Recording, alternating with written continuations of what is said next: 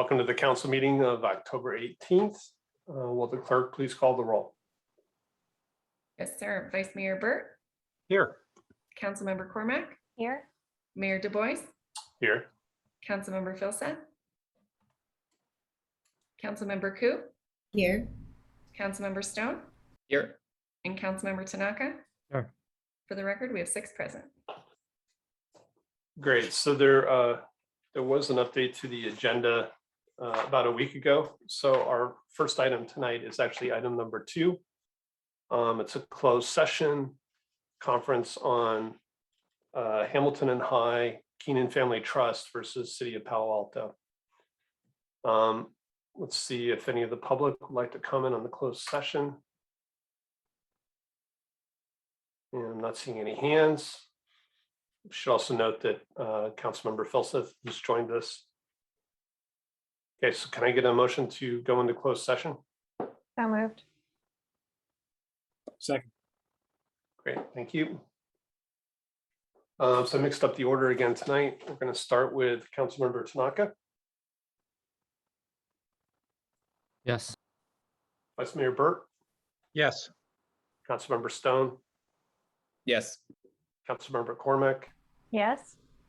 Councilmember Ku. Yes. I vote yes, and Councilmember Filson. Yes. Great. All right, so we're going to go to closed session. We're supposed to return at 6 p.m.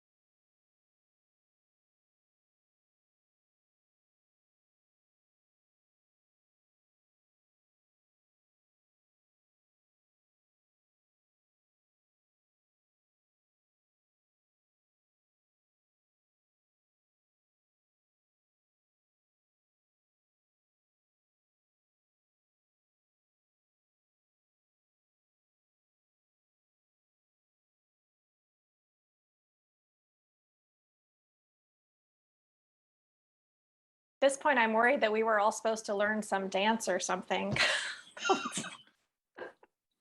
Looking at everybody in the same outfit. Listed as a special order, so I believe it is your discretion. It's a good looking shirt, Mr. City Manager. Got it on sale. Well, I see Annette there. Does Annette want to participate? I don't believe she's going to speak, so I'll handle the brief exercise and the public service announcement, Mr. Mayor. Great.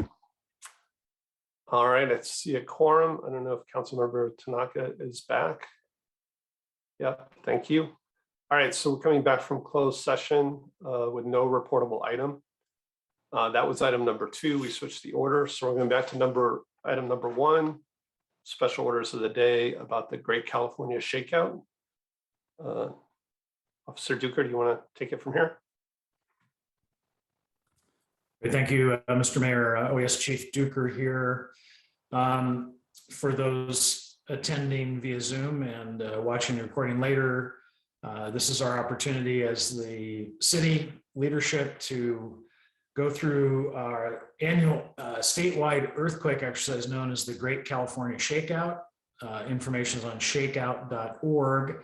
I also want to direct people's attention to cityofpaloalto.org/preparedness, as well as paneighborhoods.org, the Palo Alto Neighborhoods PAN website. So all of those are great places to go. Without further ado, I know we're compressed on time this evening, so I'm going to commence a simulated earthquake, keyword simulated. Those council members and staff who are able to practically do so are going to follow what is somewhat visible on the mayor's shirt and everybody else's shirt wearing one of these. It says drop, cover, thank you, Mr. Mayor. Drop, cover, and hold on. Those are the 3 things that one ought to do as soon as one feels the earth shaking. You know, the worst that could happen, I suppose, that you're embarrassed and it was just a large truck rolling by or something of that sort. But in all seriousness, most people have really no clue about what to do. So the purpose of this annual exercise is to build muscle memory. So I appreciate the city manager and all of you as elected officials acknowledging the importance of this in our community. Even in times of pandemic, we still must be cognizant of earthquakes and other hazards. So the order of operations tonight are going to be as follows. I'll start the simulated exercise. Each of you can please drop, cover, and hold on. You can keep your cameras on if you wish for effect. And then what I'll ask, Mr. Mayor, if you don't mind, since you're the mayor here and you're the convener of this meeting, if you could do a roll call, starting with yourself, just to say, you know, the mayor is okay, and then call everybody else in order. This is a best practice. So it's called a welfare check or a roll call to make sure that all council members have survived the simulated earthquake and they're ready to attend council business. I'm going to just do my public service announcement now so that we can just, after this is done, you can resume the normal business of the agenda for this evening. And it's really simple. We really encourage every member of the Palo Alto community to take earthquakes seriously. It may be tempting to ignore it as we deal with the global pandemic and people are dealing with many other things that are perhaps more front and center. But at any moment, we could be confronted with a pretty severe shake, which I'm about to simulate. So on your mark, set, earthquake. This is a simulated earthquake. Notice the special effects. Everybody now should drop, cover, and hold on. The earthquake could continue depending on the magnitude and the type of earthquake. Very good. We've lost the signal there. That's great. Could continue for a number of minutes of actual shaking. Keep in mind that there could also be aftershocks. Keep in mind too that the earthquake you feel that you think is rather large could be a foreshock, meaning that there's an even bigger one coming later. So even though you drop, cover, and hold on, you may need to do so again. Remember to, after the shaking stops, assess your circumstances. Is it safe to remain in your house or your building or wherever you happen to be? Or is there smoke, fire, electrical hazard, or something else? Okay, with that, the shaking has subsided. You may now all resume your position. I'll let the mayor conduct a roll call, and that will conclude my remarks. Thank you for the opportunity for this special order of the day. Thank you. I think my screen froze during the earthquake, but I'm going to say place, and I'm okay. Vice Mayor Burt, Here. you okay? I'm good. Councilmember Cormack, I'm here, I'm okay, and so is my dog. A photo will be sent to Annette as requested. Councilmember Philstead, Councilmember Phil says okay, but my location seems to have shifted somewhere. yeah. Councilmember Koo, how are you doing? I hit my head on the table when I was going under, so I have a headache right now. Councilmember Stone, I'm here. A-okay. good, and Councilmember Tanaka, Here. Okay. great. Okay, well, thank you for that, Chief Duker. And I guess on Thursday is the great shakeout. Great. All right. Bit of fun and a little movement during the meeting. So we're now going to go on. We're with agenda changes, additions, deletions. Again, I don't believe we have anything different than the published agenda. So now we move on to oral or spoken communication. This is a chance for members of the public to speak to items that are not on the agenda. So if you'd like to speak, please raise your hand this time. And we'll continue taking hands for the first two speakers, the first 6 minutes. So the first speaker is Aaron James. Good evening. I wanted to report back. I spoke with Dave, the owner of Barron Park Shell. Here's the information that I received. There were notices and neighborhood meetings prior to the approval and the construction of the hydrogen station. There have been sound studies, and the noise in question is well within the allowed working decibels. The noise in question only occurs when someone is filling up for 5 to 10 minutes after they leave. Then the equipment shuts off. Hours of operations are 7 a.m. until 10 p.m. The fire department just had their annual inspection last week. The email to me is dated October 7th. All listed above and have been approved by the city and the county. And I'm of the impression that the people think that the noise is abnormal. This is normal function and design for the equipment. Best regards, Dave, the owner of Barron Park Shell. And please don't push him out of business. He's a man full of integrity. And go over and check for yourself. Ask him the same questions if you want. I'm sure he has certifications as well. I wanted to mention on Sunday, the 21st, I did have about a half an hour talk, and I appreciated that. Councilmember Tanaka invited me to one of his Sunday meetings.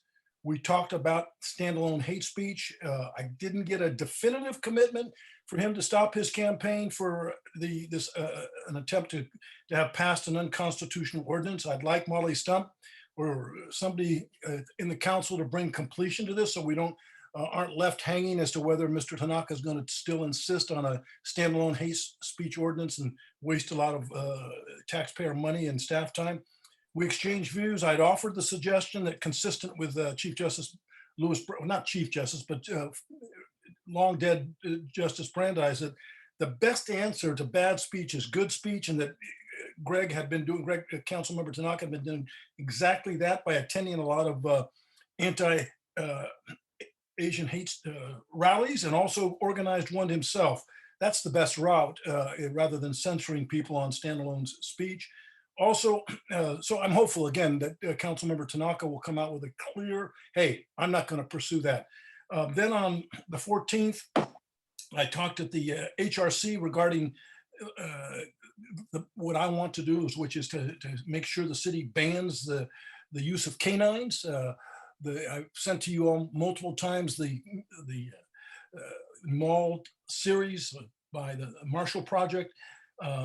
Also, we haven't looked at the costs, and I'm saying that it's somewhere between $500 to $1 million a year, extremely expensive. And the distasteful practice of having those dogs paraded around to the school and other community members without telling the true history. So I hope that you will explore that. And we still need to talk about ending Zach Perone's career. Thank you very much. Okay, thank you. And our second last speaker will be Helene Grossman.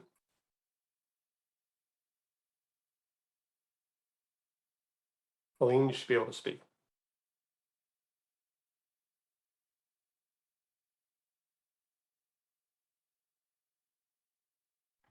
There we go. Can you hear me now? Yes. Okay, perfect.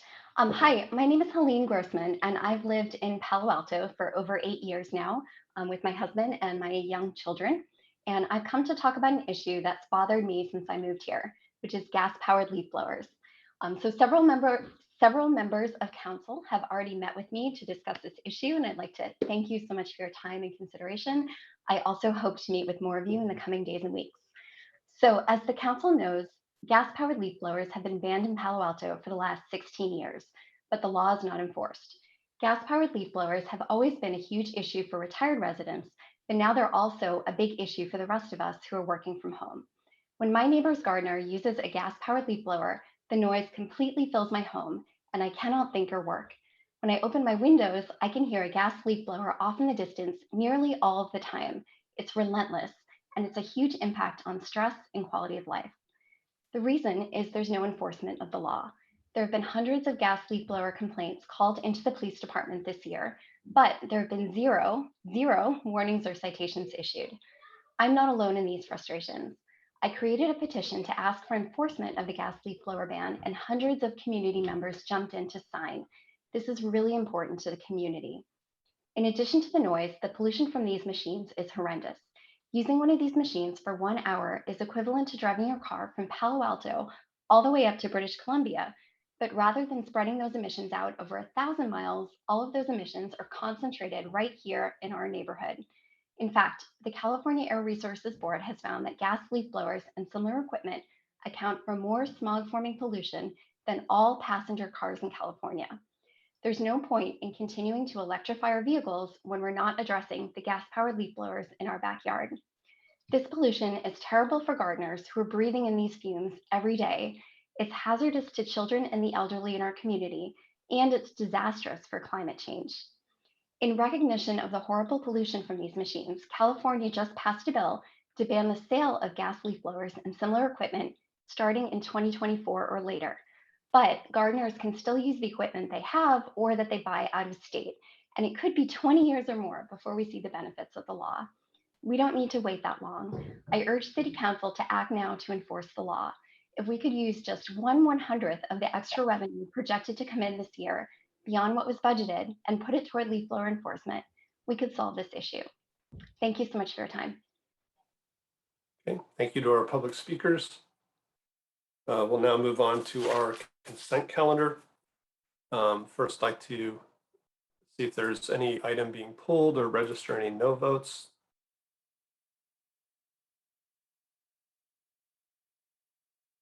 The Councilmember Koo. I'd like to register a no vote on item number 4, please. Councilmember Tanaka. 5, 6, 7. Okay, and I am going to register a no vote on item 4 as well.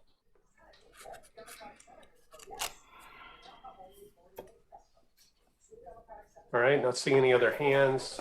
Let's see if any members of the public would like to speak to the items on consent. Raise your hand at this time.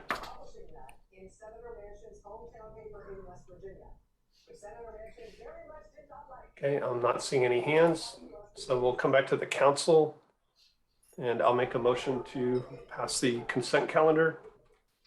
Second. Is that Vice Mayor Burt? Yes. Okay, so we're going to go ahead and vote on consent, starting with you, Vice Mayor Burt. Yes. Councilmember Stone, Yes.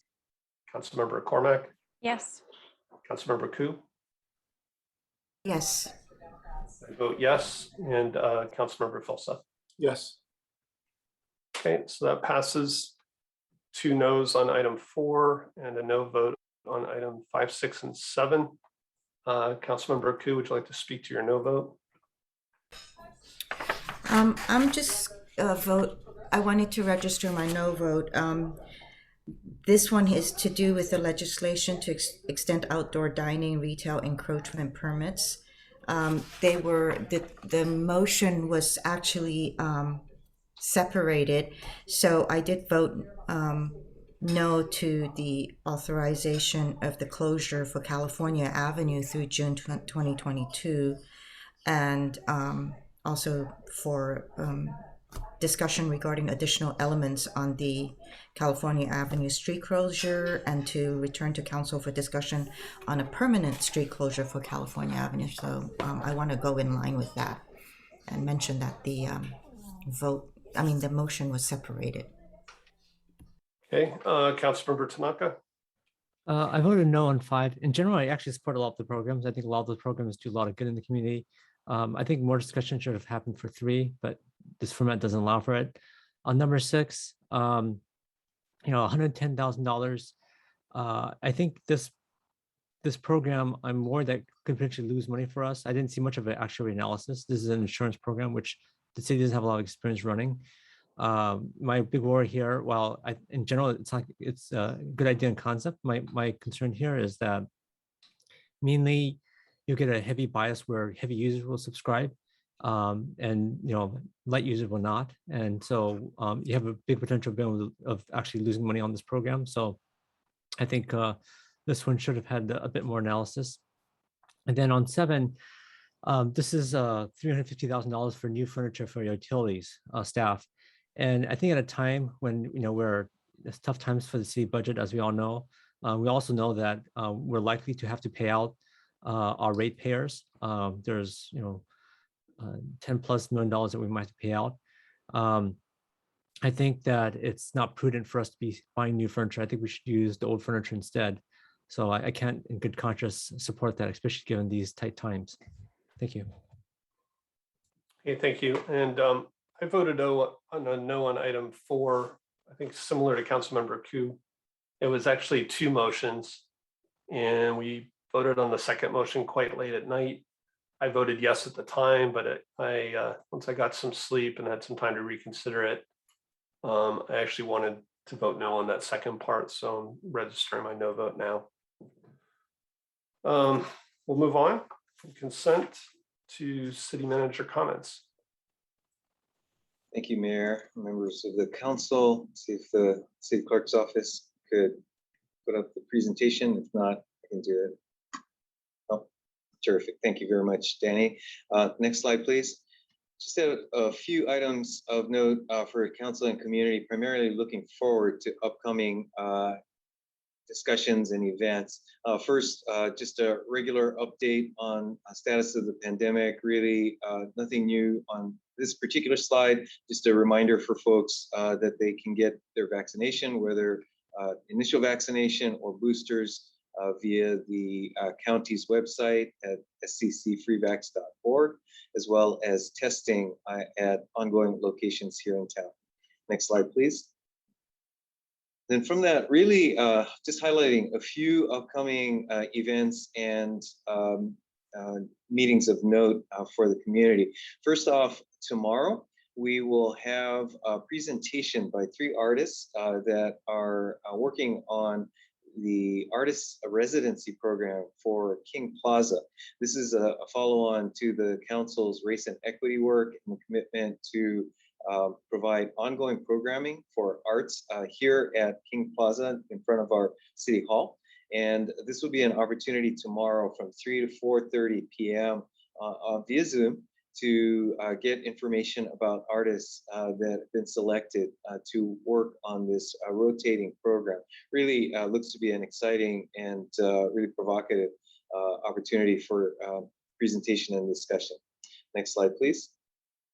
And then tomorrow following that, we'll have our monthly Uplift local community meeting, opportunity for community members to get updates on various projects that the city has been undertaking with respect to our COVID response and recovery. Is an opportunity for community members to ask questions. And what we've typically done is we do a recorded section where we're providing a briefing for general information. Then we turn off the recording and open up the Zoom for open discussion with any resident or business owner or any community member that's interested in providing some feedback or discussion with city staff. That's tomorrow evening. Next slide, please. Then, whoops. Thanks, got it. So then on the 20th, Wednesday, so tomorrow's Tuesday, the 19th, then on Wednesday, the 20th, our Community Together event. And this is really a community meeting or really a one-time special event that staff has been planning with Mayor and Councilmember Koo will be in attendance, along with representatives from the Palo Alto Police Department, District Attorney's Office, and our HRC to have a discussion and community conversation in the wake of events and attention on hate crimes, and really a good opportunity for some interactive discussion, dialogue on the topic, and ways for community members to share stories and encouragement for each other. Next slide, please. Then moving forward to our SCAP, as frequently referred to in shorthand, Sustainability and Climate Action Plan survey that is ongoing, and a means through which community members can track and provide input to this ongoing work. If you missed last week's ad hoc committee meeting, it is available via the city's webpage. And also would note that these ad hoc meetings themselves have been a unique chance for us to pilot actually having staff that are working on different parts of the SCAP to respond to questions in real time. And it's been a pretty interesting multimedia effort. So for those who have the opportunity to watch it or certainly participate going forward, are a really unique opportunity to have direct exchange between city staff and community members that are interested in the topics being discussed. Next slide, please. Then also noting that we have launched one of the technology platforms that we'll be using for gauging our community engagement, community outreach. That is built on the city's geographic information system, focused here on what we're calling Palo Alto Fiber Initiative, and we'll be bringing this item for council discussion for further discussion, decision-making around this fiber to the home, fiber to the premises initiative. Next slide, please. Then looking forward, tentatively scheduled for November 15th, we have a joint session, really a council meeting study session, but we're also hope to invite the Planning Transportation Commission and the Architectural Review Board in order to have an updated discussion on wireless communication facilities. We'll have a presentation by legal staff that have been tracking both legislative as well as case law in this area, and really look forward to an informative and interesting discussion on this topic. Again, tentatively set for November 15th. Next slide, please. Then, oops, just going backwards for a moment, but never too proud to show real life demonstration of drop, cover, and hold.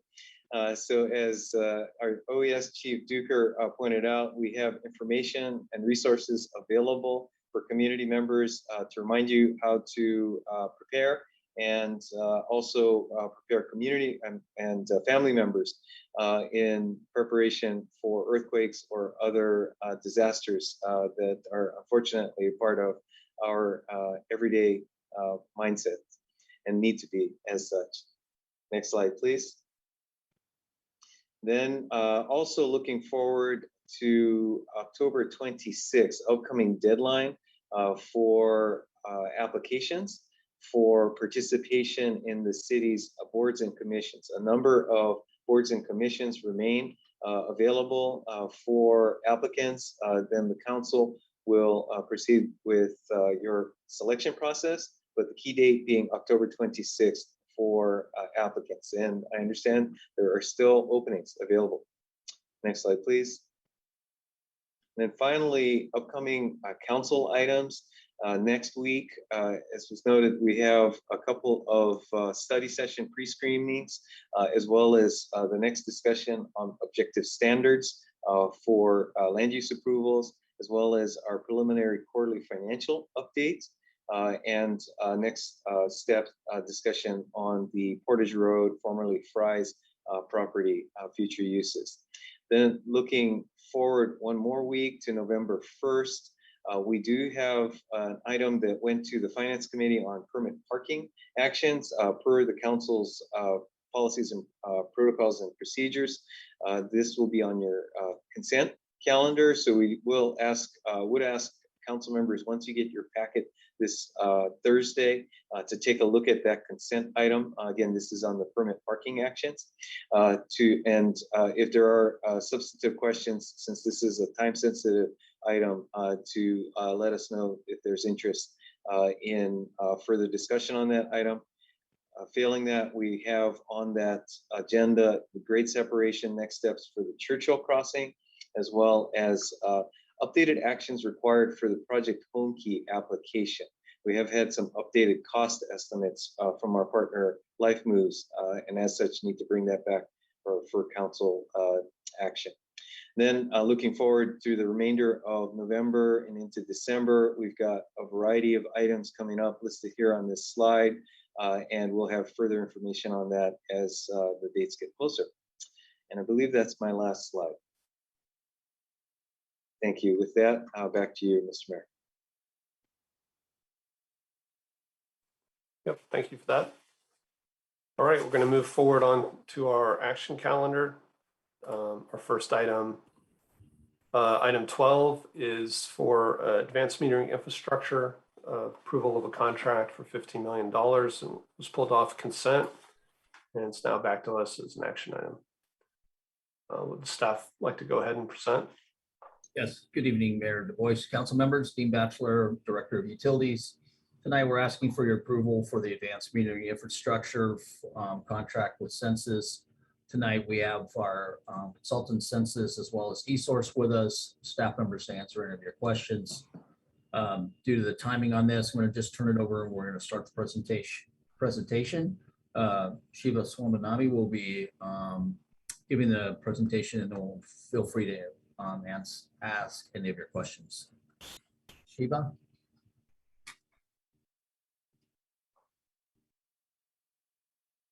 Actually, I don't see Shiva here. Shiva's not here. Let me check on him real fast. We'll make for a really quick presentation. That's right.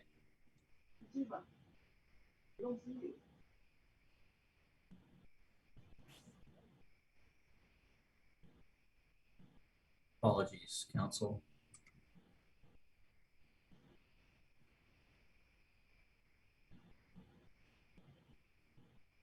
To be fair, I think we're pretty far ahead of schedule.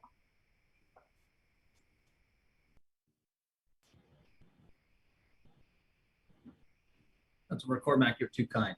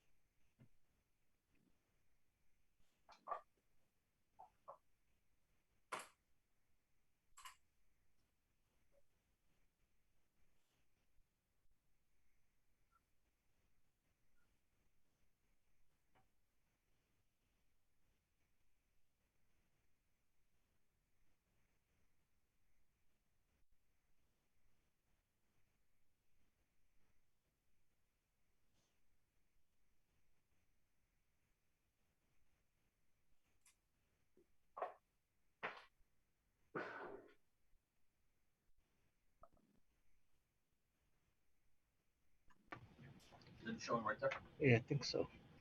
All right, I think we're ready now. Sorry about that. Problem. Are you able to see the presentation? Yes. Okay, Shiva. Okay. Good evening, council members. My name is Shiva Swaminathan, Senior Resource Planning Utilities. We are presenting to you two contracts for consideration and approval, one for Census USA and the other one for eSource.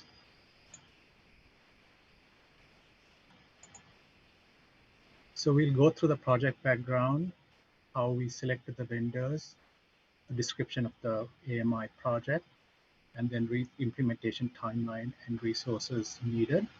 To the right, what you see is the 30,000 electric meters, which would be replaced as part of the project. In the middle, you see gas meters, 24,000 gas meters, which would be retrofitted. The meters themselves would not be replaced, but they'll be retrofitted with gas endpoints, radios to communicate the gas metering consumption to the cloud. And at the bottom, you see the water meter. We have 20,000 water meters, of which about 8,000 are greater than 20 years old. So they would be replaced as part of the project.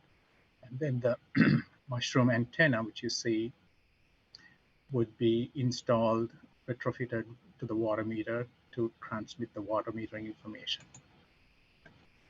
So some project background and history.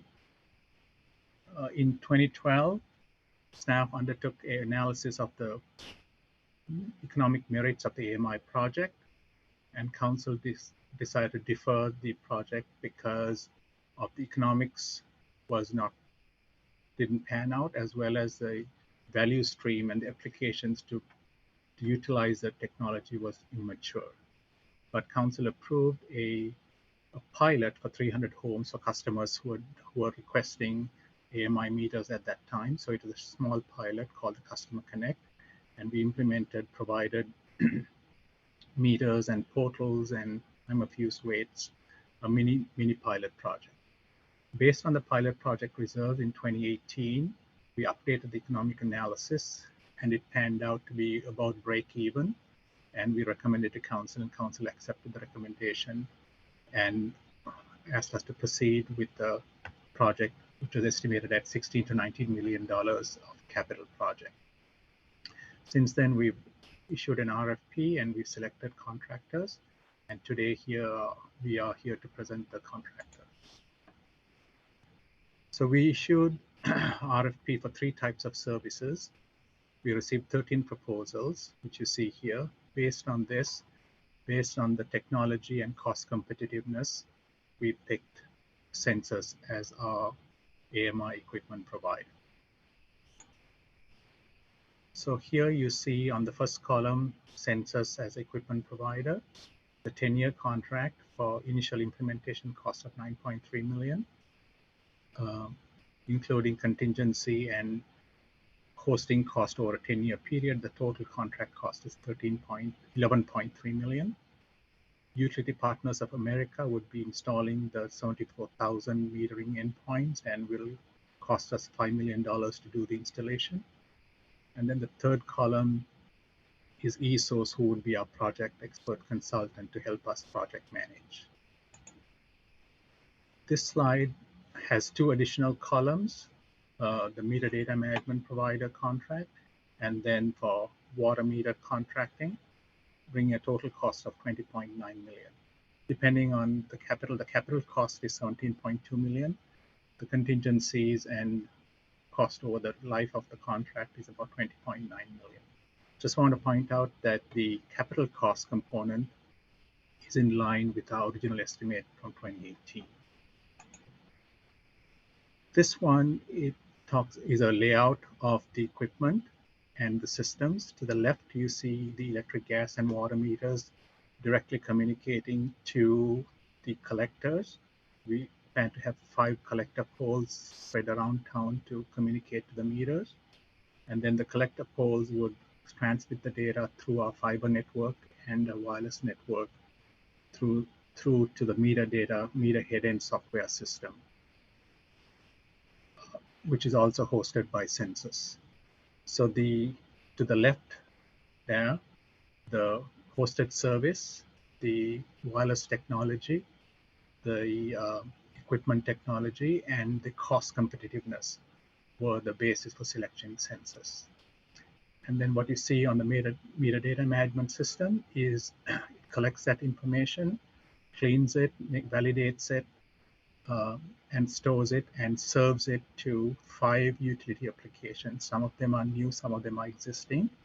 The first one is to the billing system to facilitate billing, the outage management system, the geographic information system. And then the new system is the voltage and transformer loading analysis system to optimize the distribution network. And then the customer portal, the MUA customer portal would be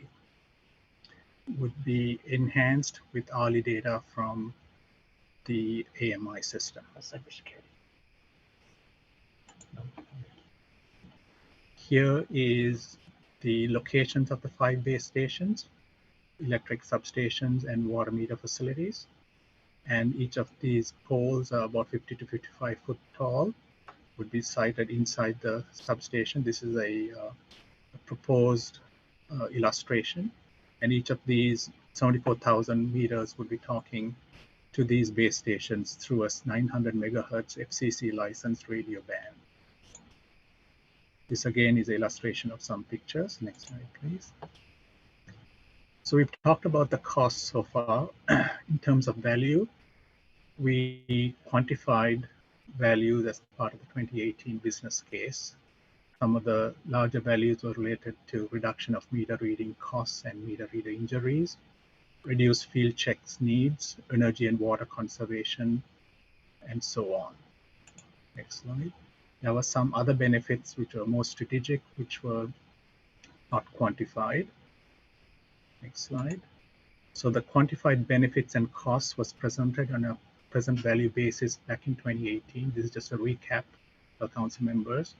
Over 18-year period over the project life, the present value cost to the left was about $43 million, and the present value benefit was another $43 million coincidentally. And so these cost projections and value projections have changed somewhat, both in the positive direction and not so positive direction. But overall, the economics kind of remains near break even, excluding the strategic benefits. So this is the timeline. We are here in Q4, council approving the projects and the contract. We plan to spend the next 3 months planning and then implement alpha phase for about 100 meters and the beta phase for about 3,000 meters, make sure that the backend systems are all working properly, and then the full deployment over 18-month period starting mid-2023. Next slide, please. So a number of utility rules and regulations would have to be looked at. It's listed here. One of them would be for customers who choose to opt out, what fee should we be charging them? For example, the investor-owned utilities charge about $75 one-time fee plus $10 a month. We'll have to look at our cost structure and decide what type of fees do we need to charge, and we'll bring it to council for consideration. Next slide, please. This is a organization chart.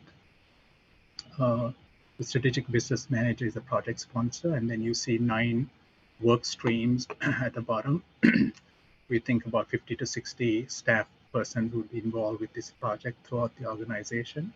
So it's a large, all-encompassing project, and wanted to illustrate that. So for today, we are recommending a contract with Census for $16.76 million for a 10-year term, and with eSource, a 4-year contract for $1.3 million, and also approve a resolution for council approving the resources required, approving the resources for the contracts. And this is an illustration of where the electric and gas and water meter is, how they would wirelessly talk and provide information to a home, and what the benefits a home could get through looking at this information. Next slide, please. Okay, so all this information is on our webpage, paloalto.org/AMI. And questions. So in summary, the request in front of you is 3 parts as shown here. Okay, thank you very much. We will go to the public for comments and questions, and then we'll come back with council questions. So if any member of the public would like to speak to this item, please raise your hand now.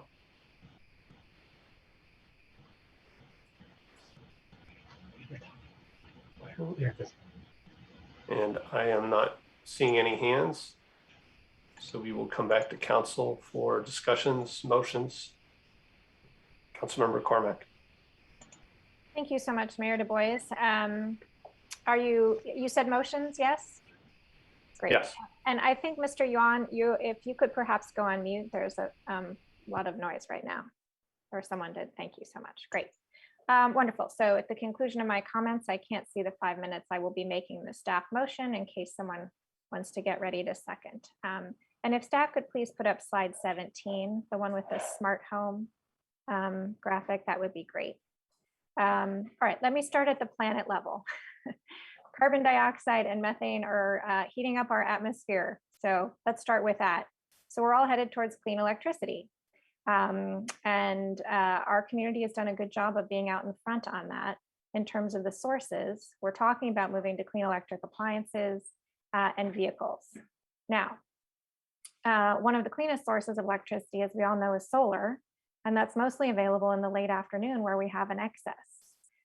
In order for us to be able to make this whole thing work, this lovely graphic here, we really need to be using the right kinds of energy at the right times of day. And in order to do that, we have to have time of use rates. I'm sorry to walk all the way through this, but that's really where we get to. And so advanced metering infrastructure is what is going to enable us to do the time of use rates, which will enable us to use solar at the right times and other sources of energy when we need it, which will mean we'll be able to reduce our greenhouse gases. So just wanted to walk that all the way back up. I appreciate that the team spent 8 months reviewing the 13 proposals in detail, and that the overall net present value for 18 years is break even. And with that, I will move the staff recommendation. I'll second. Thank you. You want to speak any more to your motion? No, thank you. So I think Councilmember Cormack covered it pretty well. I mean, council approved this policy. We followed our purchase order requirements. We got a lot of bids. We went through our bidding process. And I would say, if you look around the country, yeah, we're definitely not leading on this. There are other utilities that have moved ahead with smart meters. So it's no longer really a novel thing. I think, again, with greater efficiencies, we'll be able to use this data to run our utilities much more efficiently in the long run. So with that, I support the motion. Councilmember Koo. Thank you, and thank you for the presentation. I watched the UAC July meeting, and in there they talked about Valley Waters grants, something to do with that. Are you still applying for that, or was that part of the monies that are being used towards the capital funding?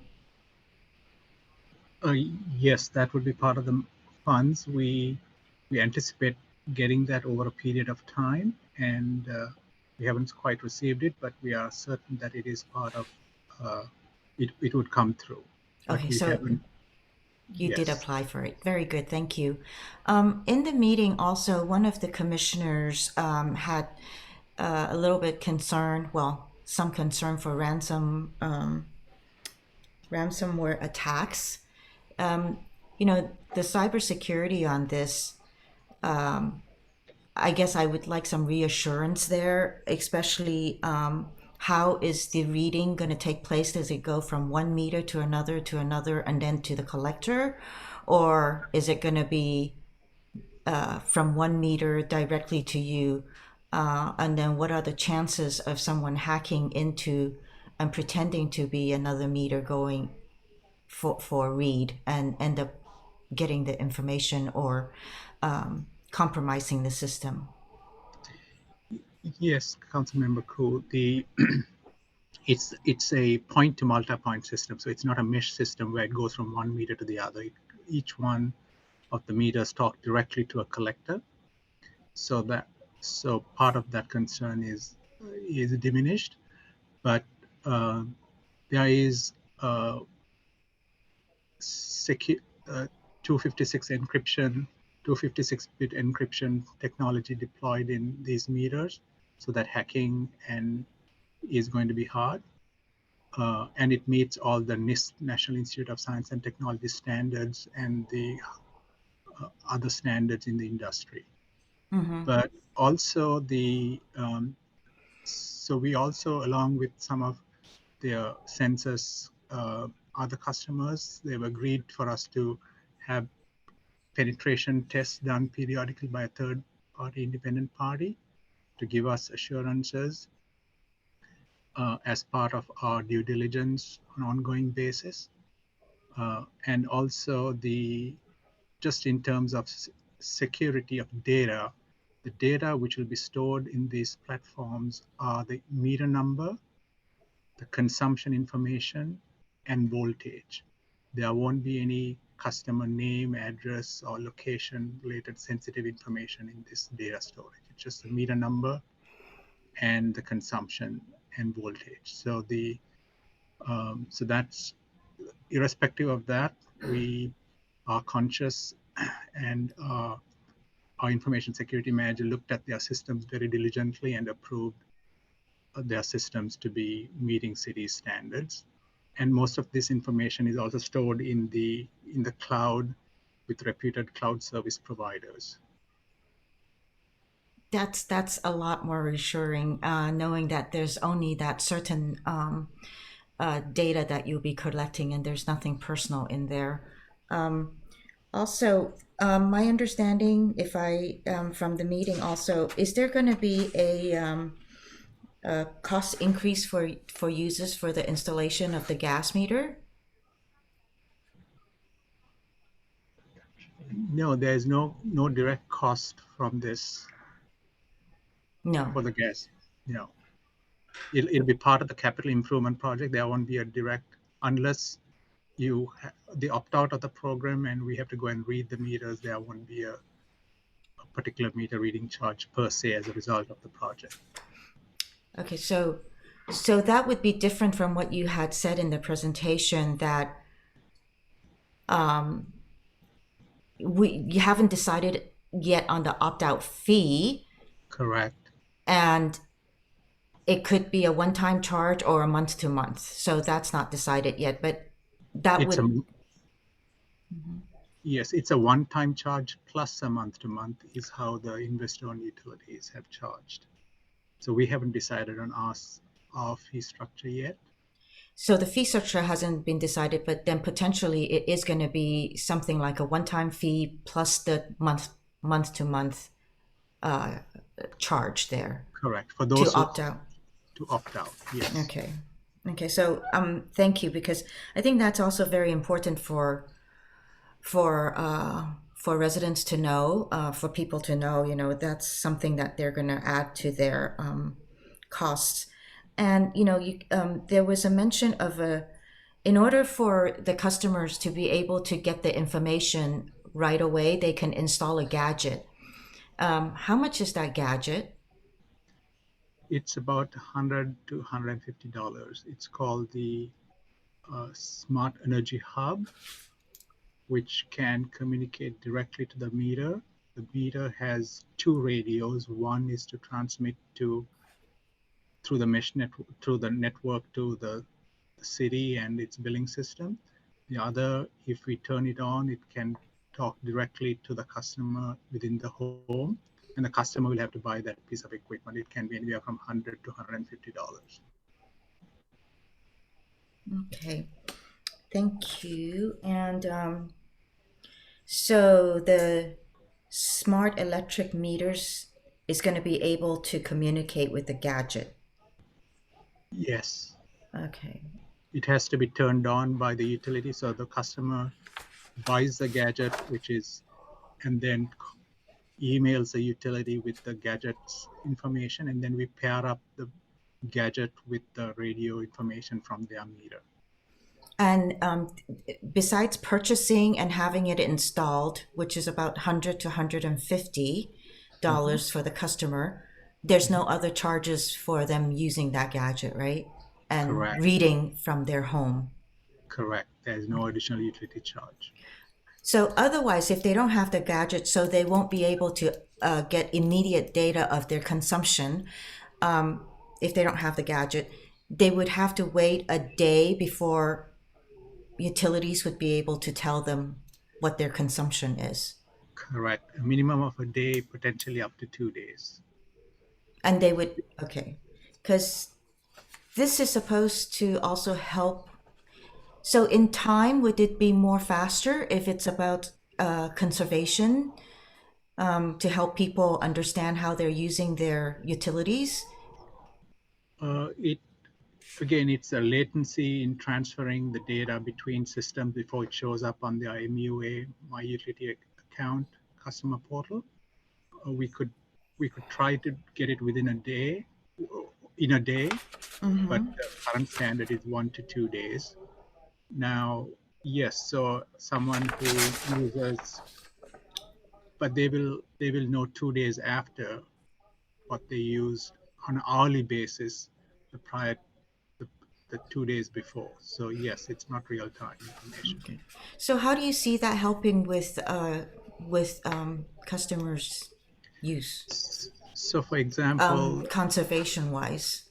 Yeah. So for example, you will see in midnight you have certain consumption at midnight when you would typically think there is nothing going on.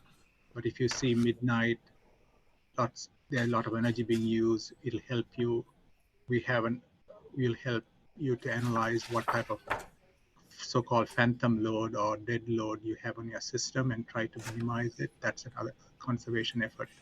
People typically tend to realize that there are a lot of load in your home even at midnight. So that's one way. The other way is on a particular time of use rate. So for example, if and when time of use rate becomes the norm, which we plan to implement time of use rates in the 2025 timeline, all the investor-owned utilities are moving towards that. It'll tell you, hey, you used your oven in the most expensive time. So you'll see your oven load going up. 2 days later, of course, you will know, but you'll say, hey, why is that my oven load up at 7 p.m.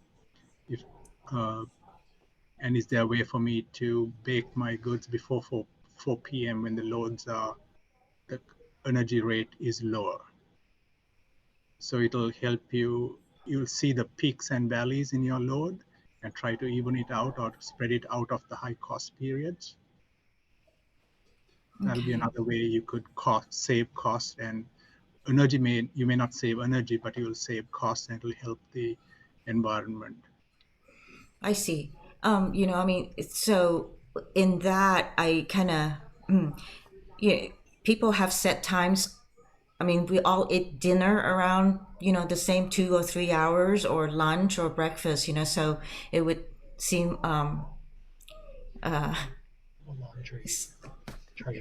yeah, so it's laundry and electric vehicles are the more discretionary load. Okay, so on those things, yes, I can see that. Okay, thank you. One last thing is actually 2 things. One of them is we don't have a clock running tonight, but just be aware at the time.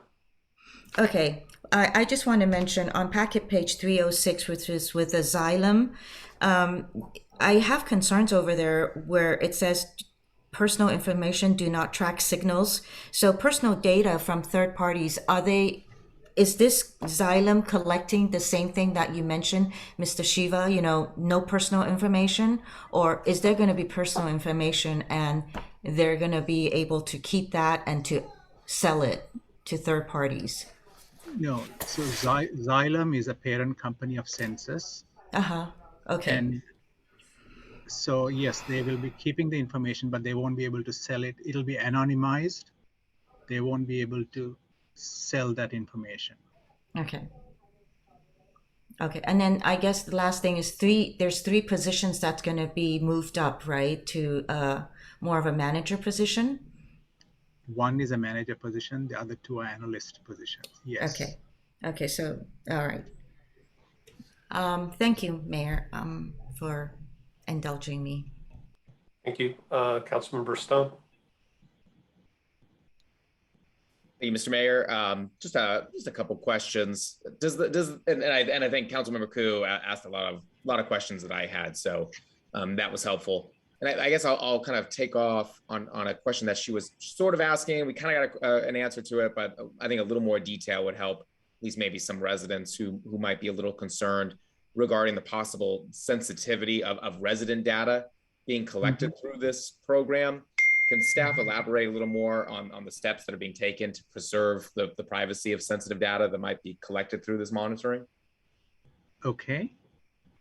So there are 3 parts to that, 3 ways we do that. One is ensuring that while in transmission, it's not intercepted, number 1. Number 2, that there is no breach in where it is stored in the metadata management system. And 3, internal controls for those who are accessing the information, which is essentially Palo Alto staff and our contractors in the billing system.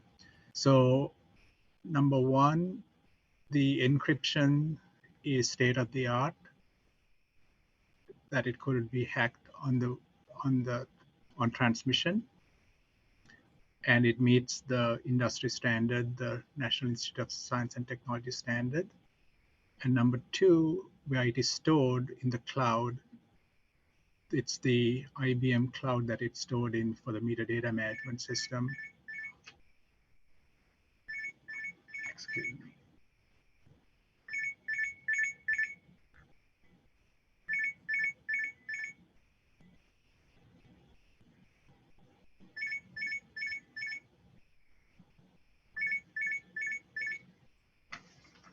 Sorry.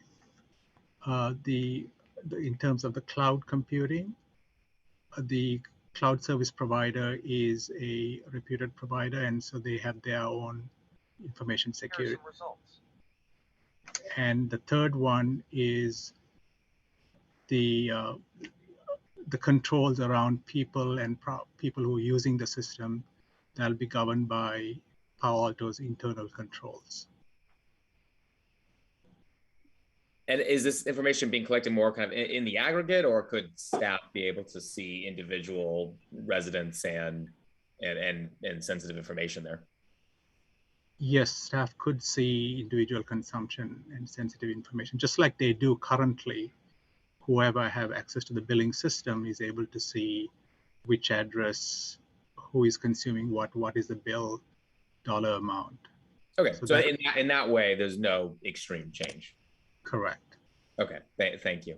I wonder, does the city have a plan for how we're going to repay the $10.5 million loan plus interest to the reserve fund? I did hear about, we mentioned a grant that the city is going to apply for, but any additional information on that? Yes, so part of it is the grant, but mainly it'll be through capital improvement ratepayer funds over the following 5 years. So once the project is completed in 25 period through 26 through 30, it'll be repaid under the normal budget with ratepayer funds from gas and water ratepayer funds. Okay, thank you. And then one final question. If you don't have this number in front of you, that's okay. How much total is in the electric special projects reserve fund? 47 million. 47 million, Dave says. Okay, and is there a reason why we're not using why we're not fully paying this off now? So the 47 million is for the benefit of electric customers only. Oh, okay. So the 10 million or so would not be paid back by the electric ratepayers, but the driver for this project is electric fund. So that's the justification. It's a driver, but it has to be repaid over time. Okay, thank you. That makes sense. Yeah, those are all my questions. I appreciate staff bringing this back to council to have this discussion and really for all the work that's been completed on this over the last decade. And Leah, special thanks to all of you staff who've been working on this and the Utility Advisories Commission for their work on this as well. I voted to pull this item, not because I'm not supportive of it, but I felt that this item was inappropriate for the consent calendar, given this large price tag, about 18.9 million, and what seemed to be some significant public interest on the item. Council received a decent amount of concerned emails. Interested to see that nobody decided to address council tonight on this issue. And hopefully maybe the revised staff report helped on that. I think a few things in the original report would have been helpful, such as a little more information on the opt-out process. I think there are a lot of residents who may have been concerned about that, and having that clarity would have benefited not only the public but also council to make a decision. So I did want it to be agendized on our action items, just to be able to provide a greater opportunity for the public to participate in the discussion, and for some questions to just be clarified that, again, weren't, at least I felt, clearly communicated initially. But I appreciate staff being here to answer those questions in an open session so all could hear. But besides that, yeah, I'm happy to support the recommendations. I believe it's going to improve not only the customer experience for our utility users, but also help our really wonderful utility team be more efficient in their work. And most importantly, it's going to help us better achieve our sustainability and climate action goals. So again, I appreciate this item being brought back to us, and I'll be supporting the motion. Thank you, Councilmember Tanaka. Yeah, thank you guys for your work. Appreciate the presentation. In general, I'm very in favor of smart meters. You know, I think we should have got them a long time ago. I think it allows for all the things that we talked about, which is load shifting and better utilization and dynamic pricing. So I think that's all good. So does our utility departments actually have different commodity pricing during the day? I assume so. Like, probably the price, you know, when there's peak power production is probably cheaper than when there isn't. But I just wanted to clarify, is that a good assumption? Correct. Okay. And I think the plan is to actually have eventually dynamic pricing, so that we would pass either the cost or the savings on to our utility customers. Is that the basic idea eventually? Correct. It's called time of use rates. Okay. Correct. Can you bring up slide 12? I forgot to ask you that earlier, just because I had a few questions about that. Yeah, because I think there's some really neat things you can do with smart meters, which is like charge your electric car when there's excess of power, and perhaps use your power wall when there's not. So I think that's a good thing. The main thing I want to ask as you get to slide 12 of the deck you guys showed. So I don't know if you could bring it up on the screen share. Oh, let me share. Okay, hold on. I thought we were sharing. And this is the main reason why I pulled this, which is I've looked at several other smart meter programs that cities have done, and a lot of them actually have a positive rate of return. So I was kind of surprised to see that we break even, and so I wanted to push into that a bit. So the main part I want to push into is I look at on the left hand side the gas staff cost, water staff, and electric staff. So that's about $20 million. And then I look at it at the part that we would be saving. So obviously one of them is meter reading, right? So that's probably the most obvious savings, right? So almost 17 million. Customer service, kind of get that. So that's about 4 or 5 million. And then operations. And the thing that just kind of boggled me is, and I'd love for you guys to explain further, which is why is our staffing cost remain the same when you go to, because when I looked at other programs, the staffing cost actually drops because you're not having all the meter reading. But it just seems like even though there's less cost on meter reading, the cost still remains the same. So it's still about 20 million. So unlike other programs, utility programs, where there's actually net savings, because our staffing cost remains exactly the same, right? So while we save on the meter reading side, the staff cost on the expense side stays exactly the same. And so we don't net any benefit here. And so I'm just trying to understand like what happened. Why is that? Why, I mean, I would imagine that that there should be net savings in labor, but in fact, there's nothing. It's actually the same. And I read in that's a the good. report that you guys are trying to keep your meter readers, which to me was kind of bizarre because like if you don't need them, why do we have them? And so to me, I think the part that I was just trying to really understand and why I pulled it off consent is there should be a net reduction in staffing, but there isn't.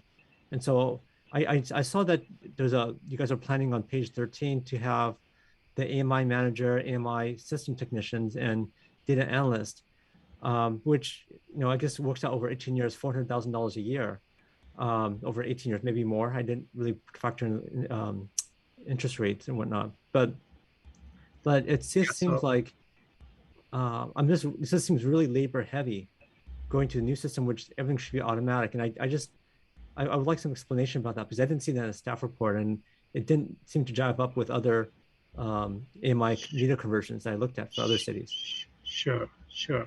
So there are two-part answer to this. So one of the reasons why 10 years ago it didn't pan out was because we have a very efficient electric meter reading staff, because one meter reading staff person reads 3 meters. So we have pretty efficient meter reading operations. So that cost reduction from meter reading operation is relatively small compared to other entities. Okay, so because we have because of most of the meter readers read either 1 meter or 2 meters at the most. We read 3 meters. So most of the other business cases, the meter reading cost as a fraction of revenue is lower for us to begin with. That's part of the reason why it didn't pan out at the beginning. So that's why the meter, and then in terms of number of, so the higher paid position, the meter reading staff intake is kind of the entry-level position. We have about 6 to 8 meter reading staff, and that's entry-level salaries. And then here on the other side, we have analysts and manager, kind of a higher cost staff. And so in terms of number of staff members, so meter reading staff would be retrained and fill in other positions as they arise. They would not be retained in the meter reading function, but because the entry-level positions periodically, many meter readers are currently meter techs and other positions within the organization. They come in at the lower level and then they advance. So our plan is for the existing meter reading staff, as we implement the project, as vacancies arise, to absorb them in other parts of the organization. So the 6 to 8 meter reading staff would go down to 1. That's a cost saving. And then the other staff, the 3 staff members, and for example, the gas staff actually is something which we have streamlined and combined the water and gas metering staff together. So that $9.3 million is now going to be lower compared to what we thought 2 years ago. So to answer your question, because we have effective meter reading operation, the cost savings related to meter reading is relatively small compared to other cities. So to me, I guess I have to push back on this because I mean, I can understand maybe the first 6 months to a year, you have to do integration, you have to get all the meter readings integrated to our system. So, there's probably work there, but that's probably what we're paying Census to do, to all this kind of integration. But what I don't understand is why do we need full-time staff? We need like 3 or 4 very expensive full-time staff spending $400,000 a year. Why do we need that when it should be all automatic? If it's coming wirelessly into our databases, why do we need $400,000 a year worth of staffing to further that? Why Okay. isn't it all automated? It just doesn't make sense to me. Okay, so I could try. And why do we have to pay $400,000 over 18 years, right? I can maybe get it for the first year, right, or second year, but over 18 years seems a bit wild. Yeah, just one is the AMI manager kind of manages the contract. They have to troubleshoot. All these meters don't function smoothly. There are always issues which arise. The networks have to be monitored. We can subcontract them out. We are looking at options to subcontract some of the work out. But the network has to be monitored. There's a one full-time dedicated data analyst who will be looking at the data and making sure that all the data is fully utilized. So we have all this data to maximize the value of the data. We have currently a dedicated staff. One of the 3 positions is a data analyst to help different parts of the organization to maximize the value of the data.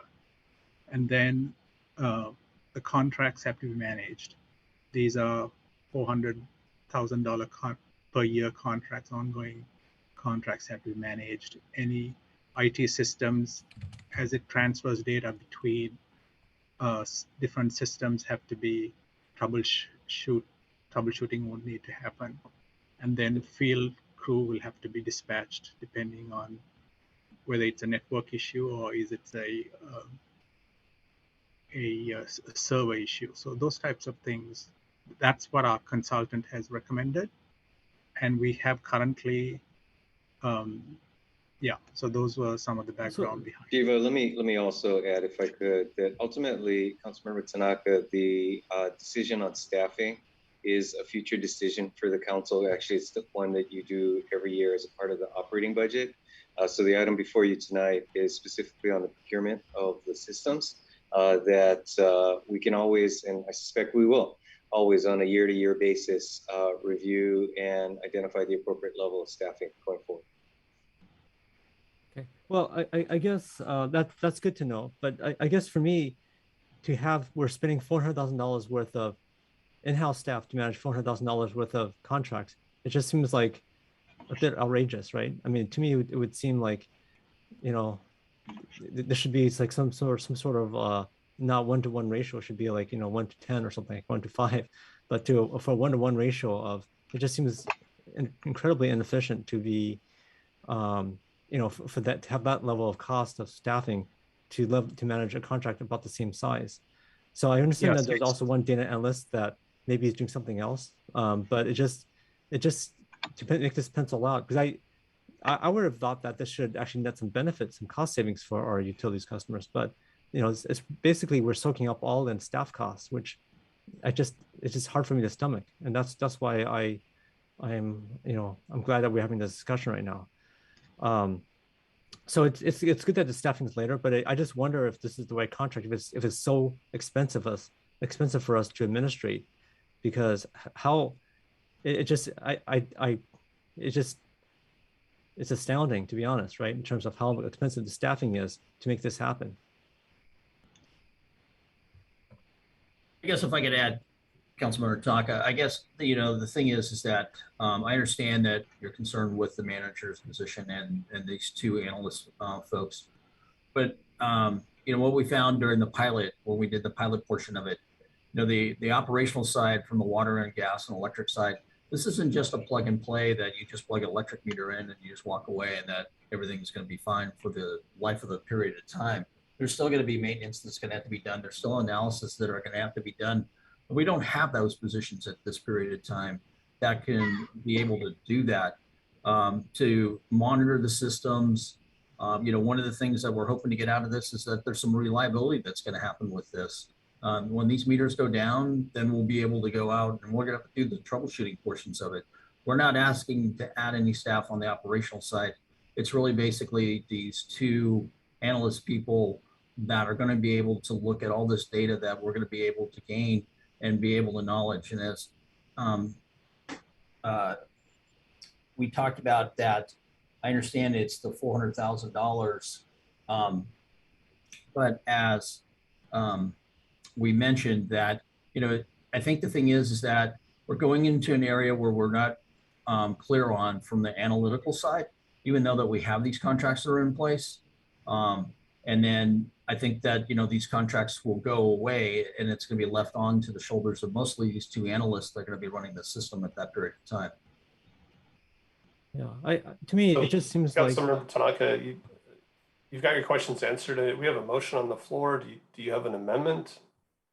Okay, yeah, can someone bring up the motion? Let's see if we can move this along. So maybe, can you scroll down?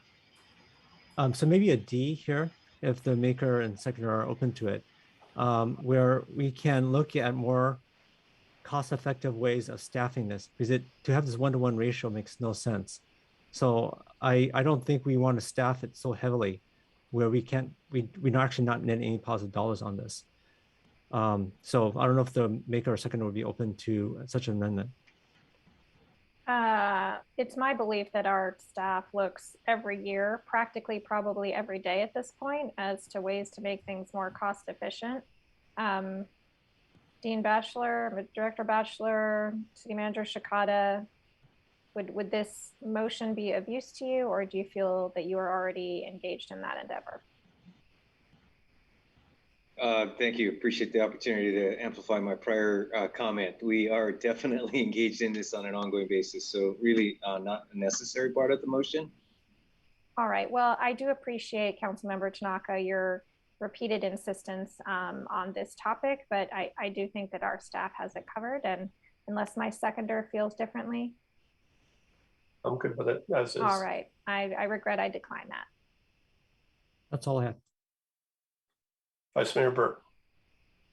Yeah, I'd just like to add that the staff report has made clear that in addition to all of the quantifiable benefits of the AMI project, there are a whole series of extremely important, very valuable benefits that don't lend themselves to just the simple quantification that we saw on that last slide. And those include facilitating customer adoption of distributed energy resources such as solar, photovoltaics, energy storage, and electric vehicles, enabling the timely detection of water leaks, improve the reliability of the system by enabling a more rapid restoration of outages.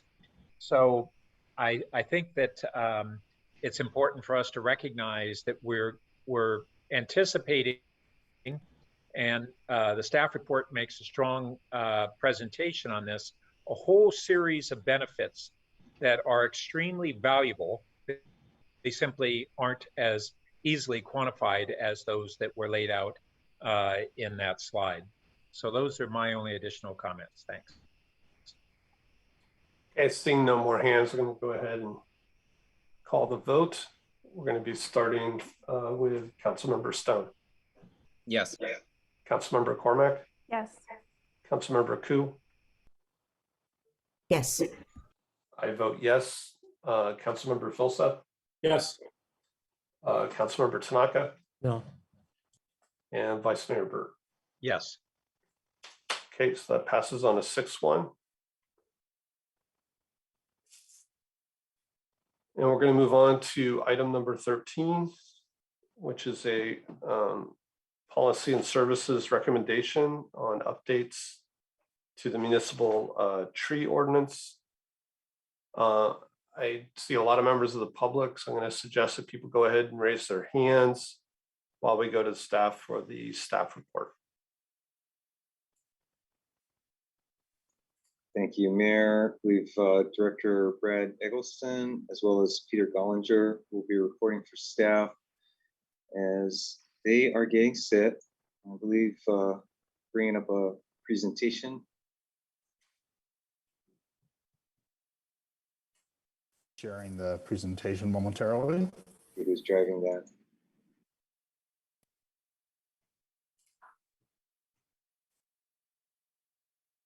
Uh-oh, Peter's driving and presenting. It's always a danger. All right, well, trust you on this. Well, let me just kick us off, if I might, Mayor and members of the council, members of the community.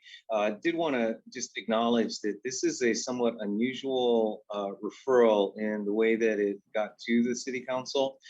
As was described in the staff report, this has been an item that has been in the works for quite some time, really at a staff level. So only recently brought forward to council discussion via the Policy and Services Committee. So that said, let me be the first to express appreciation to all the community members that have been actively involved in the development of a variety of elements in what is clearly a community value in the urban forest, and our tools and ability to reinforce and support the growth of the urban forest. So that said, as we get into the particulars here, given that you have an ordinance that, again, unlike what is typical for a draft ordinance, this is not one that staff has, quite frankly, vetted and coordinated at the level you would typically see for staff work. This was brought forward to the council based on the priority identified through your priority setting session early in the year, and again heard by the Policy and Services Committee, and that has brought a recommendation for you this evening. So that said, the particulars of ordinance tools and ordinance provisions do remain having a few open questions as to how some of these provisions will operate in the context of an ordinance. And as you did see in the staff report, also perhaps not the least of which is a question of the resources needed to implement and enforce the various provisions. And clearly pointing to some earlier discussion, what we would want to avoid is a situation in which we add to a list of ordinances where our resource constraints prevent us from effectively enforcing and administering in a timely manner. So that said, we do look forward to the council's discussion this evening. We have received quite a bit of input from community members, and so look forward to your guidance on our next steps. We'll say, as the city manager, also mindful that many of the same staff members that are involved, have been involved to date, and will be involved in this going forward, are working on a number of other major initiatives for the city, as well as looking to and working on filling some key vacancies specifically related to this functional area. So with that, let me ask our Public Works Director, or actually, Brad, I think we're going to kick it directly off to Pete Gollinger in order to start our staff report and presentation. Thank you. Thank you, Mr. City Manager, and good evening. And thank you, Mr. Mayor Dubois, Vice Mayor Burt, and other council members. Tonight, I'm going to be reviewing some recommendations on proposed changes to the Title VIII of the Palo Alto Municipal Code, commonly referred to as the Tree Protection Ordinance.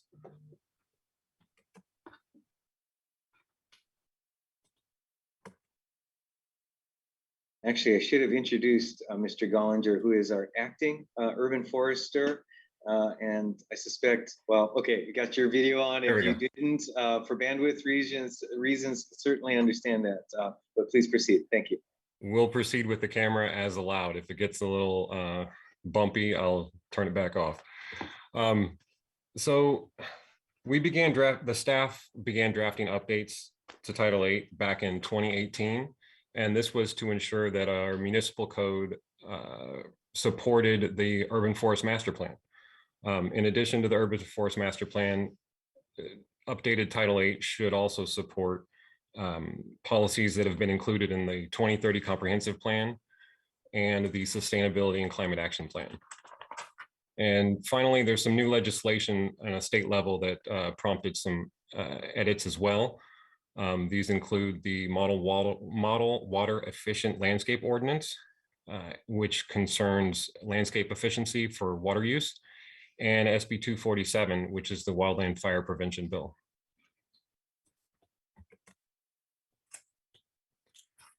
There's also a few specific items in the urban forest master plans related to Title VIII. Most notably would be the no net loss of canopy and increase in canopy cover, which a lot of the changes to Title VIII are related to.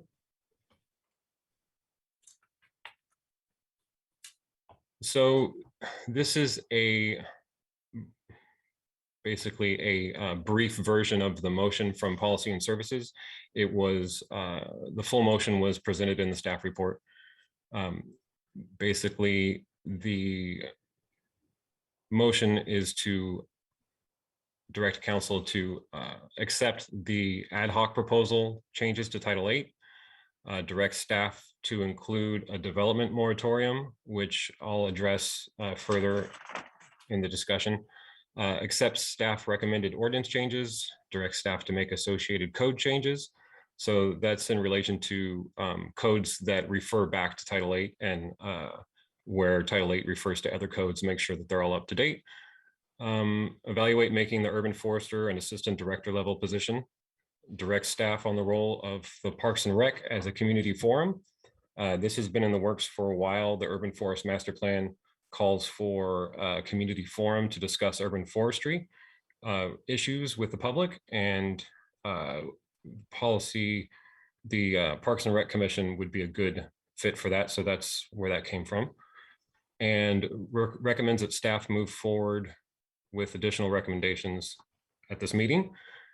And then also direct staff to explore possible tree planting and other information about tree species and growth parameters. So staff feels we still have some work to do. And so we would recommend that we can use the recommendations from Policy and Services to develop an updated draft ordinance, or as opposed to a preliminary draft ordinance, which is basically where we are currently. We also need to analyze the workload, staffing, and budget issues concerned with the draft ordinance. We need to conduct community engagement regarding the draft ordinance changes. And following the analysis and community engagement, make appropriate revisions and bring the draft ordinance back to council. We also need to explore the Policy and Services recommendations 5, 6, and 8 and return to council as needed. So the following are some of the areas that we feel, the staff feels, still need further study.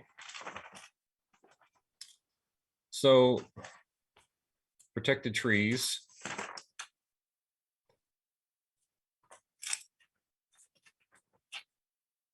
So both the staff preliminary ordinance and the resident groups draft ordinance include an expansion of the protected trees, both by species and by size. However, without an inventory or representative sample inventory of private trees, the true impact of this is difficult to predict. Many additional trees would be protected for either proposal, but it's hard to come up with an exact number. Some questions staff has are, is the list from the Urban Forest Master Plan too large? Should specific exemptions be mentioned in the Title VIII language? And the proposed threshold from the staff proposal is 36 inches, and we would consider lowering that as well. So these are the list of protected trees, or excuse me, this is the list of native trees as listed in the Urban Forest Master Plan for our area. The first 3 are currently protected: Coast Live Oak, Valley Oak, and Coast Redwood. And white alder, you see down here, would be exempt under the preliminary draft ordinance from staff because white alder is a high water user. And that is part of the water use classification of landscape species, which is a project by the Department of Water Resources and the University of California. And they have a list of high water use users to help people make water-wise decisions with their landscaping. One other area that we feel still needs some work is public tree permits. So the current process for applying for a tree permit, both for private work on a public tree, for instance, if a resident wants to do some work on a street tree, they have to submit a permit for that. or removal of a protected tree, we feel that process should be reviewed and updated. And the updated process should be reflected in the Title VIII revisions and then detailed in the new Tree and Landscape Technical Manual, which the Tree and Landscape Technical Manual needs to be updated to include any changes we make to Title VIII. So the Title VIII changes need to be drafted before we can complete the Tree and Landscape Technical Manual. We also feel we need to review the appeals process. Currently, in the absence of development, only an applicant denied removal of a protected tree may appeal that decision. So a neighbor cannot appeal an approved removal of a protected tree. So we feel this needs to be looked at in depth before we have a proposal. Prohibited acts. So this is probably one of the more higher profile areas. One of the things that we want to address is there's a potential loophole regarding tree removal in advance of an application for development. So applicant may apply for a protected tree removal and let's say the tree is dead or hazardous and it meets the requirements of the current ordinance and they remove the tree, and then immediately following the removal, the approved removal, they would submit plans for a complete redevelopment of the property. And so we are suggesting a possible development moratorium in situations like that to avoid that loophole. One of the other things that we want to explore further, there are certain situations that aren't currently covered with existing ordinance or with either of the proposed ordinances. For instance, a protected tree that is severely impacting a structure that's not attached to the primary residence. So for instance, a detached garage. So while the detached garage is a usable building and part of the property, it doesn't technically meet the standards of the ordinance. So if a protected tree is damaging a detached garage, and that's the only factor, we currently could not approve that removal. So situations like that, I think, need a little more study. Additionally, situations where a protected tree is impacting a neighbor's foundation of their residence isn't currently covered under the existing regulations. Both proposed regulations would address a neighboring tree impacting the foundation of a primary residence that's a neighbor, but it wouldn't address any additional damage from roots such as walkways or fences. So again, we feel this may need some additional study and clarification in the text.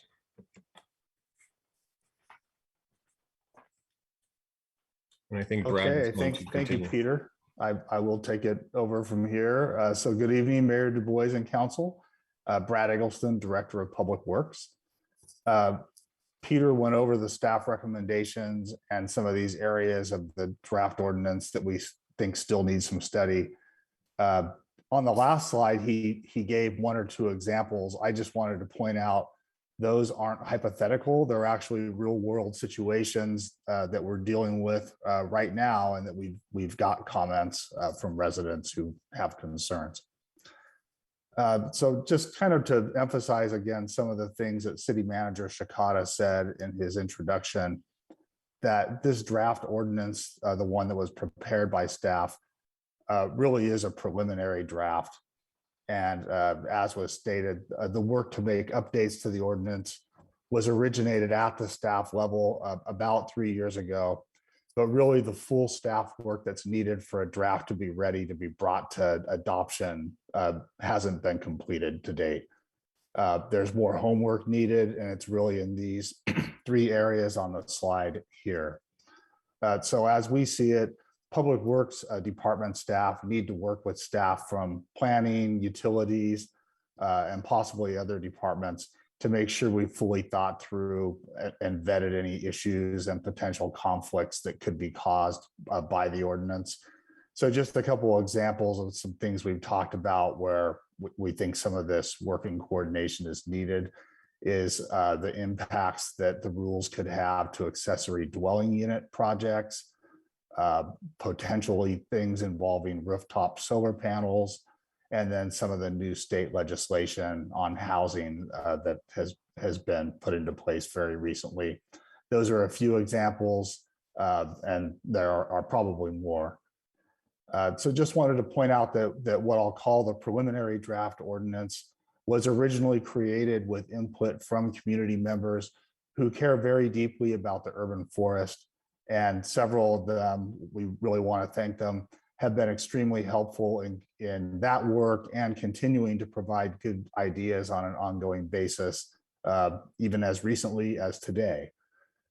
We do think, though, that we need to have a more thorough public outreach process, and really to ensure that additional community members have a chance to understand what's being proposed and to provide their input.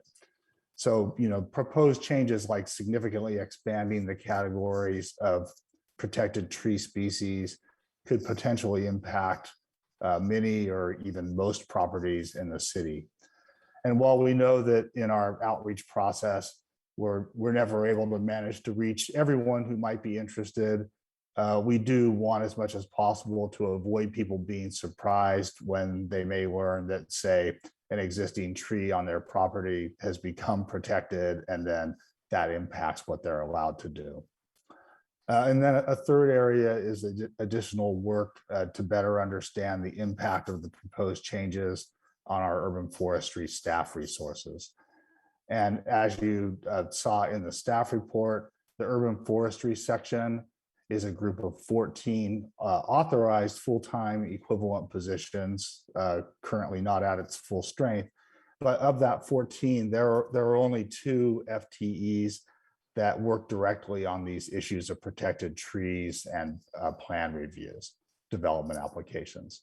So it's really important to us to determine how much additional work the proposed changes would result in, and frankly, how we would go about providing those resources.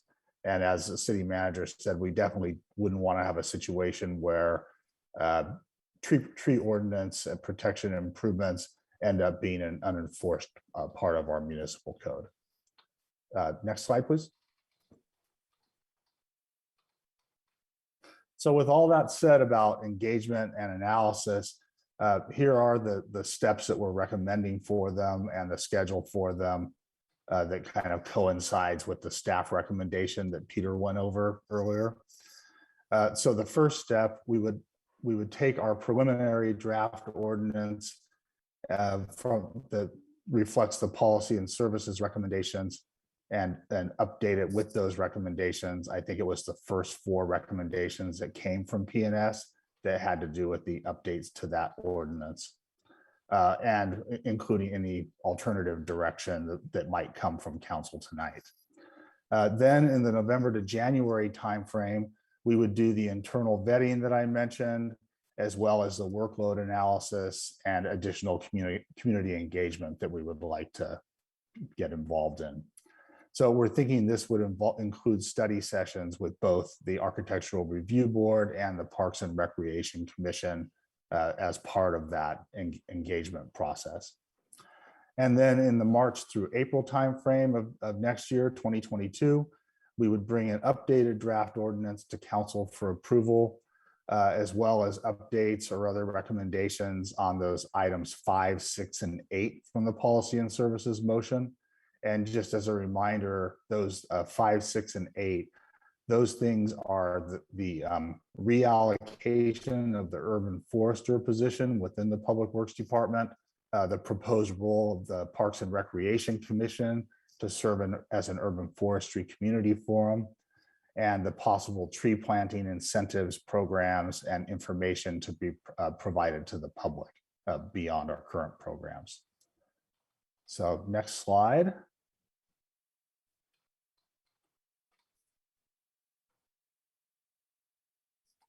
And that is the end of the presentation. So I will turn it back to you, Mayor. All right, thank you. So again, I ask people to raise their hands early. If you'd like to speak on this item, please raise your hand in Zoom. Given the number of speakers, we're going to go with 2 minutes a speaker, 8 minutes for a group of 5. And our first speaker will be Catherine Martineau.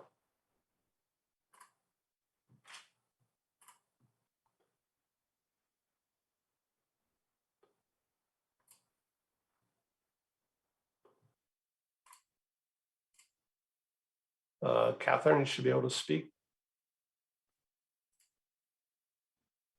Thank you, Mayor DuBois. My name is Catherine Martineau. I'm the Executive Director of Canopy.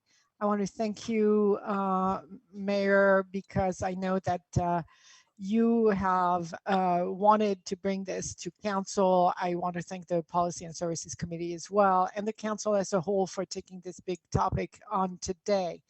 Tonight, I want to make sure that we do not lose sight of the bigger picture as we discuss the details of the changes. The larger context of the ordinance update is that a lot has changed in our world since 2001, the last time the ordinance was updated.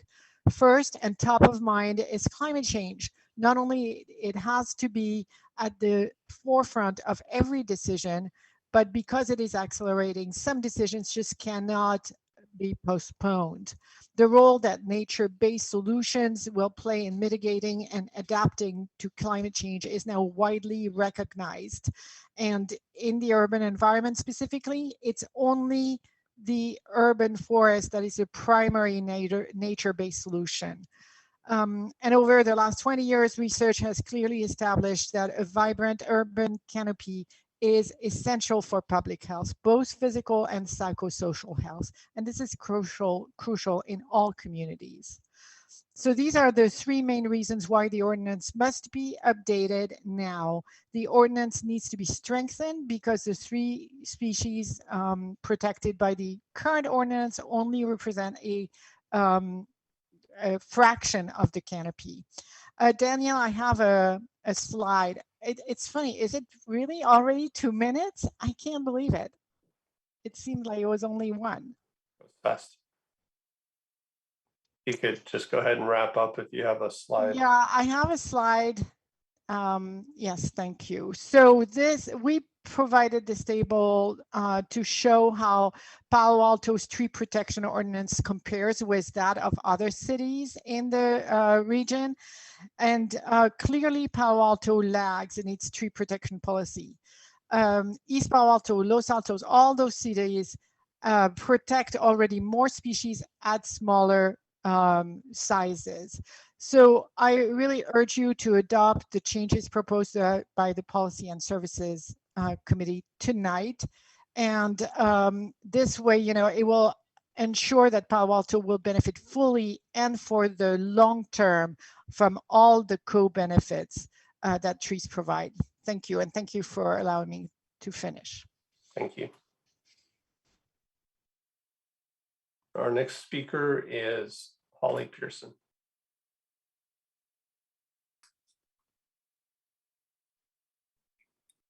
Good evening. Yep, we can hear you. Can you hear me? Yes. Thank you. Good evening, Mr. Mayor, Vice Mayor, City Council members and staff. I'm Holly Pearson, and I'm here tonight on behalf of Canopy.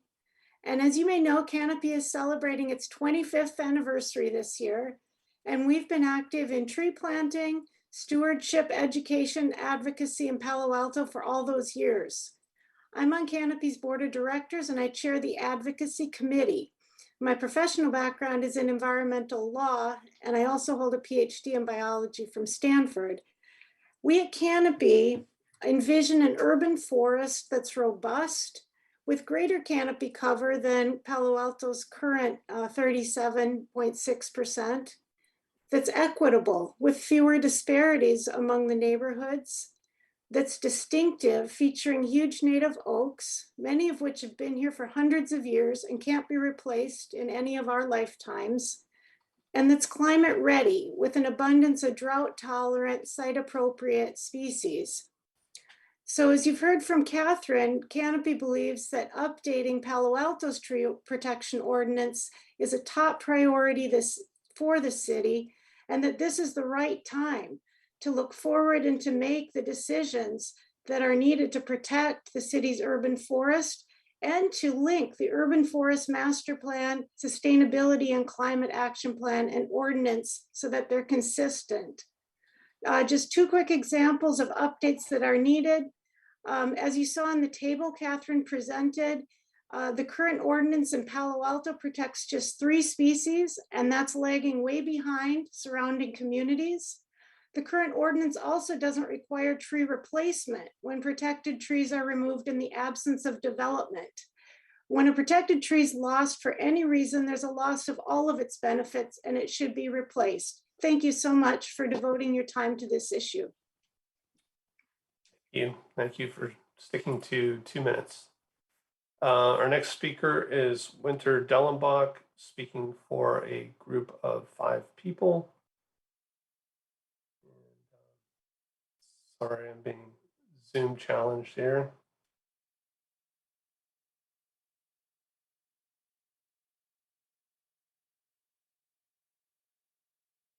I am looking for Winter online. I'm not seeing her.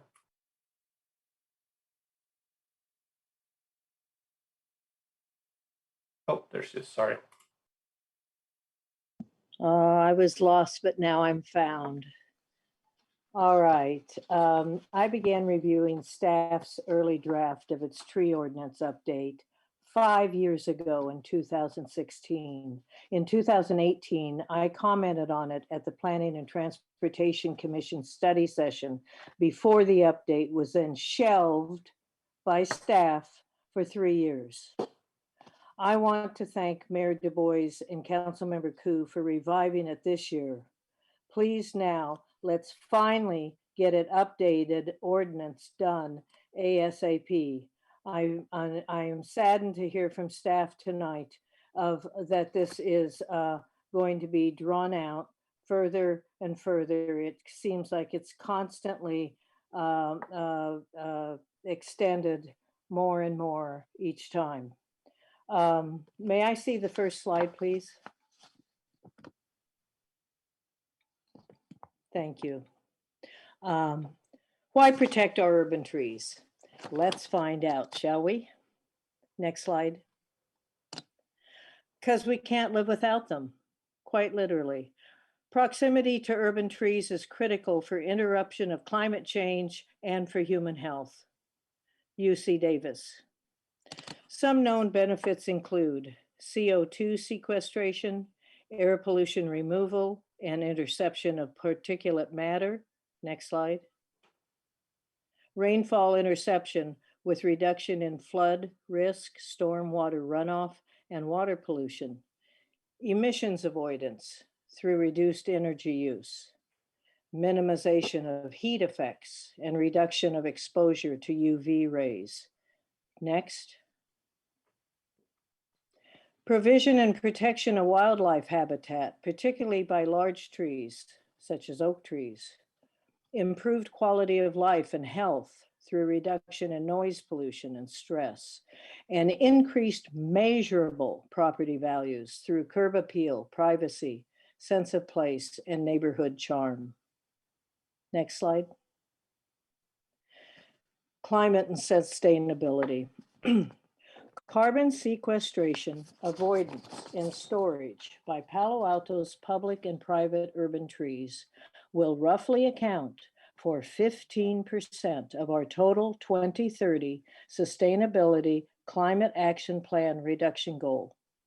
Walter Passmore, State Urban Forester. I'm going to do this again. Carbon sequestration and avoidance by Palo Alto's urban trees will roughly account for 15% of our total 2030 reduction goal. That's impressive.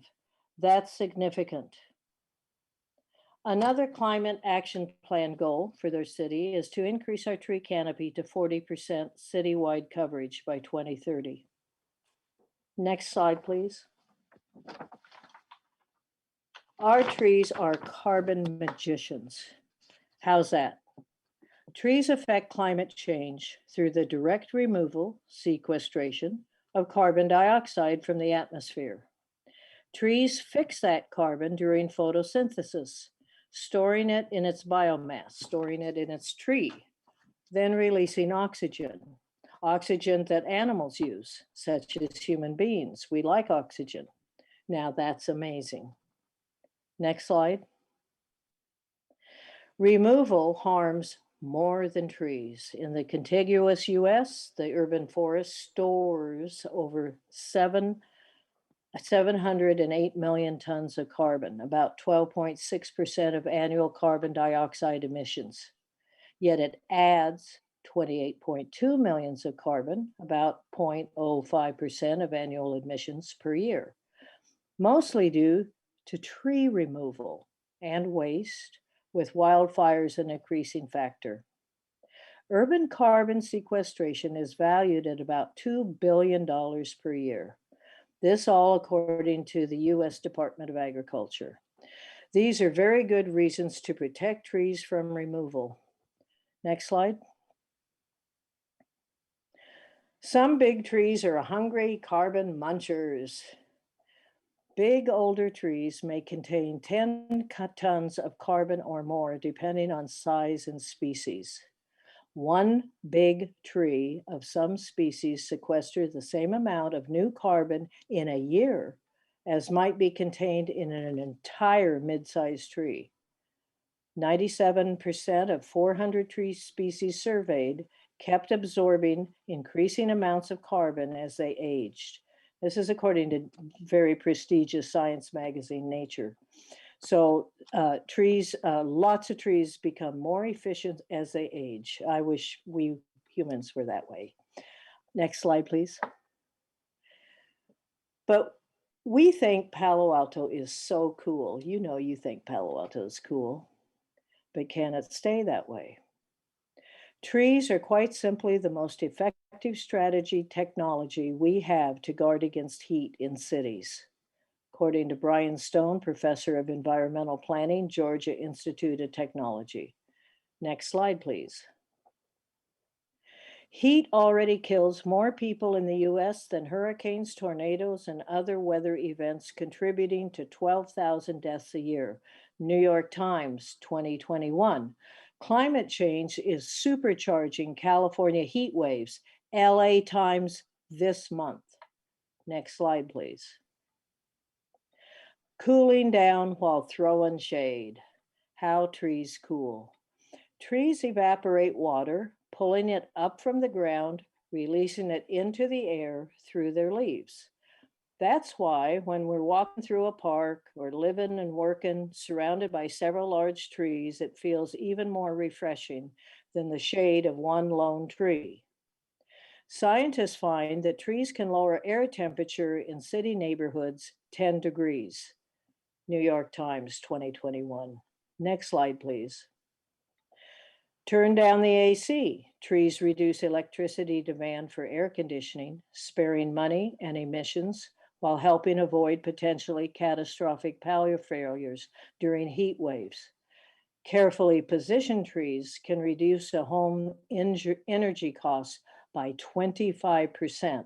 That's the US Department of Energy saying that. Next slide, please.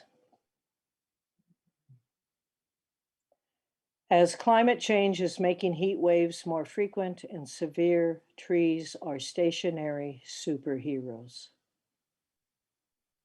Thank you, trees.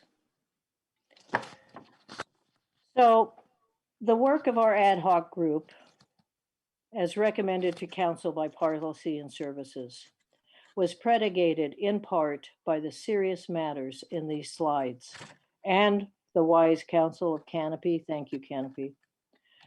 I trust Council's discussions and decisions will reflect what you see here. Thank you so much for your time. Okay, thank you. Our next speaker is Jeff Greenfield. Good evening, council members and staff. Jeff Greenfield, Vice Chair of Parks and Rec, speaking as an individual and on behalf of the resident ad hoc group. It takes a village. Thank you to Policy and Services for supporting our recommendation and to Council for considering the P&S motion this evening. Thanks to Canopy, especially Catherine and Holly, and to Dave Doctor and Walter Passmore for your outstanding stewardship of our urban forest and guiding us through this process. And while we're disappointed the staff report doesn't more directly reflect and comment on the will of P&S, we do appreciate staff's collaborative support in this effort. Based on recent community feedback, we have a couple updates to recommend. The text and details were emailed to you today, but I'll do a quick review. The first change concerns tree replacement guidelines in 81055A that you see here highlighted in yellow. And it's regarding the interplay between two critical urban canopy management best practices, no net loss of canopy and prioritizing the replanting of native trees. An issue was articulated by Sierra Club, Audubon Society, Green Foothills, and Native Plant Society. The concern was that mandating no net loss of canopy over 15 years could restrict replanting slower growing natives. We believe our update effectively maintains the goal of no net loss while prioritizing replanting native tree species. Previous page, please. The second change recommended by Dave Doctor is even more subtle. It addresses emissions when section 81050D was previously proposed. The section addresses chapter 1876 developments, but the only provision for removing trees applies when tree canopy exceeds 25% of buildable lot area. So we recommend adding back provisions to remove dead, dangerous, and nuisance trees, and to not require tree replacement when a tree is removed too much because too much area is covered by trees. So some of our changes are actually decreasing protections. Finally, I encourage you to formalize PRC serving as a community forum for urban forestry issues and advising council on related matters. I'll close by repeating wise advice I recently received. The best ordinance reflects community values. We believe this summarizes our intent and the details we present to you for consideration. Thanks. Thank you. Our next speaker is Karen Holman. Thank you. And I think staff has some slides. If we could stop the clock for a second. Okay, great, super. So with one action tonight, the council can positively influence more aspects of life in Palo Alto than virtually any other single action you may take. You can see this list of benefits here. You know, given Healthy Cities was adopted as a core value a few years ago, it seems incumbent on council to take such actions that improve health. Given asthma rates, especially in our youth population, are increasing and noise is impacting sleep, stress levels, and emotional well-being, please lessen our air quality and noise, our air pollution and noise pollution. Given birds and wildlife rely on trees to survive, we must not make them homeless, which can lead to ever-increasing extinction rates. Given trees play a significant role in creating an appealing shopping environment, especially in this economy, how can we not take actions that can have a positive influence? Next slide, please. Yes, all of these things are created by the relationship that we have with our trees. All the things listed on the right and more are created as the benefits are created when we have a strong, healthy canopy. We need trees more than they need us. They mostly just need us to do no harm. Next slide, please. So why pass this ordinance, the one recommended by P&S? Besides that the current ordinance hasn't been updated for 20 years, besides that it doesn't acknowledge current science, besides that it doesn't address current development pressures, our ordinances, our laws do many things, some listed here. I have always and continue to believe that most people want to do the right thing, but for lack of information or lack of policy leadership, a lot of bad things can happen and do. It is often for the minority of uninformed and sometimes ill-intentioned that laws are passed. Laws, in this case, an ordinance, can cause us to think differently, approach the environment and development in more enlightened ways, apply standards that are appropriate for the times. So tonight you have the opportunity to place the environment, our health, birds and animals on better footing, the ability to help achieve our greenhouse gas goals, to make Palo Alto a better, safer place. And then you can go sit under the shade of a tree and feel the satisfaction that comes with a job well done. Thank you very much. Thank you. And our next speaker is Dave Doctorow. I'm sorry, it's a long list here. Dave, you should be able to speak. Okay, do you copy? Yep. Okay, good evening, honorable council members and staff. My name is Dave Doctor, former planning arborist and contributor to the Canopy Advisory Committee. I wish to speak to you in person tonight about how, in one way, the proposed tree ordinance update strengthens tree preservation in Palo Alto, specifically by inspiring future development projects to adapt their tree preservation techniques for key beneficial outcomes. For example, retention of the trees in the Stanford Sand Hill Road Agreement and the Stanford University Medical Clinic, a billion-dollar world-class site, was entirely guided by the tree ordinance in the beginning. And Council and Stanford both opted for what became known as the tree preservation alternative, which formed buildings and infrastructure around major groves of trees. That was not the first proposal for the project, so the tree ordinance played a key role in that. There's also two Canopy award-winning homes that exist at 458 Channing and 1136 Webster. The tree ordinance provided guardrails requiring building alternatives that successfully produced a custom home built among massive oaks. Without the ordinance incentive, the trees would have been destroyed in order to build. The architects explored productive alternatives, maintaining the character branches. They used ground penetrating radar to map out routes to strategically locate basement limits and light well placement. It enabled a floating road over oak roots to the detached garage in the rear. Those project details you can find at canopy.org website, Tree Awards. So these kinds of practice management are reinforced in the ad hoc tree ordinance recommendation.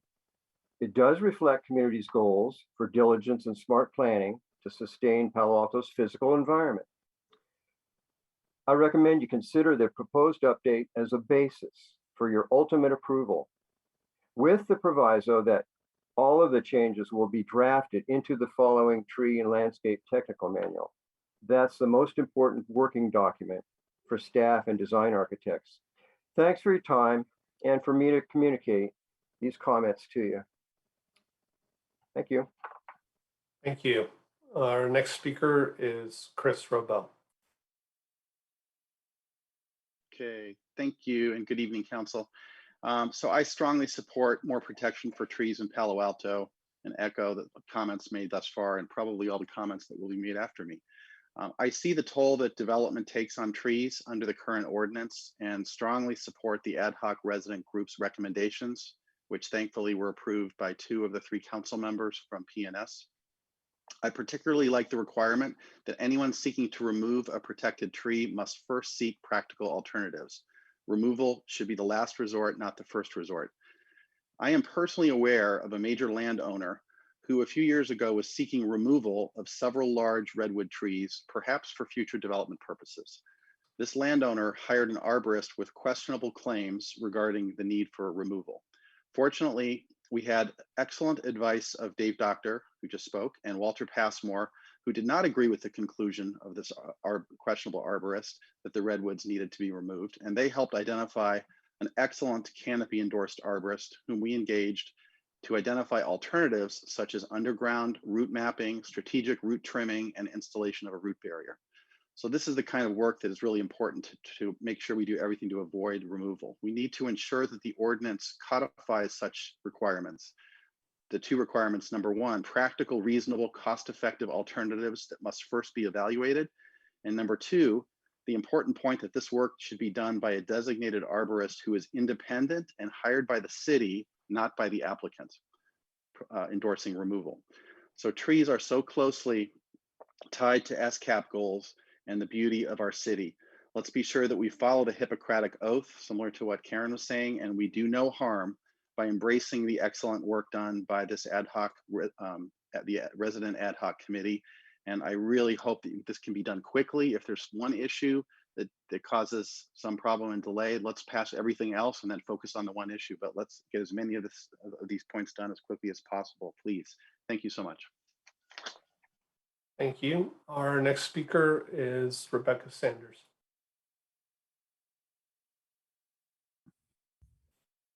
Okay, good evening, council members and staff. At our last meeting, last Thursday evening, Palo Alto neighborhoods, we voters unanimously supported passing this updated tree ordinance. Of course, you guys are the ones that have to pass it. And so we're hoping that you will, to echo earlier sentiments, pass as much of this ordinance tonight as possible. You know, I have found working with volunteers that you get so much passionate work out of people that care passionately about what they're doing, that I've gotten better work out of volunteers than people I've paid to do the same work. And so my hat is off to the ad hoc committee and working with Canopy to get all of this great data together and work done. So let's go ahead and just honor that work and say, yeah, they did it. We don't need to redo this and spend a lot of time taking it back to staff. I mean, I think the work stands on its own merit. It's fantastic, but that's just me talking. Getting back to Pan. So we all know that trees improve the quality of life in Palo Alto. We love our canopy. They're in our parks, our yards, along the street. The trees just make our lives better. They beautify our neighborhoods. The shade cools and consoles us, and it creates a habitat for wildlife and for our wild children. And they improve the air quality by removing, you know, all the stuff that they remove, particulates and pollutants. So we're under pressure. New construction has left many neighborhoods going, what happened to those trees? You turn around, they're gone. So updating the tree ordinance will protect more trees and help protect our valuable canopy. And I mean, I just can't say enough how much I appreciate the hard work of these volunteers to move and push this along. Thank you so much and good luck this evening. Okay, thank you.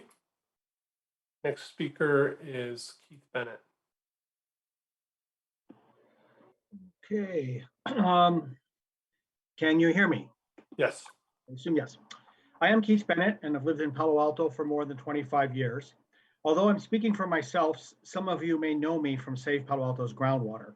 Soil moisture provided by groundwater helps sustain trees, and protection of trees are a significant reason our members advocate groundwater protection.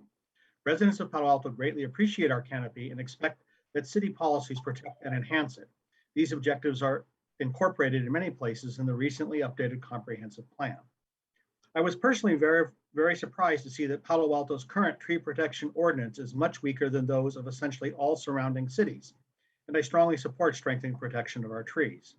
I am fortunate to have a 150-year-old palm tree. I planted 2 coast oaks 25 years ago, which are now providing much needed shade from the glaring summer sun and keeping my house cooler. In addition, 2 approximately 30-year-old lindens are in front of my house. I decided to check to see how the staff proposal of protecting only trees 36 inches diameter or larger would apply on my property. The ordinance the staff has directed would not protect any trees on or in front of my property.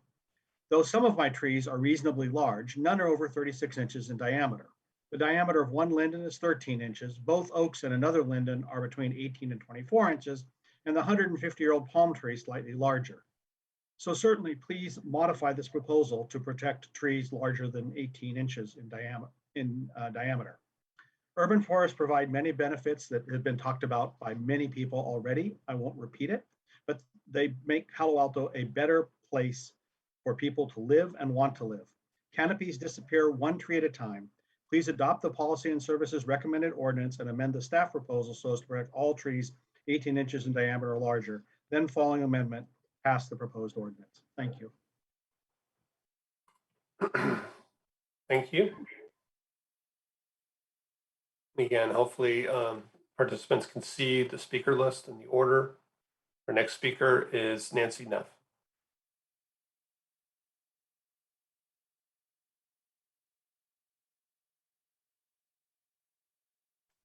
Nancy, you should be able to speak. Yep. Good evening, Mayor Du Bois and council members. I'm Nancy Neff, a resident of Palo Alto, and I manage a large native garden at the Unitarian Universalist Church of Palo Alto on Charleston. And there I function as an ambassador for native plants. I support the adoption of this plan, which embraces native trees and their ecological benefits. I wish that the expanded list of native trees to protect would affect a lot of people, but I'm afraid that there really aren't so many of them in Palo Alto. There is one important change I would like to see. That is removal of the phrase introduce climate adaptive trees, which are non-native trees, or at least a modifier indicating that there must be a compelling reason to use a non-native tree. There are many kinds of oaks, both deciduous and evergreen, more than the ones on this list, as well as various many native tree species that can be used. It will take many years to achieve a significant increase in the percent of native trees, and that goal will be supported by the strongest possible language about natives, as well as by public education about the benefits of natives and incentives, as has already noted in the Urban Forest Master Plan. I hope to see Palo Alto become a leader in understanding the importance of planting only native trees and supporting endangered habitats for our local insects, birds, bees, and butterflies. Thank you for your time. Thank you. Our next speaker is James Felix Cook.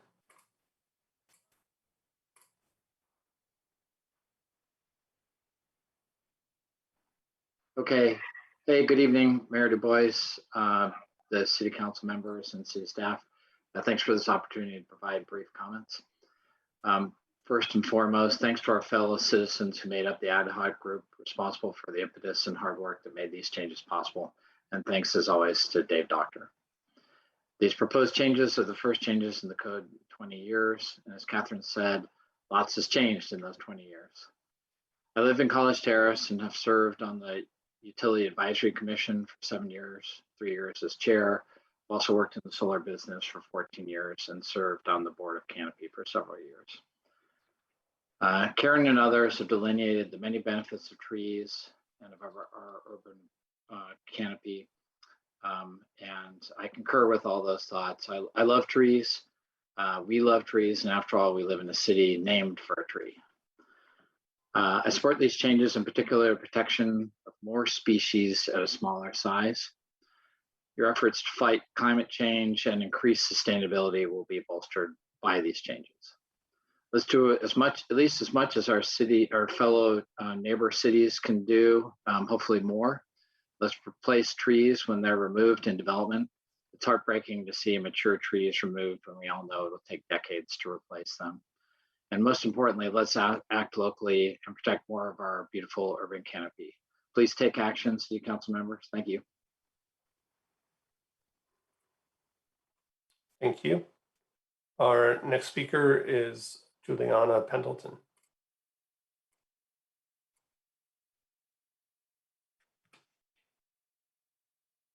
Council members. My name is Juliana Pendleton, and I'm the Environmental Advocacy Assistant for the Santa Clara Valley Audubon Society. I support the Policy and Services Committee recommendations that seek to protect trees and canopy in Palo Alto, and thank the committee for responding to our letter by recommending the prioritization of native trees when tree replacement is required. The Palo Alto Comprehensive Plan Goal N2 strives to establish a thriving urban forest that provides public health, ecological, economic, and aesthetic benefits for Palo Alto. The SCAP states, restore and enhance resilience and biodiversity of our natural environment. And the Urban Forest Master Plan Goal 2 reads, regenerated native woodland and riparian landscapes as the key ecological basis of the urban forest with focus on native species and habitat. Policy 2A, conserve and grow natives and introduce climate adaptive tree populations to regenerate and recover native woodland ecosystems on a landscape scale. And finally, Program 2A, develop a plan for restoring a citywide native woodland landscape by increasing the percentages of native trees, especially oaks, and by tracking progress. Note that ecology, biodiversity, and habitat are all themes that are repeated throughout these policy documents. The committee proposed tree protection ordinance modified to focus on native trees as a priority when tree replacement is required, combined with expanding the role of the Parks and Recreation Commission and elevating the position of urban forester can all help implement the goals and policies within the Comprehensive Plan, Urban Forest Master Plan, and SCAP, all of which aim to protect trees and increase habitat value in Palo Alto. Thank you for considering this critical step forward for our urban forest. Thank you. Our next speaker is Robel Vitvitsky. Hello, Council. Studies have shown the importance of trees to human health, that someone in a hospital bed has a better health outcome if they can see at least one tree out of the hospital window. Chief Doctor mentioned that Stanford, in choosing the new hospital, chose the alternative that saved the most amount of trees and allowed them to be viewed from hospital windows. Dave, doctor, also was 18 years the plan checker in building. And he had this 3-word phrase that he would use about trees on the lot: build around nature. By leaving the trees alone and accepting that every tree has a TPZ, a tree protection zone around it, nature and buildings can coexist. The current Palo Alto tree ordinance needs updating to correct some language that can easily be misinterpreted. Statements regarding the building area, the buildable area, existing building footprints. Clearer definitions might have saved Castanea School 5.5 years of back and forth regarding the 168 trees on their site. The tree ordinance also needs some higher fines, as many protected oaks and redwoods are cut down without permits. For example, a large oak in the driveway at 332 Forest, right at Gilman, disappeared in mid-August, so the owners wouldn't have to put pavers around the tree, and now the driveway looks cleaner. Higher fines could pay for the additional staff required to safeguard the protected trees. I believe the $10,000 proposed fine is still too low. It would just be viewed as another building expense by developers. Thank you. Yeah, Rob, sorry, I mispronounced your name. Next speaker is Julianne. Honorable Mayor and City Council, this is Julianne Frizzell speaking in support of a stronger tree protection ordinance for the city as recommended by the Policy and Services Committee. I have been a landscape architect practicing on the peninsula for 32 years, and I have lived in Palo Alto for 27 years. As a professional, I have been surprised that the current Palo Alto tree protection ordinance is so weak. All other jurisdictions surrounding Palo Alto that I've worked with have much stronger tree protection ordinances. The Menlo Park Tree Protection Ordinance, for example, not only requires the retaining of heritage trees, it also requires mitigation for the removal of all trees whose trunk diameter is larger than a published dimension, if no reasonable way can be found to save the tree. Our ordinance should expand the number of species that are protected, as well as include strong mitigation clauses and strong penalties when the tree protection rules are broken. As a resident of Palo Alto, it has been disturbing and heartbreaking to see residential lots in my neighborhood stripped of all vegetation, including beautiful large trees, prior to new home construction. Aesthetically and ecologically, the removal of trees has a negative impact on neighbors, neighborhoods, and the community. Also, because we have such a weak ordinance, architects, builders, and landscape architects have no incentive to use their design skills and creativity when designing new structures. They can use the trash and burn method of property design and development. This should not be acceptable in a city that prides itself in being green. Our urban canopy is of great value aesthetically and environmentally for our city. Our tree protection ordinance must be revised to give greater protection for our trees. Thank you. Thank you. Our next speaker is on the phone with the last 3 digits 002. Yes, this is Terry Holzheimer. I wanted to express my wholehearted support for the changes and modifications to the city's tree protection ordinance as proposed by the Citizens Ad Hoc Group and supported by the city's own Policy and Services Committee. These changes, which really are essential to be updated after over 20 years, put our tree protection policies in line with other local cities around us. In addition, these changes support 7 key goals and actions in the city's own sustainability and climate action plan, including increasing the tree canopy to over 40% coverage by 2030.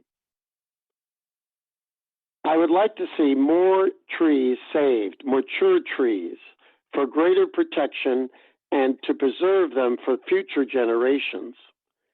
In our own area, by California Avenue, we have already lost several large mature trees, and several are now threatened. This must stop. I hope this is really a no-brainer for you, and one supported unanimously by our city and council. Please support the Citizens Ad Hoc Group recommendations. They spent hundreds of hours putting these detailed recommendations together and deserve your support. Finally, I'd just like to say, trees are a precious commodity. And if you haven't hugged a tree in a long time, maybe it's time to do so. Thank you. Thank you. Our next speaker is former Mayor Peter Druckmeier. Good evening, Mayor Du Bois, City Council members and staff. Nice to be with you. Peter Druckmeier, a lifelong resident of Palo Alto. I really appreciate your attention to our urban forest. It's so important to our community and really defines us in a lot of ways. And I want to thank everyone who has been involved in this update, especially the Residents Ad Hoc Group and all the amazing community resources we have, many of whom have spoken tonight. We are such a fortunate community. I really appreciate the focus on native species. Oaks provide tremendous food and habitat for native wildlife, but also they support ecosystems elsewhere because they require very little applied water, and we can leave more water in our rivers like the Tuolumne, and that will help the salmon population. Historically, there are well over 100,000 salmon in the Tuolumne. Last year, there were 1,000. This year, we've had 14 come up to spawn so far. We hope that'll pick up. But the more water we can leave in the Tuolumne, the better that ecosystem will do. There are 100 other species that depend on the salmon. Oaks are wonderful for climate change. They can cool houses and other structures, reduce air conditioning. If you want year-round shade, you plant a coast live oak. If you want some warm sunlight to come in the wintertime, you can plant a valley or a black oak that's deciduous. Wonderful opportunities. I live along San Francisco Creek, and for the last dozen years, we've been planting natives along with grassroots ecology. And it takes a long time for these natives to grow because we water them for a year or two, and then they fend for themselves, and they can do that. So the native species that we have, we really need to protect. It takes a long time. And I think we should prioritize oaks. We should always ask the question, would an oak work well in this location? If so, we should plant one. We should incentivize oaks on private property by partnering with grassroots ecology and canopy and help fund them to raise the species and help plant them. Thank you so much for your attention to this. Thank you. Our next speaker is Lynn Chiapella.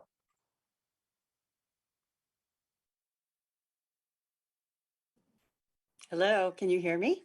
Yes, you can. I'm Lynn Chiapella on the original, way back when, original tree task force. And I'm the only South Palo Alton that was actually active on that. And I've been concerned, I agree with the speakers who've been before me. So my concern is that I live in the Midtown area, and this is an area that's rapidly changing and developing. And we're seeing so many of our street trees die partially due to construction where all the roots are cut. Currently, this is the case on my street right now. There's at least 2 trees. All the roots are cut around the tree. No water is provided. And so my point is that we really need a strong enforcement policy. I know at least 5 of us have called about these issues, but nothing has ever changed or happened, and the trees continue to suffer one at a time.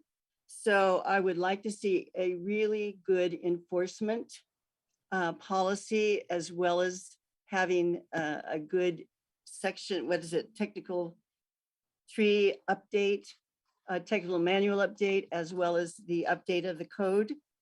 And I would like to know what we could do that would encourage enforcement when clearly buildings are violating the current tree task and code. Thank you.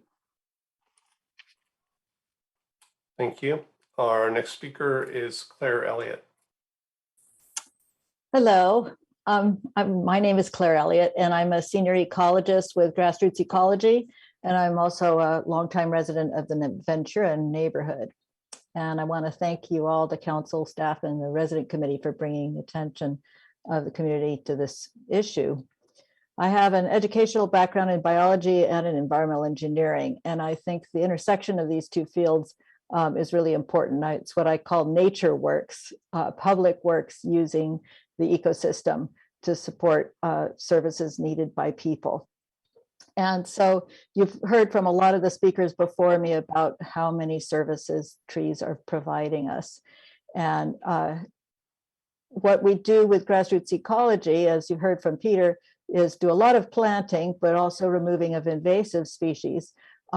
We often have teenagers come, and when they are planting trees with us, I say, well, come back when you're my age, 45 years later, and see what this tree looks like. And I want those trees to still be there when those teens come back to check out the trees. So we need to protect trees in general. The native trees are particularly important. We need to not protect the invasive species that are taking the room of the native trees. But the native trees have been shown by a lot of ecologists. If you haven't seen any of the videos of presentations by Douglas Ptolemy or read any of his books, I highly recommend looking for his, he does very entertaining and informational presentations on this subject. And one of his examples he gives is that ginkgo trees, they're absolutely beautiful trees, but they do not support any of the caterpillars that our birds need to eat, whereas an oak tree will support hundreds of species of insects. And so please support the recommendations of the ordinance revisions and the other recommendations of the Citizens Ad Hoc Committee. Thank you. Thank you. Our next speaker is Shani Kleinhaus. Good evening, Mayor Du Bois and council members. My name is Shani Kleinhaus. I'm a resident. I'm also the environmental advocate for the Santa Clara Valley Audubon Society. I urge you to accept the Resident Ad Hoc Committee and the Policy and Services Committee recommendations and strengthen that with the prioritization for native trees when trees are replaced. In a city with the name Palo Alto, tall and small trees should be of highest priority. Sometimes residents take initiative to expedite the implementation of general plan goals and policies.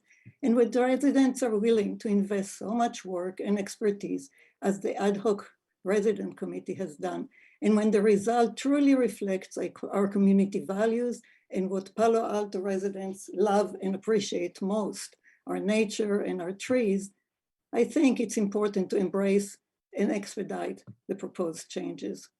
We really don't have a lot of time to linger. I saw this on my street where my newish neighbors removed all the trees on their properties, including very large trees, and replaced the trees with expansive concrete and a plastic lawn. And that's really very difficult to walk by every day and remember those trees that were there. The Urban Forest Master Plan seeks to preserve canopy and to promote and expand the population of native trees, oaks in particular. Palo Alto, the tree ordinance, is the most critical implementation document for the Urban Forest Master Plan, since it addresses directly and objectively tree protection and replacement on both private and public lands. So let's not allow the perfect to stand in the way of the really important and good right now at this time. Let's err on the side of the trees, the canopy, nature, and the birds. And please move quickly now and expedite the protection of our native trees, our urban forest, and require replacement by native and habitat enhancing trees for every tree that must be, and I repeat, must be removed. Thank you. Thank you. Our next speaker is Linda Ruthruff. Hi, I'm Linda Ruthruff. I'm the Conservation Chair for the California Native Plant Society, Santa Clara Valley Chapter. The Earth is in a biodiversity crisis. A few examples: insect populations are crashing worldwide. Many of our beloved songbirds are experiencing rapid population decline. Much of this loss is due to the loss of habitat, which brings me around to trees in Palo Alto. What each of us as individuals or as a city plant on our patch of ground matters. We need to plant trees that support a wide diversity of butterflies, insects, birds, and other life forms. This means planting more oaks and other California native trees. These are the habitat creating heroes. One problem is the mandate that any lost canopy must be replaced within 15 years. This mandate works against planting oaks and some of our other native trees that may not grow quickly enough to meet that rubric. Please amend the plan to prioritize the planting of habitat creating trees. One way to accomplish this would be by allotting a larger credit for canopy coverage for oaks and California natives. I'm sure you can find a creative solution, but please, we need to create habitat if we're going to support biodiversity on the planet. Thank you for your time. Thank you. Our next speaker is Brina Chang. Good evening. I'm Bryna Chang, speaking as an individual. I'm a Palo Alto resident and also a Planning and Transportation Commissioner. I encourage all of you to act tonight to support the tree ordinance updates recommended by the Ad Hoc Residence Committee and the Policy and Services Committee. When I first looked at Palo Alto's tree ordinance in comparison to our neighboring cities like East Palo Alto, Mountain View, Menlo Park, Los Altos, Sunnyvale, and Redwood City, I was absolutely shocked to see that despite the great pride we take in our trees and the great pride we take in being a green and environmentally conscious community, we protect our trees far less than all of these neighboring cities. We protect fewer species, and we require trees to be significantly larger in order to be protected, as many prior speakers mentioned. So we should step up and put an ordinance in place that is more comparable to our neighboring cities and to preserve our Tree City USA status. Keeping our trees is a critical part of helping meet our SCAP as well as our comprehensive plan. It's also a very, very inexpensive way to help us meet our goals. Trees keep the local temperature cooler and keep Palo Alto from being a heat island. Just compare a tree shaded parking lot to a barren lot. And speaking from personal experience, living in my neighbor's house while we remodeled, we needed air conditioning because it had no shade. Move back into my house, it's no problem because it's shaded. So the trees not only make things more comfortable for us as human beings, but also reduce the amount of energy we use for air conditioning. They help keep the air clean, which is growing more important with climate change and increasing spare the air days and increasing pollution from forest fires. My family was driving through a nearby city that sadly had few large trees. And my son, my teenage son, who, let's be clear, is not an environmentalist, I can't get him to recycle, said, I would never want to live here. And when I asked why, he said, because you can go blocks without seeing any trees. So please take the wisdom of some of our youngest citizens and support the recommended tree ordinance updates. Thank you, Bryna. Our next speaker is Marilyn Keller. I'm Marilyn Keller, speaking as a Alto resident. I've been on the Canopy Board 9 years, chair Canopy's Governance Committee, and serving my second term on Palo Alto Stormwater Committee, and served 7 years on the UAC. I also spent 18 years balancing utility development needs with environmental and public health issues. Based on this experience, I'd like to highlight 3 needs the proposed tree ordinance revisions address. 1, our urban forest is a valuable community asset that needs to be preserved, but more than pays for itself through the benefits others have already described. Additional benefits include traffic calming, which increases safety for drivers, pedestrians, and bicyclists. Trees are associated with reducing anxiety and improving learning for students. Trees also absorb water and represent permeable landscape needed to help prevent flooding. 2, the urban forester position needs to be elevated to be much more than an arborist. This person needs to manage the urban forest on a regional level rather than on a fragmented project by project level.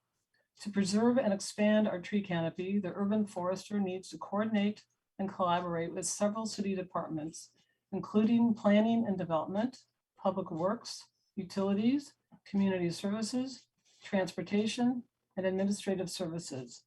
This position must have more authority to influence urban forest decisions in these departments than the current position provides.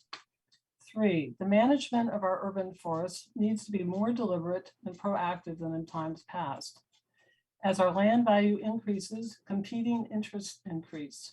These need to be addressed consistently with accountability and incentives to maintain trees where needed most. Once land is paved over, we lose valuable options. Since trees take many years to grow, it's important to be proactive. Now is a good time to update our tree ordinance to address these needs. Thank you. Thank you. Our next speaker is Keith Brechtel. Yeah, thank you. I'm a member of the Parks and Rec Commission, but tonight I'm speaking for myself. Trees are an important part of Palo Alto. They make our neighborhoods more livable. They increase our property values. When we lose trees, we lose some of our quality of life. So I'm going to mention 4 things. First, we should lower the protection threshold from 18-inch to 15-inch diameter. Trees grow very slowly. It takes a long time to replace a 15-inch diameter tree. Second, since Palo Alto's tree protection is fairly basic, I suggest that we reach out to the surrounding communities to find out the lessons they learned when they implemented a comprehensive tree protection plan. Third, improved tree protection won't do any good if it's not enforced. We must have enforcement with significant penalties to combat the tree violations that we've experienced in my neighborhood. And finally, I encourage the urban forester to use parks and rec meetings to directly communicate with the public. This would be beneficial for both the public and the urban forester. So in summary, I do agree that this proposal needs some refinement, but I believe that we're close enough that we should keep a short timeline. Thank you. Thank you. Our next speaker is Daniel Dulitz.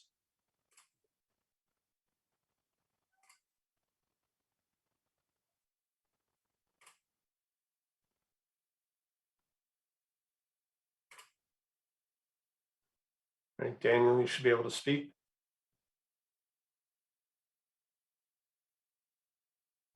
You're currently muted. There you go. Can you hear me now? Yep. Excellent. Good evening, Mayor Du Bois, Vice Mayor Burt, honorable council members, staff, and citizens. I'm Daniel Dulitz, and I have lived for 10 years at 3995 Page Mill Road, above Foothills Nature Preserve. There are about 25 homes in our neighborhood with over 200 acres of privately owned wildland forest. In our neighborhood, we take our trees very seriously. They're why we live here. Because Palo Alto has established a 10-acre minimum lot size in our open space zoning district, each one of us owns hundreds, if not thousands, of private trees. We don't have an urban forest. We have a wildland rural forest. It is possible that in our neighborhood, there are several times more private trees than exist in the entire city outside the open space district. I am not aware of anyone in our neighborhood who has been involved in these revisions. Even I have not read them. In our neighborhood, we love our trees, but unlike the rest of the city, we need to manage our forests to defend against wildfires. If we do not defend against wildfires by appropriate and cost-effective trimming and thinning, we will lose all our trees as well as our homes. We need to be able to trim and thin our hundreds of private trees without requiring costly permitting for each one. I do not know whether these revisions will make this possible or not, but we have not been involved in this process. The vast majority of trees in Palo Alto are not in urban forest. They are in wildland, rural forest in our neighborhood. If we do this wrong and costly permitting makes stewardship of our trees unaffordable, a fire could destroy thousands of trees, and all the climate goals that motivate proponents of this measure will be reversed, will go backwards. I'm sure there are many excellent ideas in these proposals for urban forests. Council members, if you wish to adopt this tonight, please amend it to exclude the rural wildland forests in our open space areas and return to those at a later time. Thank you. Thank you, Daniel. And you're using an older version of Zoom, so I'm going to try to put you back, see if that works. No, I'm not sure how to remove you at this point. We'll go on to the next speaker, Jennifer Normwell.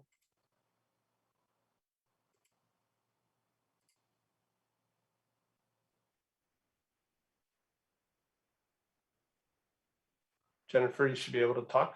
Okay, I got it. You can hear me? Yep. Okay, awesome. Thank you so much. And I want to say to you, Mayor and council members, thank you for giving me the opportunity to speak tonight. And I want to thank all of the prior commenters for your passionate and very intelligent comments. I feel so much smarter than I did an hour ago. So my name is Jennifer Normwell, and I'm here on behalf of the Loma Prieta chapter of the Sierra Club and represent its Forest Protection Committee. I am here to say that the Forest Protection Committee supports the Policy and Services Committee recommendations to Council on the updates to Title 8 of the Municipal Code related to tree protection. These updates should better protect native trees and large trees in Palo Alto. We would like to reiterate the wish that, if not outright required, native trees should be prioritized and incentivized for all planting programs in order to regenerate and enhance local biodiversity for other native species, of insects, birds, butterflies, and other wildlife that utilize these trees for habitat. This would enhance Palo Alto's ecological resilience for the benefit of its residents, property owners, and the planets. And I do thank you for your time and attention. Thank you. Next speaker is Walter Passmore. Good evening, Mayor Du Bois, council members. Thank you for allowing me to speak. I'm the former urban forester of the city of Palo Alto and now the state urban forester for California. I wanted to mention a few things based on my 9 years of experience in the city of Palo Alto. I think the comments that you heard tonight are representative of the extensive stakeholder input that has been provided to develop this ordinance. There are some really important definitions and changes that are proposed that you do need to consider as soon as possible. One is authorized officers. There is currently no mention of an urban forester in the tree protection ordinance. So you need to equip your staff to implement the goals mentioned in those numerous plans by Peter Gollinger. Also, the issue of no net loss of canopy is simple yet profound to achieve the goals of increasing tree canopy and improving the benefits that trees provide.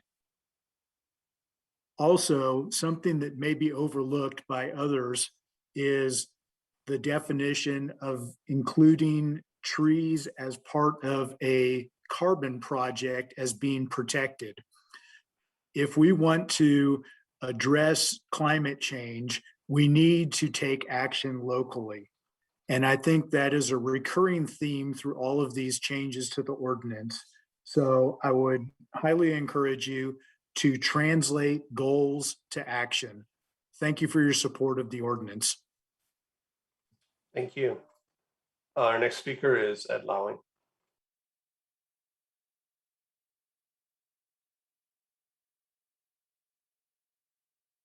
Ed, you're muted. You should be able to speak.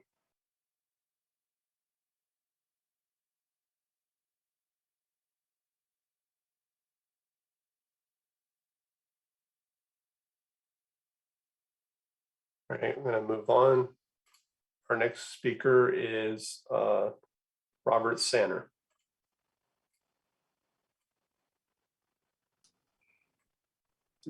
Can you hear me? Yes. Okay, my name is Bob Sanner. My wife Barbara and I have been residents for 42 years. Proposed wording for removal of protected trees does not comply with California Civil Code 3479. Why are we discussing something which is out of compliance on day one? Doesn't state law preempt local law? The state law says, quote, an obstruction to the free use of property so as to interfere with the comfortable enjoyment of property is a nuisance, unquote. To be clear, that's the state law. Maybe my wife and I are missing something. We don't see this as discretionary city decision. 6 nearby cities and counties have explicit statutes which say protected trees can be removed for those reasons. The city's wording ignores state law and ignores damages to non-primary structures, to water lines, sewer lines, walkways, driveways, fencing, flooring, sprinklers, pools, lots of things. Compliant communities include Sunnyvale, San Mateo, Saratoga, Los Altos, San Mateo County, and our own Santa Clara County. Here's Sunnyvale. Removal is allowed if the protected tree, quote, restricts the owner's or a neighbor's ability to enjoy the reasonable use or economic potential of the property, unquote. In other words, that city is choosing to comply with the state law. The roots of my neighbor's protected trees have caused $125,000 damage in 5 separate incidents in the last 4 years, large and recurrent damage. We've spent hundreds of unpaid hours replacing a walkway, the garage floor, the driveway, all the flooring in one room, all the plantings in the front yard, and that's not the entire list. Some of these would not qualify under the city's proposal, but all are damaged. Realtors have told us they wouldn't want to touch our property. Our value has been reduced by as much as $1 million in value.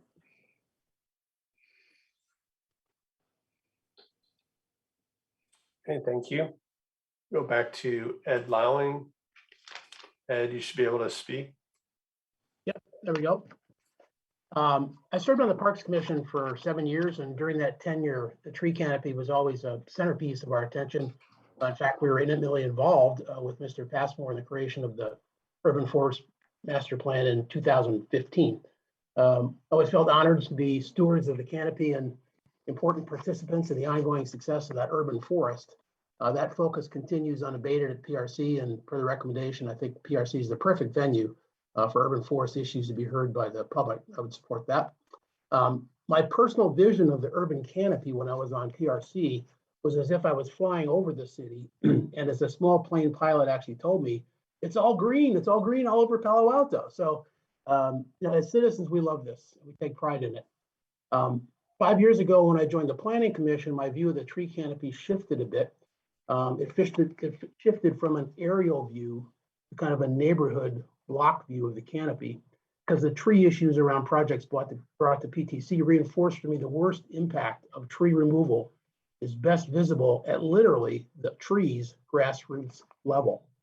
The removal of a protected tree or a large diameter tree severely damages the neighborhood canopy, the block canopy, and that's what's most crucial. So what's the key issue? The key problem is just to limit commercial developers and schools and citizens from removing protected trees for the convenience of preferred building footprint and only planting saplings as mitigation. There will be ways to have some exceptions as needed, as staff said tonight. But it's been, 3 years since we had a hearing on this issue at PTC. Tree preservation is almost sacred to Palo Alto citizens. It's one of our highest values. So 6 more months without tree ordinance changes is just a sad opportunity for destruction of more specimen trees. The vote so far tonight, I think, is 28-0. So council, it's time for you to vote. All right, thank you. All right, I'm going to suggest, given the number of comments, that we take a 10-minute break and we come back and have our discussion at 9 o'clock.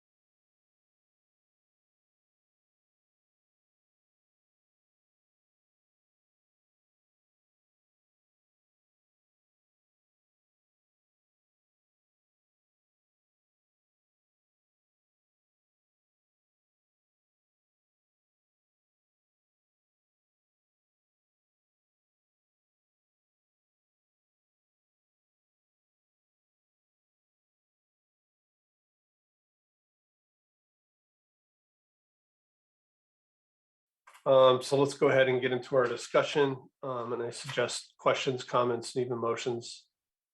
Who'd like to kick us off?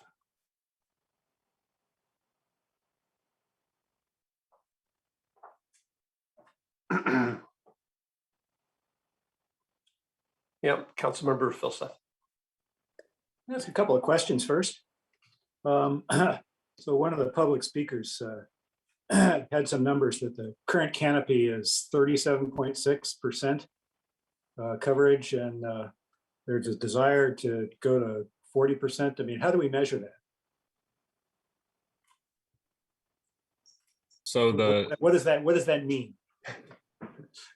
The numbers referenced are from a 2010 study that analyzed the canopy cover using satellite imagery and an algorithm. Okay. We are currently working on a tool, an in-house tool where we can get current data. The resolution is a little different, so it won't necessarily be apples to apples once we're done with the previous studies. But using satellite imagery annually, we should be able to update the canopy cover on both a city percentage and all the way down to a parcel. All the way down to a parcel. Yep. Cool. I mean, if we're serious about this issue, it makes sense to measure it and manage it. That's goodness. How often? I mean, is 2010 the last time we measured it? 2010 was the last study done by the city, yes. Okay. So are we gaining canopy or losing it? Do we know? The current tool is showing that we're gaining canopy. However, the percentages with the new tool for 2010 and the old percentages for 2010 are different. The resolution from the 2010 and the 82 study are pretty granular. It's very large resolution satellite data, so it's not necessarily as accurate. The current tool is much better resolution. So once that tool is ready to go to the public, we'll publicize it and talk about it. When do you think that? When do you think that's likely? Relatively soon. It's currently on the internal GIS, and we're working on how to present it to the public. Oh, okay, so like And this year. Sorry, go ahead. Yeah, sorry for the interruption. I just wanted, this is something we're pretty excited about, and Peter and his team have been doing a lot of work on. So correct me if I'm wrong, Peter, but I think once this is in place, the data is going to be of higher quality, like Peter said, down to the parcel even. And I think we're going to be able to have annual data, or maybe it was every other year, but it's not going to be this every 10-year undertaking where we had to wonder how comparable the data was from each time. It's part of our new GIS system, and we'll have even some really cool public tools to use with that. So if canopy is increasing, we think, right, then that means that more trees must be getting bigger and bigger and planted each year than get removed or die each year. Is that an accurate statement? That would seem to be the trend, yes.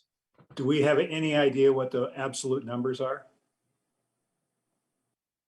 No, I don't believe we do. Okay. Second question is, there is a statistic, and a number of people have alluded to this. Somebody said that 15% of our SCAP goals was related to tree canopy. And that's the first time I ever heard of that. I thought that 96% of our goals were transportation and natural gas related. Where does the 15% number come from? Because that would be a number of about 60,000 metric tons a year of carbon dioxide. So where does that come from, and how do we get that? Brad again, that's not part of our current planning under the SCAP, but that number very much got my attention too. And I was sending messages to staff saying, is anyone aware of where this comes from? So that's something we'll want to look into. But we're not aware of where the calculation was. Because, I mean, what happens when you grow a tree is it captures carbon dioxide and stores it in wood. Okay. So that would imply that tree growth, right, is capturing 60,000 metric tons a year of carbon dioxide and embedding it in wood each year. I mean, that would be great if we're doing that, right? But I'd sort of like to understand where that comes from, because, I'm sort of, most of our conventional wisdom is that the way we're going to hit SCAP is we're going to turn off the gas and ban fossil fuel cars, and anything else we do is not going to have much impact. Right? Okay, so I would like to understand that too. I suppose we're not going to understand that anytime soon, right? Certainly not tonight, but we will look into it.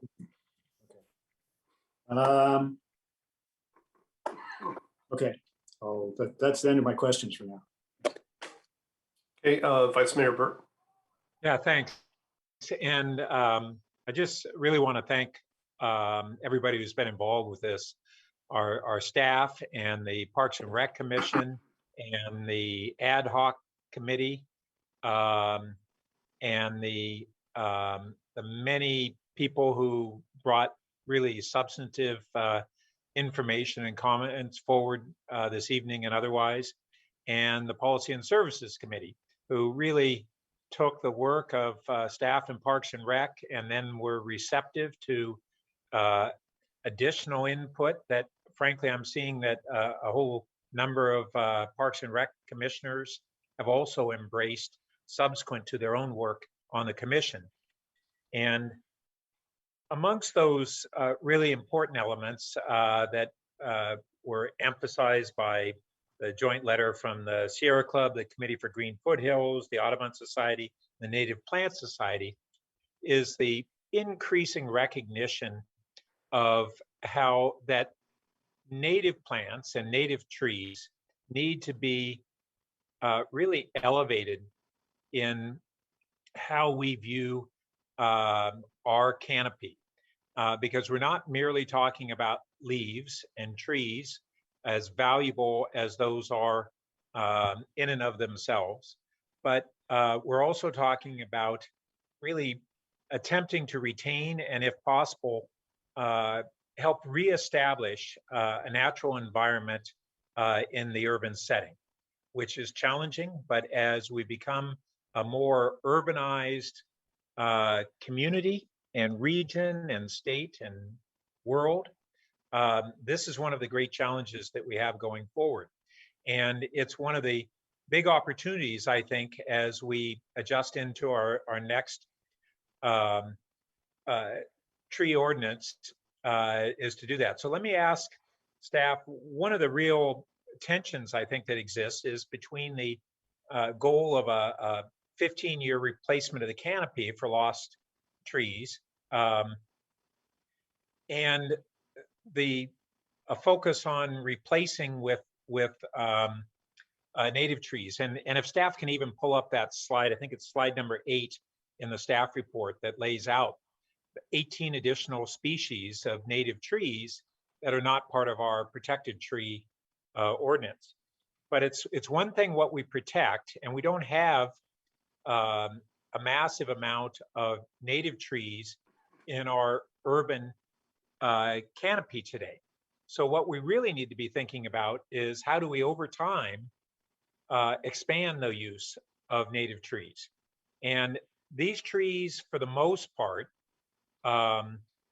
particularly the ones that were not currently in our protected trees, grow more slowly. They're generally more drought tolerant and less water hogs, which is really important. But they also may tend to be even smaller trees when mature. And so the notion that we are necessarily going to replace a tree with another tree that will have an equivalent canopy within 15 years becomes a challenge. So let me ask, perhaps it's Peter I should direct this to.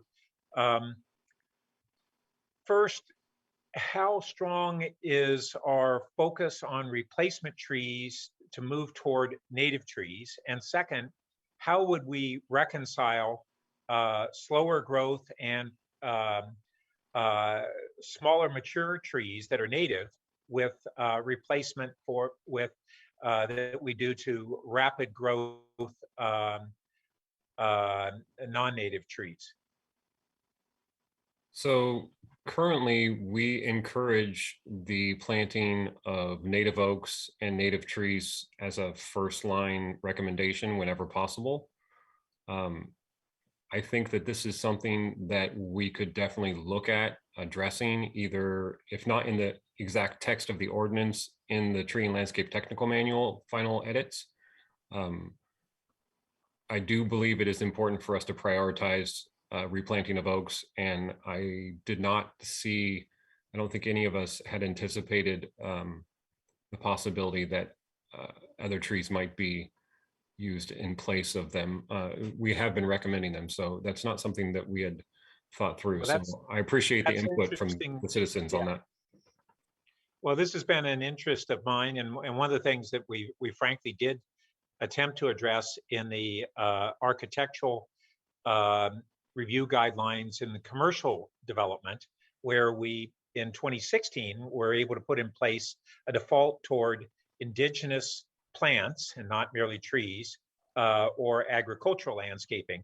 But I don't think this is something that we can resolve tonight, but I would like to put on the table that I think that the not only the protection of native trees, but a very deliberate long-term direction toward reestablishing native trees as a major part of the replacement vegetation, and with a recognition that they are often slower growing, more drought tolerant, and less large upon maturity than many of the trees that we have today, including our 3 protected trees, which are large growth trees.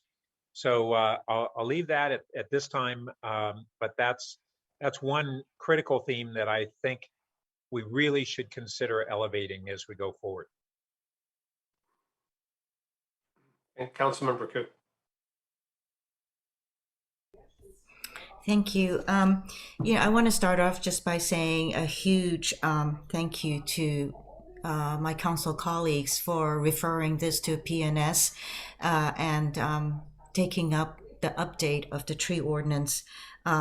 Like a member of the public who has said that it hasn't been updated for over 20 years. So it is time. And it's time is of the essence in order to do this. And also, if I may, Mayor, to answer Council Member Phil Seth's question regarding the 15%, may I, through the Mayor, answer his question? Thank you. So we received, there is a report that is called the Report of the UC Davis Statewide Assessment of Urban Forests Project to the California Fire Urban and Community Forestry Program. And it talks about biomass, carbon sequestration, and avoided emissions, assessing the role of urban trees in California. And this was passed on to us by our former urban forester, Walter Passmore. And in that report, it explains transfer functions for calculating carbon sequestration from tree canopy cover. There are a lot more research studies that explains the broad range of co-benefits produced by healthy urban forests. And so there is a formula in there. And so the 15% figure is a rough estimate of the amount of carbon that is currently being sequestered by Palo Alto's urban forest of the total sustainability climate action plan reduction goal. So that was, I just wanted to make sure that you had that report, and I can see if we can get that copy to you. Love a link to that. Thank you, Mayor. All right, Councilmember Stone. Thank you, Mr. Mayor. And yeah, I too would like to just start by thanking staff, thanking the various commissions. Special thanks to the ad hoc resident group that put together the incredible work that they have done. I imagine that must have taken months to do. And finally, just thanks to all the public that showed up and spoke out tonight. I do think that really, I think a society's laws really should reflect the values of the community. And I think the public really speaking out today overwhelmingly in support of the recommendation coming out from Policy and Services is showing the true value of Palo Alto. And it shouldn't be surprising, being a city named after a tree, that we value our trees so much. And yet too often over the past several years have we seen issues and I think frustrations with our current tree ordinance in really showing the value that we have as a society, as a community for our trees. And I'm hopeful the recommendation that Policy and Services is putting forward, really moving that ad hoc resident group's recommendation is going to be able to offer those protections. So just kind of want to thank everybody who really has been involved in this. A few questions on this round. I'm curious, how does updating the tree ordinance here relate to the objective standards that we're currently developing? I mean, there appears to be substantial crossover, and it seems to me that the two really should be consistent wherever possible. I'm wondering, can the staff opine on that? That may be where ask Mr. Late to join us. Appreciate the question, council member. That has been among the various topics staff has been discussing. One of the areas of needing to harmonize the various initiatives that we have ongoing. So with that, Mr. Late, any particular perspective you want to add? Only to say to Councilmember Stone and the rest of the council, you're absolutely correct. There needs to be a consistency in our approach to how we're doing our objective standards and how that plays out with the tree ordinance as that gets adopted. And so I think we will have some opportunities over the next couple of months here through the end of the year, and as this ordinance comes back, as I understand, in April, to make sure that we have that alignment. Thanks, Director Lay. And then kind of on that same topic of timeline, so I mean, under state law, don't we need to adopt our objective standards by a certain date? We might risk losing our ability to form our own standards. Am I right that there's something there in the state law that's kind of putting some pressure on the adoption of these objective standards? There's no timeline. Okay. Right now, any qualifying project that could take advantage of the objective standards could do so today. Okay, so there's no set date where we need to have these objective standards adopted by. That's correct. Okay. Just our own local interest. Gotcha. Thank you for that clarification.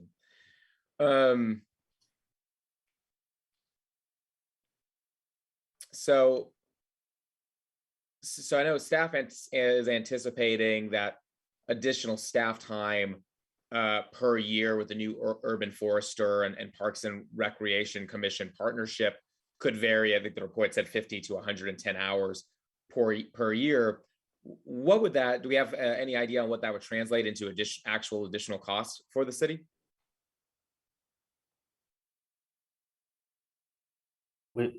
We haven't gone to the level of trying to put dollar figures on that yet. And to some extent, it's a matter of looking at how much that work could fit into time that existing staff may have available, although the staff is very busy, versus things that might add on kind of completely new functions. And I mean, what were the functions at least being proposed out of that ad hoc resident group that could put on at least, I mean, 110 hours per year seemed like a pretty significant estimate. So yeah, that was a rough estimate, and I'll let Peter add on. But as I recall, I think there was envisioned an annual report to the PRC on kind of the status of urban forestry and implementation of the urban forest master plan. Right. So the low estimate of 50 hours would be the development and presentation of an annual report, and then the quarterly reporting to the commission and possible other updates as needed. The 100 hours would be like a situation where we're in now, where we have a whole bunch of initiatives going forward, and it would require multiple meetings with multiple discussions. So again, that was a rough estimate of what we thought would be involved with the new situation. Okay, and then just to follow up on that, because I see my time's up. Just real quick on that point, that's based on if it was quarterly reporting to the PRC. Correct. We would have, according to the draft agreement, we would have the ability to come during any meeting, but we would have like a quarterly update with our liaison. Okay, sounds good. Thank you, and I'm out of time. Councilmember Cormack. Thank you, Mayor Du Bois.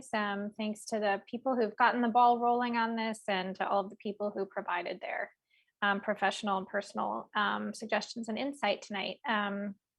I think where Councilmember Filseth was perhaps headed was a question that I have, which frankly is not clearly described here, is what is the problem that we're trying to solve? If the problem is that there have been a number of trees, and we've certainly heard them identified, that have been removed, that's one problem.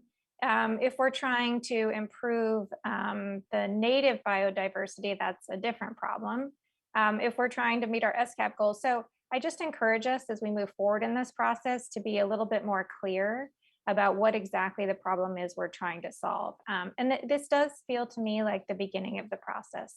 I understand it's been a long time coming, but if you just listen to the number of changes that have had to be made, even in the staff reports or the residents who formed their own group, or the people who came tonight and said they hadn't been consulted, this does feel like the beginning of the process. And I know that's painful. You know, it's hard for all of us. So first of all, I want to say I'm absolutely open to adding species to the list and potentially reducing the size of the diameter, but I am not comfortable this evening making those decisions. I don't feel that, you know, we've been presented with enough information to be confident in making those decisions. So I have some number of questions. We had a member of the public, Mr. Sanders, speak about the issue where the protected tree in his neighbor's lot is damaged to his residence. Does the ordinance before us tonight solve that problem? So provisions in both the preliminary draft and the resident group draft would address the problem of the damage to his foundation, which would allow for the removal of the tree. It would not necessarily address that if it damaged his sidewalk or his fencing or his other amenities like he was discussing. So it is changed to address the foundation. I'm going to interpret that as a no. That sounds like a partially addressed, but not entirely. And I know that, you know, he is not the only person who's having this issue.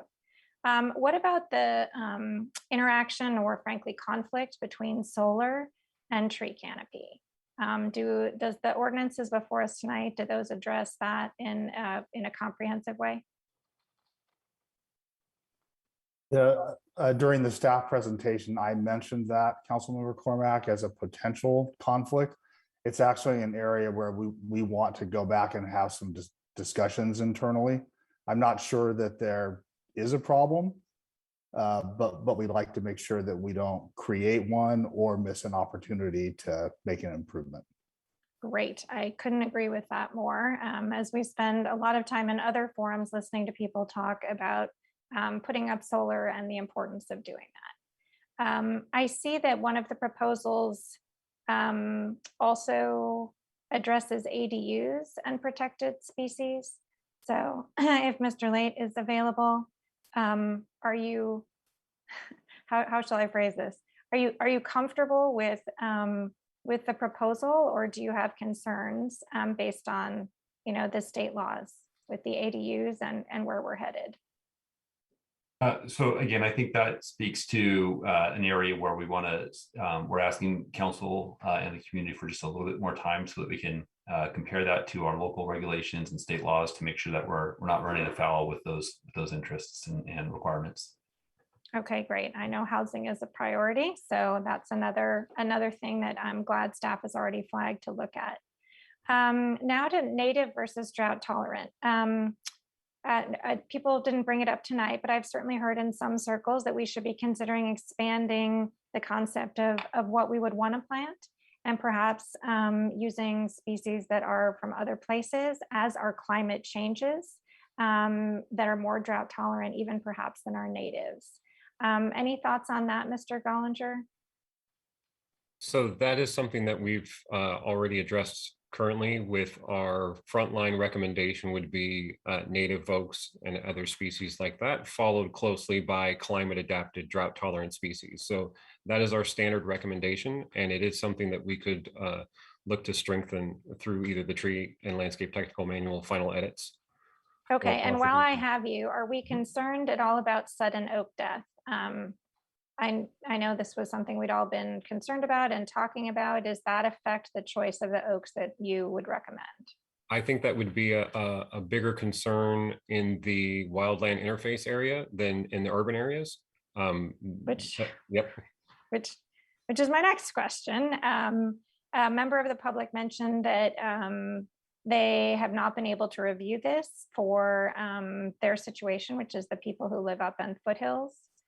Does staff agree that this is a potential concern?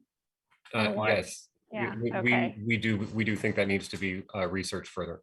Okay, great. And then I see my time is almost up. One of the other members of the public mentioned, and I think the vice mayor touched on it, the time frame for replacement. Is that also something staff feels might need to be adjusted depending on what kind of tree is planted?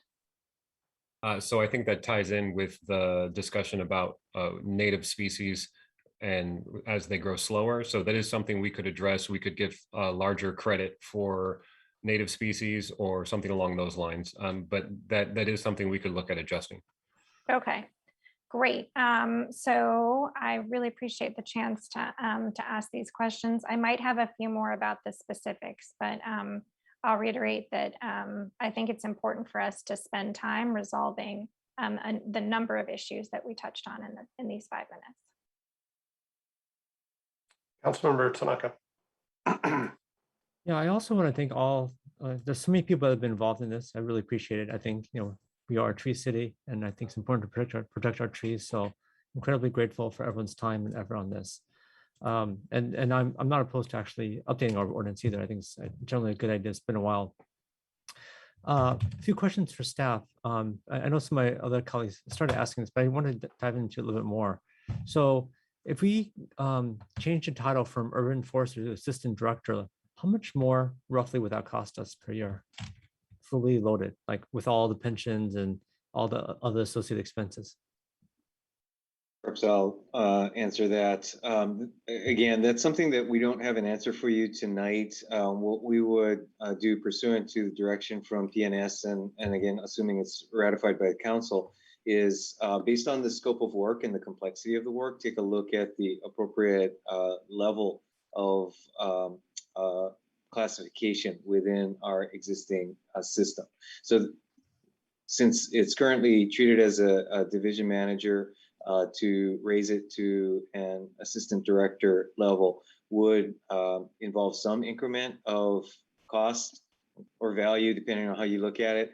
But that's work that's ahead of us. Okay, well, until I know the cost, I'm not going to be comfortable voting, and I hope my colleagues will not be comfortable in voting and upgrading the title to know what's going to cost. Also, where would the money come from? It sounds like you don't know the answer to either question at this point then. Correct.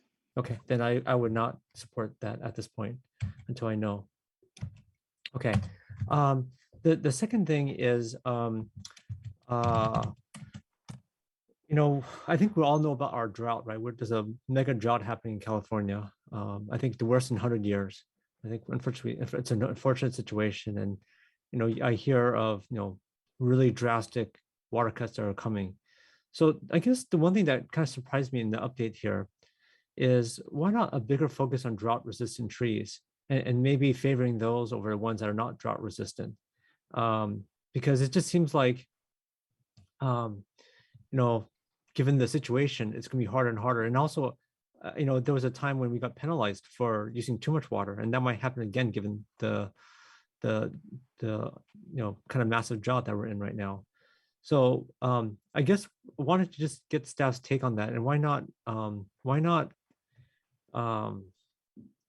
have a more of a bias there, just so that we could have, so as our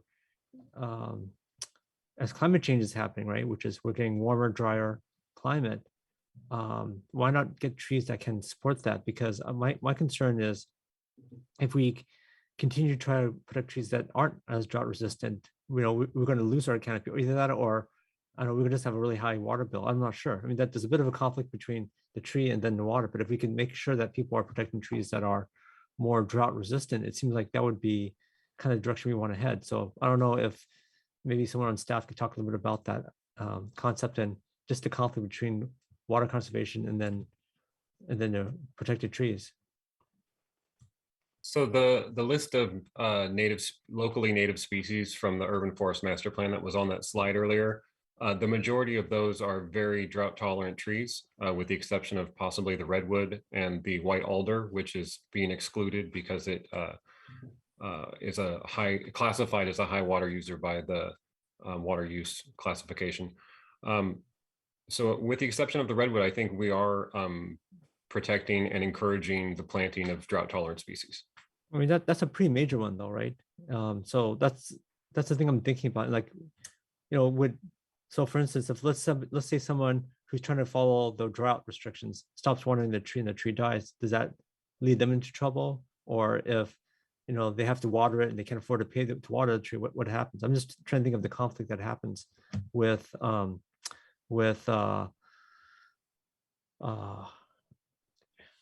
do we handle this, right? And I think that's one of the issues we wanted.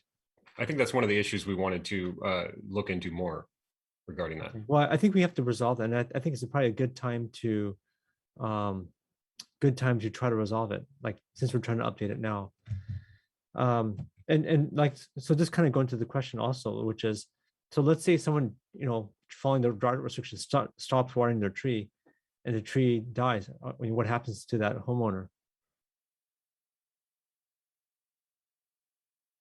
Can I take a shot? Because we were talking about this earlier today. That is one of the things that is a proposal to strengthen the ordinance so that the definition of removing a tree would include failing to water it enough so that it dies. So but then you lead to an inherent conflict of, okay, somebody is trying to follow the drought restriction, right? Or the tree dies, right? And so that's the point I wanted to make, is that it's one of these conflict areas that we feel like we need some more discussion, and brings into play kind of an interdepartmental issue with utilities trying to deal with water conservation and the drought, and how we in public works and urban forestry are trying to protect. I also wonder, is it a legal issue, right? Because how can you mandate something if it's also illegal? I mean, it can't be cause someone to break the law one way or another, right? There has to be an out for someone. So to me, that this is something which I think we need to resolve. If I might, Councilmember, I think you make a excellent point. There is the potential conflict there between this addition of underwatering as a prohibited act in the ordinance. At the same time, I also wouldn't want to overstate that with respect to actions that many people, ultimately the community as a whole, need to take in order to manage the drought. I think what staff has identified is some questions on how we would draw the line and be able to define and enforce against someone who is actually intentionally underwatered a tree. So, again, there may be a wide berth, so to speak, between that situation and one that is truly driven by the drought itself. But it is nonetheless an important issue that we would like to explore further. Okay, well, I think that has to be really, really clear, because otherwise you leave people in the pickle, right? It's kind of impossible to satisfy both, and that's not fair. And I don't think that's what we want to do to our residents here. I don't know if Molly, if you have any thoughts on this, because I think it's a bit of a legal issue, because I don't know if you can actually legally do that. Can you, you basically force them to break the drought restrictions, or you force them to, kill a tree. And so it just seems like that's not a tenable situation. one of those issues where we've said we need to do some more work so that we can draft an ordinance that doesn't put people into a conflicting set of obligations like that. So it's a good point, and it's definitely one on the list. And then one of the speakers talked about state law and how it conflicts with our law. And so can you talk a little bit about that? Is there a conflict, and what is the conflict? There is not a conflict. So the speaker cited to the general civil code provision on nuisance. Later in the civil code, specifically section 3482, the state legislature has adopted a statute that says nothing that's done or maintained under the express authority of a statute can be deemed a nuisance. So if the city does provide for protection for trees, that will prevent that general nuisance standard from being met in that situation. So this really is I'm not suggesting that Mr. Sanner doesn't have a point, but his issue is a policy question for the council to consider rather than a legal issue. Last thing here is, it's just a comment, it's not a question, which is that, every year now in California, we have these massive fires. And so I think that's something else. I think the speaker who kind of lives in more in the hills area, I think then you're talking about protected trees or versus life and property, right? So I think that's also something that's also a very important consideration, because I don't think we want to put a human life over, or like a tree over a human life, or maybe some you do, I don't know. But I just think that's something you have to really consider, because I think we want to make sure that there's proper clearance from a home so that, fires don't spread. I think there's a lot of consideration that needs to be taken. So I know you guys haven't thought about this yet, but this is something also I think needs to be figured out, because unfortunately the job is here, right? And it's from everything I've seen, it doesn't look like it's going away. So we better plan for it. Thank you. So just to pick up on that real quick, I saw the tree ordinance does define public nuisance in regards to trees. So it seemed like we were also including that in the tree ordinance itself. Isn't that right? I haven't looked specifically at that issue. I can do that for when we come back. Okay. And if I understand, the development moratorium, that was trying to close a loophole of cutting down a tree and then coming back with a construction plan later, right? Correct. So I just thought maybe it'd be better to call it, construction on lot prohibition or something, just a development moratorium. Sounds like a big area. Yeah, I believe that language was pulled from elsewhere in the ordinance, and that's why we were using it, because it was similar language as was used in conjunction with the violation. But that can be changed if that's an issue. That was just a reaction, and then, looking at the nearby cities, why are we proposing 18 inches when it seemed like everybody else was at 15 inches or lower even, or smaller? So I think 18 inches was included in the proposal from the resident group, and I think that might be it's a good number. I think we need to do a little more in-depth research into the neighboring cities' ordinances. I have a suspicion from some initial research that they may have more allowable removals. So despite the fact that their protected size is smaller, I think it's a lot easier to remove trees in some of those situations. So that we need a more in-depth comparison between. Okay. Yeah, I found the canopy chart really useful. It links to all the codes. And my impression was it was just maybe other cities are trying to catch up. Like East Palo Alto doesn't have very many trees, and they had the smallest diameter. And it says all species, but over 7.5 inches. Yeah, I think that's definitely part of it. Yeah. As many people mentioned, it's been a long time since we've had a major update. Do you think our ordinance may have fallen behind other cities? And in terms of the problem we're trying to solve, I think it is, there are multiple goals here. And really it boils down to how do we manage a very large, important piece of our city infrastructure and really start to treat it that way. And, we've heard reasons. I think it's important for climate change, for just the beauty of our town. and it's highly valued by people who come here. So, just some early thoughts for me. It feels like it has been a long time getting to council. It went to PTC 3 years ago. I don't think we should take a lot longer to complete these changes. Personally, I'd like to see a faster timeline than the one outlined. I really did like seeing the comparison to other cities, and it would have been great to have that in the staff report. But I really appreciated the email from Canopy. And again, when you look at these charts, in terms of number of species and size of trees, it was pretty eye-opening. We seem to have, in those regards, one of the weaker ordinances. We protect fewer species and at a much larger size. Redwood City is all species over 12 inches, 12.1 inches in diameter. Menlo Park, a little bit similar to ours, 10 inches for oaks native to California, and then 15 inches for all other species. I listening to the comments, and the report said, I think we have native trees are about 10% of our total trees. I think keeping it simple and having some number like that, some diameter, makes sense.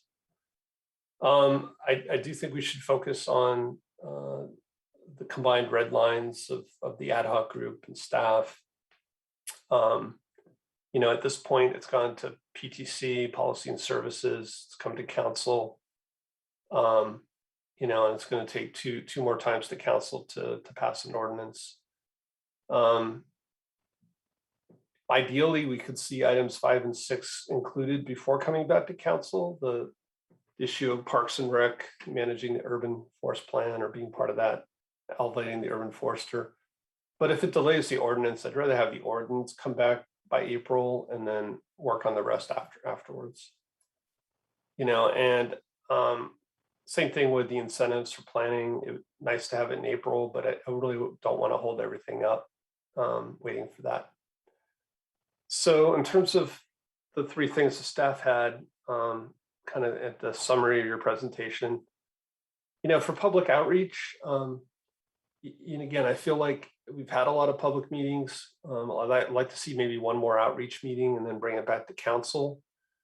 In your timeline, you showed a couple of meetings between November and January, which seems aggressive to me, but if you can make that happen, I'm fine with it. I just really like to see it come back by April. In terms of staff impacts, the GIS system was mentioned. At the Cal Cities conference a couple weeks ago, saw a demo of Tree Master, which I think we subscribed to from Davey Resources. Esri-based GIS system, takes aerial satellite photos. It seemed like it would make it really easy to track and manage and know how many trees we have, good spot changes. This satellite data is just getting more and more accessible. So like I think Brad said, I think we can get updates more and more frequently over time. In regards to some of those additional impacts mentioned in the staff report, I would like to see us modernize our ordinance, and then we can amend it. We're dealing with a flood of state laws, and I feel like if we try to get everything here, it's just going to take forever, and we're unlikely to catch up. Every year there's more state laws coming at us. So we should deal with what we know of, but again, I think if we get something good, we should bring it back. And then quick question, there was an email today with those changes. Did staff have any comments?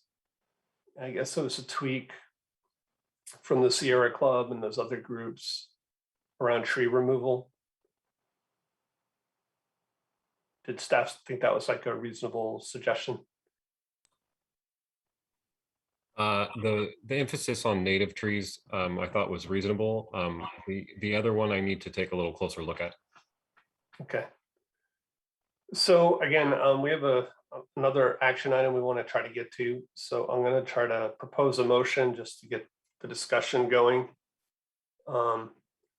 So the motion is that we would accept the policy and services motion recommendations and incorporate it into the updated ordinance. That we would evaluate those suggestions from these groups that came in today. That we would evaluate and return with an option to modify the definition of protected trees to change it from 18 inches to 15 inches. That we would return no later than April with an ordinance for City Council to review and approve. That you would return with a recommendation on the urban forester as just as part of the budget process. And that we would explore the other items 6 and 8 kind of on their own timeline, what if they can come back, after April if necessary. And listening to the conversation that we would expand the prioritization of native tree use in the technical manual as we look at replacement over time.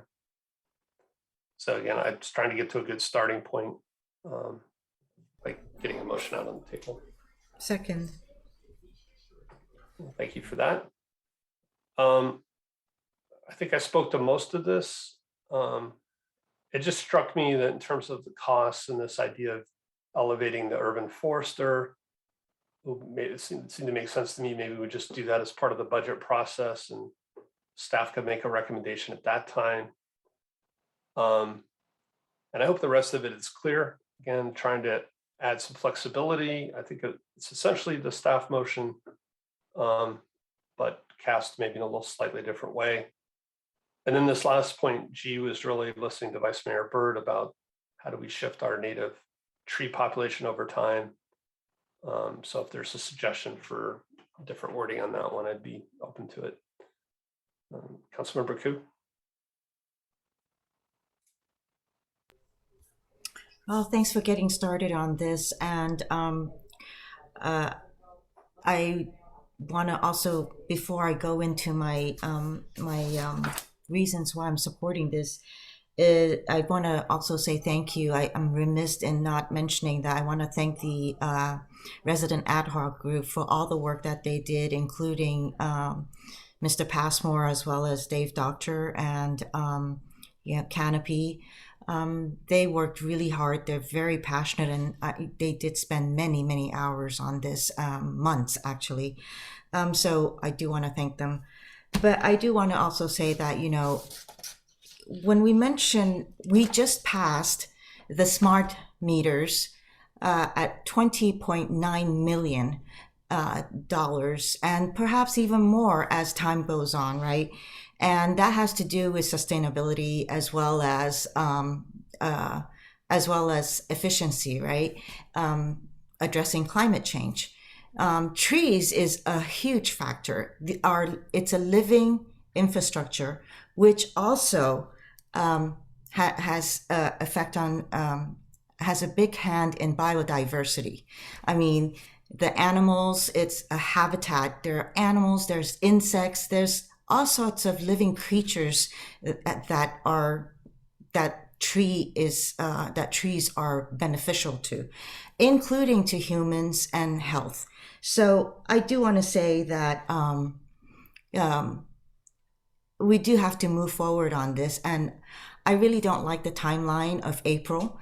The resident ad hoc group has gone through some of the updates really thoroughly, and I do appreciate the accepting policies and services motion and moving forward from 1 to 4. But I also think that we could we could actually add the PRC and also elevating the urban forester. And so I would love to see if I could move that sooner than April and call it for March, if you're open to that amendment. Again, I'd prefer to leave it at April. Again, I took staff's timeline and they said March, April, but I know they're busy. So Okay, and then, so I can accept that. Now, on item number B is evaluate the red lines. That would, are you referring to what was sent in today by Mr. Greenfield?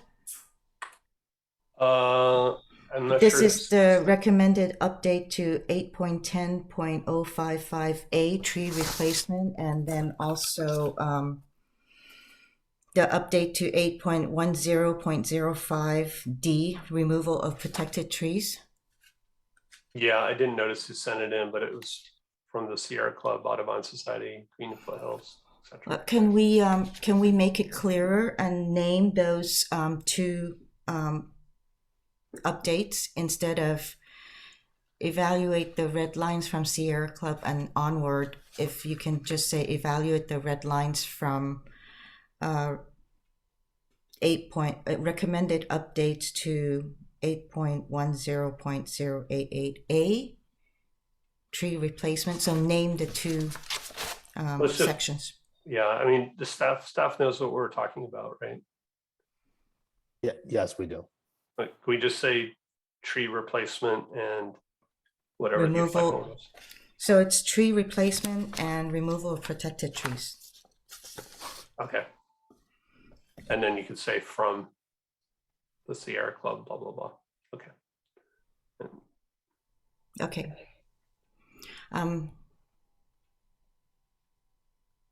Yeah, I guess I'm okay with the rest then. All right, thank you. Vice Mayor Burt. Thanks. And I think this motion gives a good latitude between giving the direction without being overly specific tonight, but to give a sense of to staff of where we'd like to head and what we'd like them to dive into more. On G, I think that's in the generally in the right direction.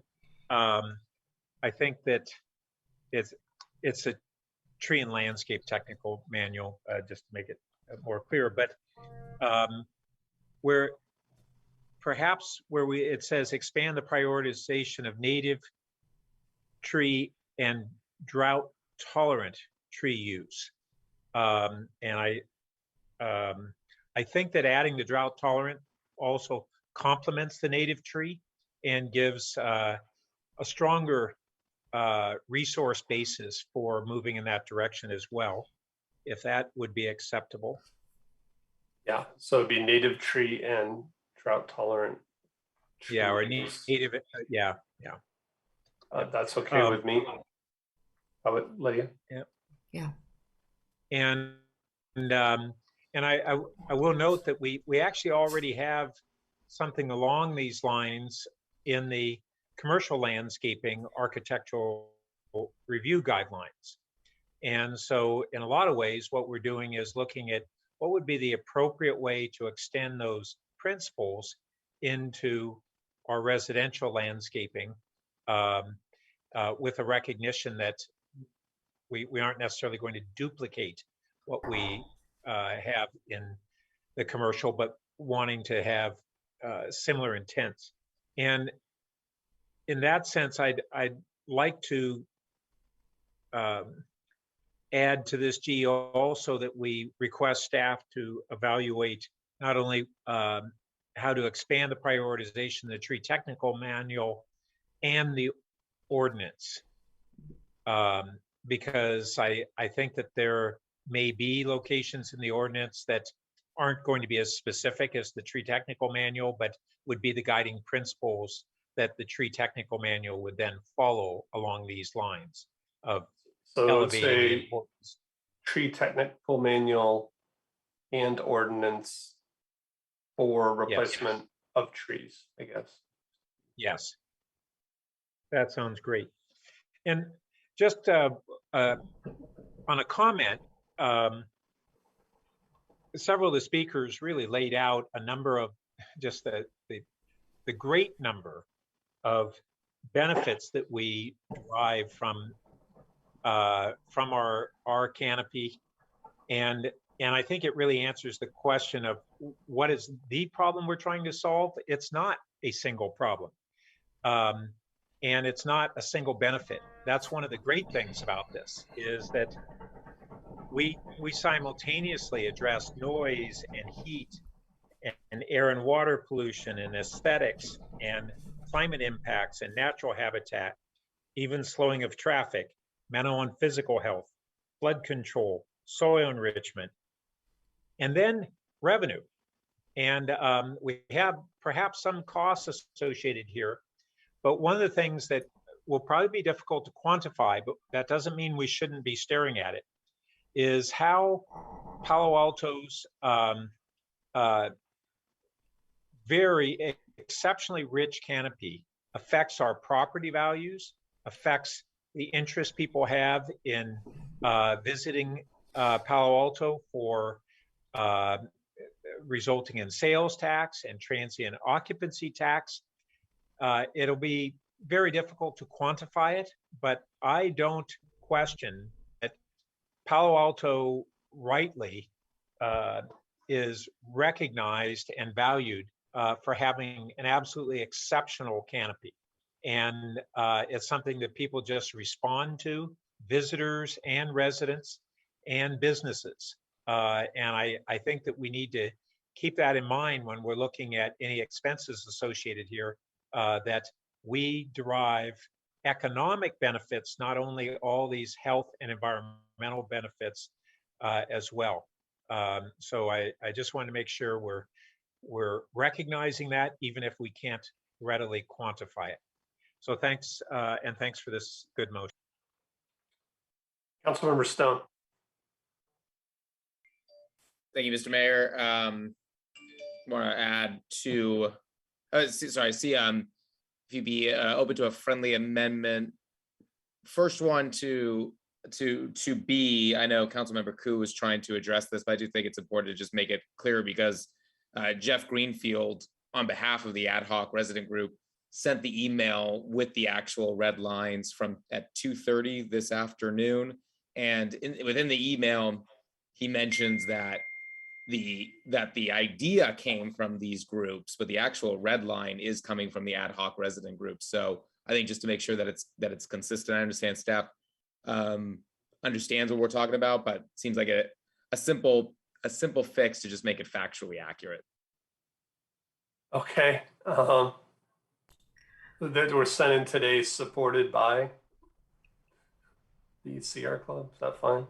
I think everybody knows. Sent today by Jeff Greenfield and from the ad hoc resident group, and supported by Woodwork. Okay. That's okay. Okay. Yeah, and I assume the seconder is fine with that as well. Well, I appreciate you bringing it up. I'm not really even sure. I know there was consultation with the groups, but I don't know if they worded their support or non-support. You know, I mean, they spoke about it, so I'm sure they agree with it. But I still don't feel comfortable adding them in there. I would feel comfortable with ad hoc resident group. Okay, I'm fine. It's not really. Thank you. And then I still think for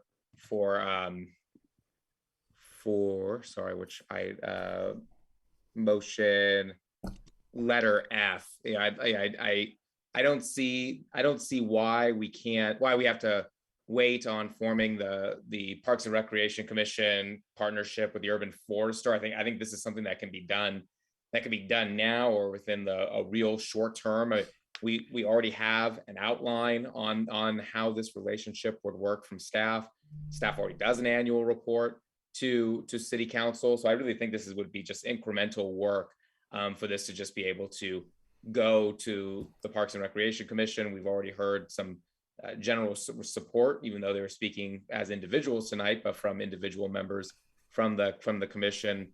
And I think if we need to minimize the quarterly updates to be able to save some expenses, I think those are some details that can be worked out. But generally, this seems like it would be a minimal cost and seem to have some pretty strong support from the community as well as various stakeholders. So wondering if there would be a interest from the motioner and the seconder to separate out that first part of Parks and Recreation Commission to just direct, maybe do it as E and direct Parks and, let's see, try to figure out the wording here. I mean, before you, again, I was deferring to staff's recommended approach here. They basically asked to explore this and come back to council. There's a policy change, I guess, associated with it. So again, I'm supportive, but I tried to write this in a way that would let staff answer any questions they might have. So I understand you want to make it happen quickly, but I'd be hesitant to change it. Okay, then I'll offer it as an unfriendly amendment. I think this is something that can get done faster than the stated timeline. So my unfriendly would be E, direct staff to formalize a role between the Parks and Recreation Commission as a forum for urban forestry issues. I'm open to language change if I get a seconder. We just make that H to be clear. You're not replacing all of no D or whatever. Thank you. Councilmember Stone, I'll support. I'll second. Great, thank you. Okay, so now we're talking about the amendment. Councilmember Stone or Koo, do you have anything else on this? No. No. Okay, any discussion on the amendment?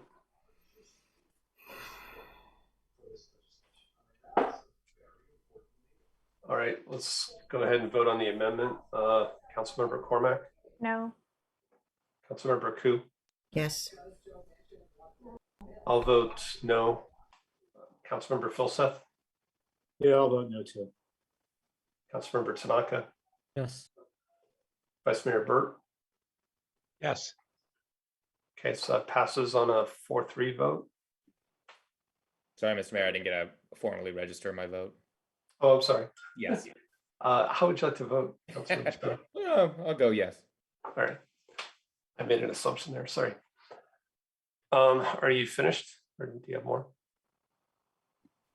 No, that's that's I just would like to just not as an amendment, but just I think say I've heard a lot of talk from council members tonight about the desire to protect trees and kind of the enjoyment and appreciation of it, but many seem to stop short of enthusiastically supporting true action that's going to be able to get that done. And we can talk about our desires and our hopes all day long, but this is what's actually going to lead to an enhanced canopy and an improvement of really addressing climate action and really stepping up and owning up to our SCAP goals. So we really need to walk the walk here and stop talking about it. So I hope the rest of my council members will agree to support this motion. This is a good step forward. And just to clean this up, I think we can delete an F from the number 6 through and. Yeah, great, thank you. Councilmember Cormack. Thank you, Mayor Du Bois. In part A, if you were trying to do the staff recommendation, did you mean items 1 through 4, or did you mean the entire recommendation? Well, I mean, I think the entire recommendation is here in the motion. Again, I think staff understands. Okay. With C, help me understand why you picked 15 inches. Because that was the next largest size that all the cities around us use. Yeah, okay, so I don't know if you want to split it, but I'm not going to be able to support that until our professional staff comes back and talks with us about what the right number is. That's what this says evaluate it and return. But you gave a specific number. Yep. Okay, we can split it. E, I support doing that as part of the budget process. I'm confused about F. This was the policy and services with some things added that we discussed tonight. Is that what that means? And this is trying to say, yeah, for number 8 from policy and services and the other issues staff raised that it can be on a separate timeline, basically. Okay, does this address the issues of the foothills residents with the wildland forests? I think so. Where? Under and other concerns. I mean, I think we can come up with a long list, but Well, but members of the public brought up a long list of concerns tonight, and I want to be sure that they're captured. I think one member of the public, but yeah. My other members brought up other issues. All right, staff already said they take a look at solar and the ADUs. I guess this, just back to this 36-month building moratorium, is it possible to do a look back instead? I guess that's really a question for staff. Like if someone had cut down a tree in the year before they applied, could you, I guess that would be retroactive. I don't know. Are we allowed to say, hey, you cut down that tree, you have to add 3 because that's part of our, I'm just trying to understand why, why preventing building is better than replanting more trees for a tree that was removed.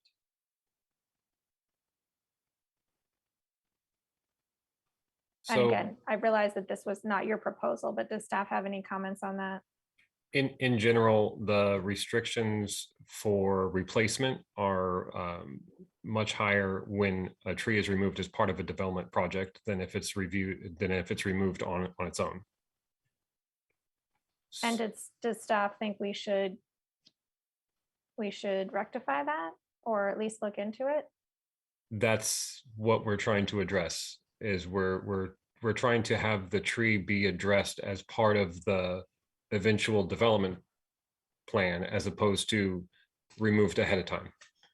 I'm asking the inverse, I think, which is should we just have the same rules for trees regardless of whether or not there's a building proposed? I don't know if I'm prepared to answer that right now. Okay, well, that's how I would think about it. If the goal is to increase the canopy, I don't know why it would be stopping people from making changes rather than if they take down a tree at any point, whether or not there's a building being planned and we're considering it protected based on size or species. I don't know. That's what I would think. Okay. GH. So I guess the thing that's missing here for me is I don't actually agree that the general public has had a lot of time to review this. I mean, I know we spend a lot of time at Finance and Policy and Services, but I don't think the general public follows that quite as closely. So I think this should be sent to the Parks and Rec Commission for them to take a look at it and review. And I believe, didn't staff also suggest that it go to, I'm sorry, was it ARB? Who was the other place that staff was recommending this go? It was ARB. ARB. All right. So would the maker and seconder be open to an amendment? I'm not sure where. I guess it would be in D.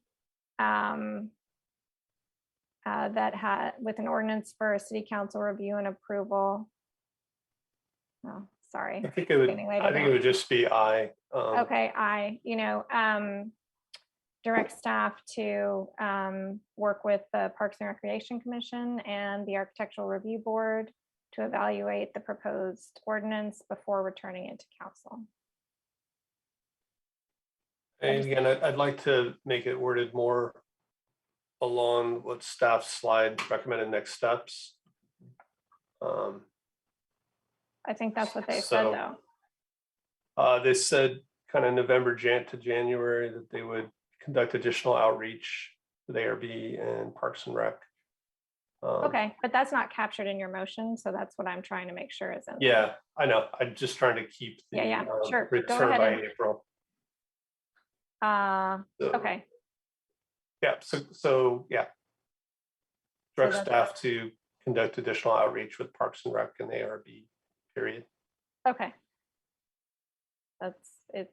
If that's acceptable, I think that would improve this. And I think, because I think that'd give the public a chance to better understand the impacts. Councilmember Ku, is that all right with you, or would you like to make some changes? Yeah, I feel urban forestry is, especially the living infrastructure, should be under Parks and Rec for them to take a review. So actually, can we just get it correct? So I was suggesting that it stop after ARB, and then we. Yeah, so I actually would prefer that it just go to Parks and Rec, but Okay, I'll yeah, leave so that with the maker.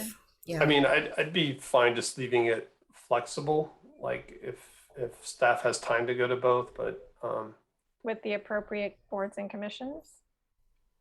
yeah, something like that. How about that?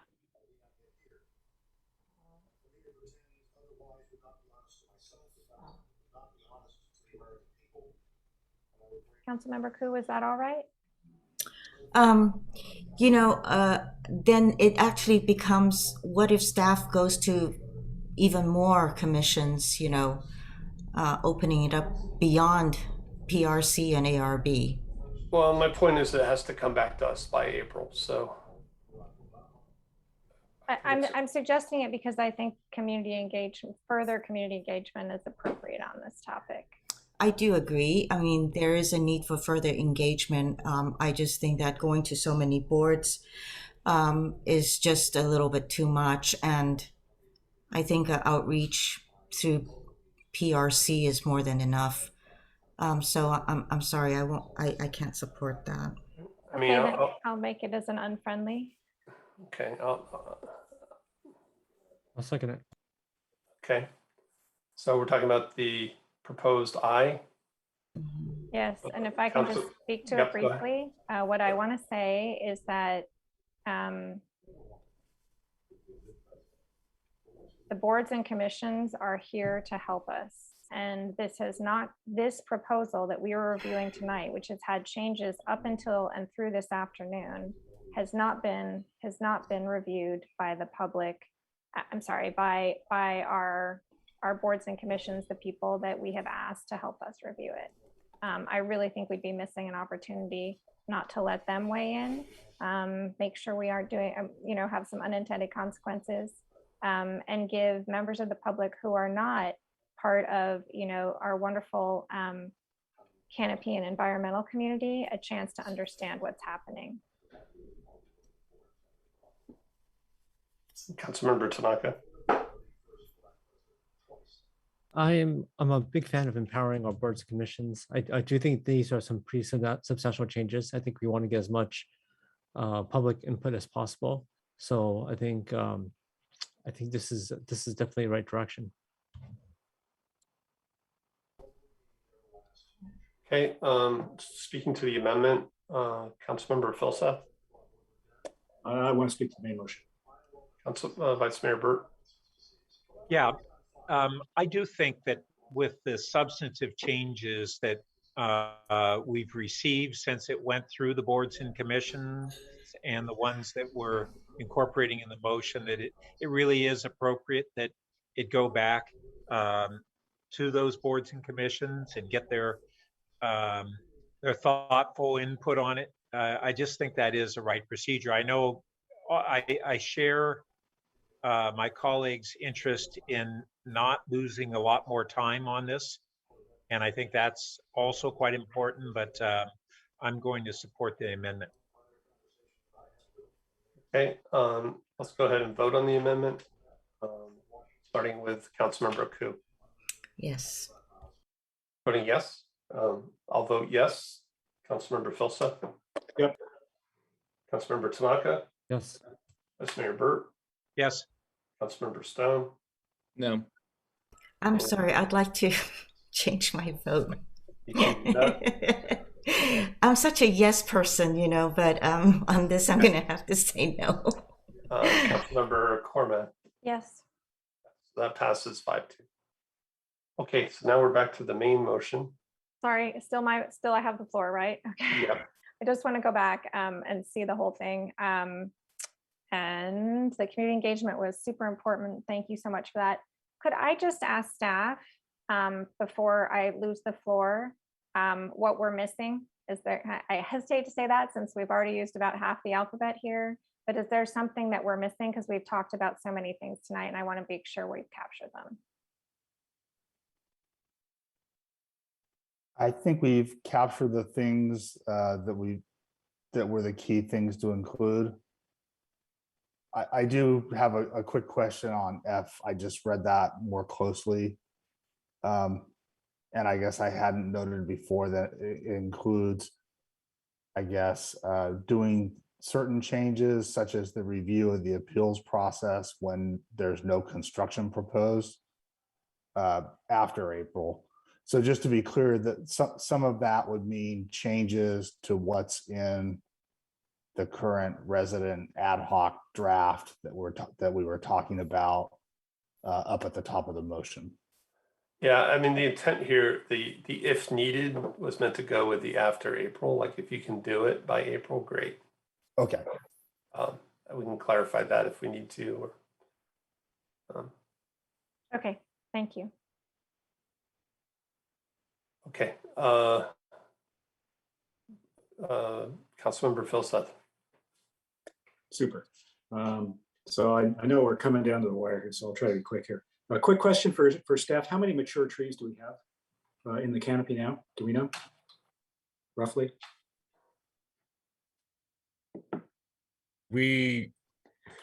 Sorry about that. We do not have an accurate number because the majority of trees in the urban forest are private trees and we do not have an inventory for them. Have we got an estimate? Is it 10,000 or 100,000 or 1 million?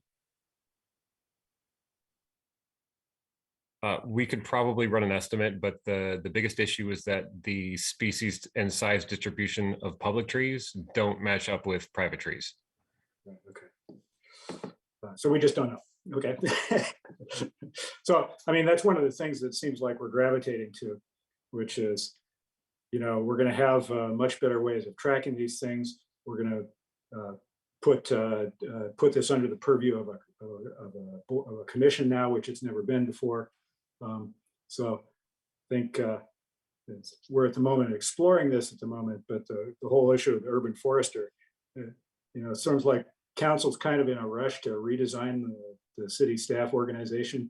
And, you know, I want to make sure that we, you know, we're asking the city manager if he really wants to do that, because it's his organization. And so if we were to give, if we were to make it a priority for the city to increase the tree canopy by 10% or something like that, that seems like the kind of thing that we'd want to wrap into an effort like this that would be involved, would be worthy of sort of, you know, greater focus and greater investment and so forth. So that would be one thing. Agree with staging this. I know we're all in a rush to get it done, but staff, you know, has pointed out a bunch of loose ends that need to be cleaned up. The nuisance definition, we're going to increase the number of designated protected trees by a factor of 7. So I thought Mr. Gollinger's point about, you know, there's a relationship between the number of trees that are designated protected and sort of what the rigmarole that you have to do around each one, and you know, how clean our standards are and complete for when you can remove it, when you can't, and so forth. I do agree on the outreach. I think I kind of agree with Councilmember Cormack that I suspect there are quite a large number of people that don't really understand this in great detail yet. I mean, we got 40,000 Palo Altans living in homes with landscaping now that are potentially affected by this, of which, you know, I'm going to guess that, you know, 39,850 probably can't tell the difference between a Valley Oak and a California Black Oak and have no idea what this stuff is going on. And to be frank, you know, it is kind of complicated dealing with the city on a protected tree issue. And it's not just removing them. It's anytime you're doing some work on your property that's within the drip line of a tree or within 30 feet. And sometimes the tree's on your neighbor's property and you didn't even know it was there and so forth. So this has the potential to affect a bunch of people. And so I hope as we go through this, that, you know, staff can, we can sort of streamline the interaction of people that are, I mean, the professionals all know this stuff by heart, okay, right? But, you know, sort of Jane average resident who's never had to deal with an issue like this before, you know, it's kind of daunting when you first started doing it. So I hope we can take care of those people as we do this. And then finally, I think, you know, there's sort of violent agreement of everybody here how important the tree canopy is in Palo Alto. But when this stuff comes to council, I mean, people are asking us, look, ask the quantitative questions, ask the analytical questions. You know, we know this is important, but how much good for how much impact will this ordinance do? Okay, relative to the overall mission, which, you know, is even that's sort of not completely defined, right? So, and nobody knows that right now, but I think we're on the cusp of actually being able to answer that question. So I hope if this comes back by April and the new mapping system is in place and so forth, we'll actually be able to take a shot at, okay, how many trees, you know, how many trees are this ordinance covers are being lost today, right? We know that's offset by the amount of trees going up, but we don't know what an impact this is going to make. And we might actually be able to answer that question. So if we can, I would hope that staff would be able to come back with some idea of, you know, how much good will this ordinance do versus, you know, how much it's going to cost and impact residents and so forth. I mean, because there will be some. Okay. Okay. Thanks very much. Thank you. Councilmember Tanaka, and then we're going to go ahead and vote. Councilmember. Yeah. So I was wondering for, I know we have this kind of catch-all, where is it? Other concerns on F, but I think there's three that I could think of that are really, that we heard tonight and I've heard before, and I think it could be really contentious, but I think they do need to be addressed. So one of them is the issue about droughts and forgiveness for droughts, because I don't think we want to leave people in the pickle. The other one is the fire risk for rural areas. And the third one is property rights. We heard all of them actually tonight. So I think rather than, I think there are other concerns, but I think these are the three big ones that, at least in my mind, need to be addressed because there's inherent conflict in all of these. So I'm asking if the maker and the seconder will be open to doing an EG as example for other concerns to encompass at least these three. Because I think these are three big ones that are something which could cause a lot of consternation in our community unless we make it clear as to what we mean. I mean, I read the ordinance. I believe it covers property rights already. So if you know, with the risk of creating a huge laundry list, if you want to include,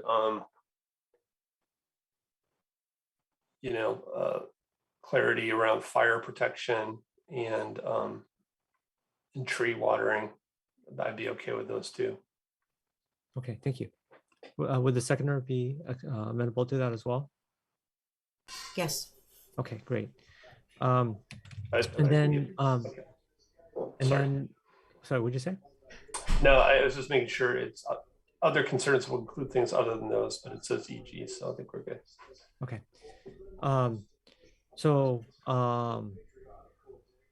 Well, I guess it's this clear to step. What I mean by is the drought issue, right? I don't know if that's I don't know if tree watering, maybe tree watering during drought. During a drought, yeah. But I mean, it really is responsibility to water a tree all the time. Like, what's the requirement? But okay. And then let's see, and then yeah. So I agree with splitting out C. The other thing I wanted to ask is splitting out E as well, because I don't agree with that. No, unless I know how much that's going to cost. So I think that should be separated too. Let me ask Councilmember Cormack. Well, are both of you good with voting on C and E together, or do you want to both split from each other? I'm okay with putting them together, but I don't know what Councilman Cormack. I'd like to vote on them separately. I'm sorry for the extra trouble, but as I said before, I think it's appropriate for our staff to decide if that makes sense during the budget process. That's all I had. Thank you. All right, so let's go ahead and vote. So we're voting on A through I without letters C and E. And I think we're starting with me, so I will vote yes. Councilmember Philseth, Yes. Councilmember Tanaka, Yes. Vice Mayor Burt, Yeah. Councilmember Stone, Yes. Councilmember Cormack, Yes. and Councilmember Ku. Yes. Okay, thank you. So now we're going to vote on item number C, starting with Councilmember Philseth, Okay. Councilmember Tanaka, No. Vice Mayor Burt, Can you scroll C back up? So yeah, thank you. Yes. Councilmember Stone, Yes. Councilmember Cormack, No. Councilmember Ku, Yes. and I will vote yes. And then voting on letter E, starting with Councilmember Tanaka, No. Vice Mayor Burt, Yes. Councilmember Stone, Yes. Councilmember Cormack, Yes. Councilmember Ku, Yes. I vote yes, and Councilmember Philseth. Yes. All right, well, thank you guys. We got through that item. I know it's getting late. It's 10:30, but I would suggest we continue. Any objections? All right, so let's go ahead. Mayor, I think we need to anticipate that we may not complete the next item. I'm certainly game to commence with it, but I think we need to look at the hour and the complexity and anticipate it's very possible that we will not complete it. All right, I suggest we go for another hour and we check in an hour and decide if we're going to finish it. So could staff go ahead?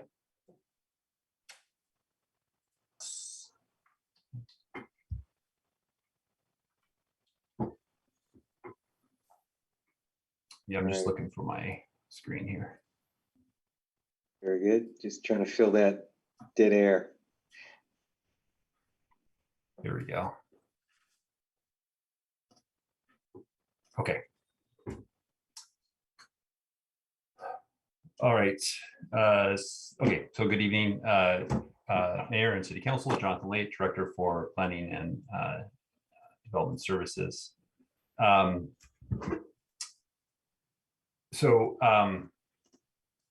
we go. Just to provide a little bit of context, the City Council had requested, has been interested in exploring possible updates to the commercial impact fees for the last couple of years. More recently, in June, the council considered a colleague's memo asking the council to consider an increase to $68.50 a square foot for commercial office and R&D. You held off on taking action on that in part in staff's request so that we could update the feasibility analysis that was included in the 2015 Nexus study. That analysis has been completed. It was transmitted to you a few weeks ago, and it's included in the report that you have tonight.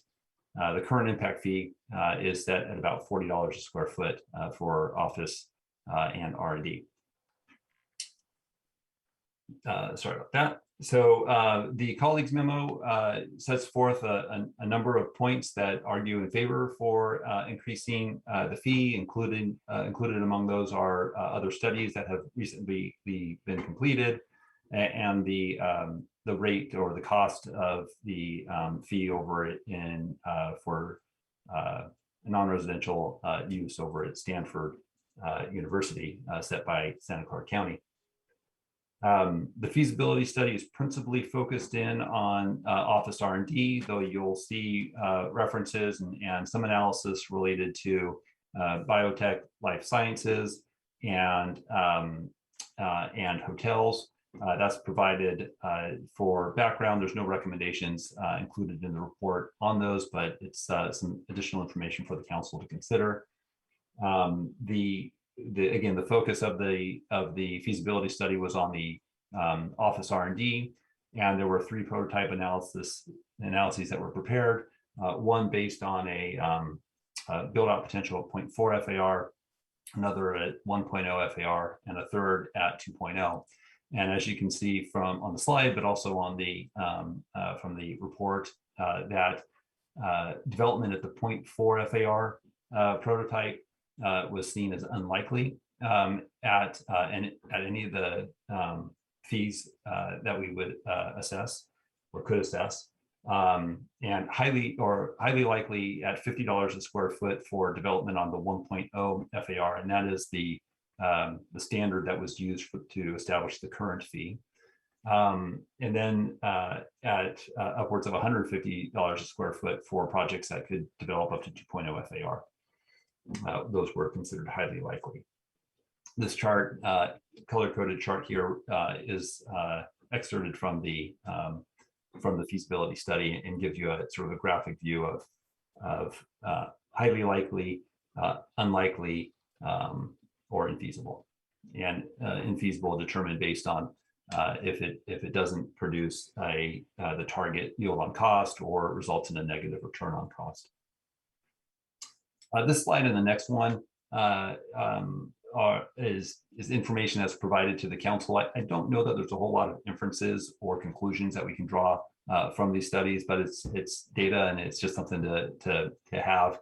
What this one shows is how much collection or how much commercial impact fees we've collected since 2004 to present, and that data is overlaid with the commercial impact fees, the cost of those fees over time. So you can see how those sort of interplay with each other. But again, I don't think there's a lot of analysis or a lot of data points here for us to draw any conclusions. This next one's a little bit more interesting and shows for the past 5 years, the commercial impact fees that we've collected and the amount that's gone toward the Affordable Housing Fund, and that's shown in the dark blue on the bar chart to the right, and the lighter color blue is impact fees that have gone on to support our other interests such as parks and libraries and public safety and so forth. So that's again just more information for the council. And again, maybe this one serves as a bit of a reminder to balance when we set the fee, to balance that fee to provide affordable housing, and making sure it's not so high that it results in less fees being collected for not only for affordable housing but for other interests as well. Okay, and I'll end up my presentation with just this last slide. A recommendation to the council to adopt the fee. The ordinance is set at $68.50 a square foot, and this really flows from the council colleague memo. We've noted in the staff report and have included in the council's options. Of course, you could do an alternative, including an alternative that might tier some of these fees. And then also we ask that you take into consideration pipeline projects. Right now, they are not exempt from the increase in fees based on the ordinance that's been presented to you. So with that, Mayor and City Council, thank you for your time. That concludes my presentation. Thank you, very efficient. Let's go to members of the public. So if you'd like to speak on this item, please raise your hand. Yeah. And we'll continue taking hands for the next 6 minutes as people speak. We will go ahead and do 3 minutes a speaker. Our first speaker is Charlie Whiteens. And Charlie, you should be able to talk now. Yes, good evening, Mr. Mayor and City Council members. Thank you for this opportunity to speak to you tonight on this item. Tonight, you will be reviewing the staff report that recommends a significant increase to the commercial linkage impact fees on new commercial development.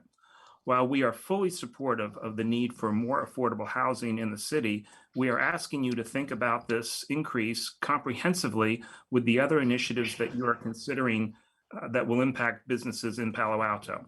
With some major businesses already leaving Palo Alto, this significant increase from the current $39.50 to $68.50 is discouraging to new businesses that want to come to Palo Alto.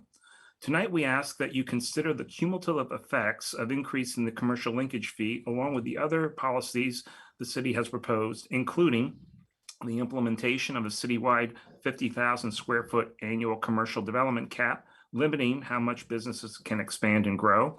The current conversations suggesting businesses give up their square footage so that more housing can be built. The current discussions for a new business tax, including a square footage tax to raise up to $40 million a year with annual increases and no sunset, and the increase of the document transfer tax and utility tax, which are also paid by businesses. Combined, these initiatives will make it more difficult for businesses to stay in Palo Alto. And if companies do leave or downsize their operations due to the taxing measures, the city will not only lose tax revenues, but also restaurants and hotels who rely on businesses generated by employees and business travelers will be significantly impacted. We encourage you to consider policies that help promote the current recovery and future development of the business community.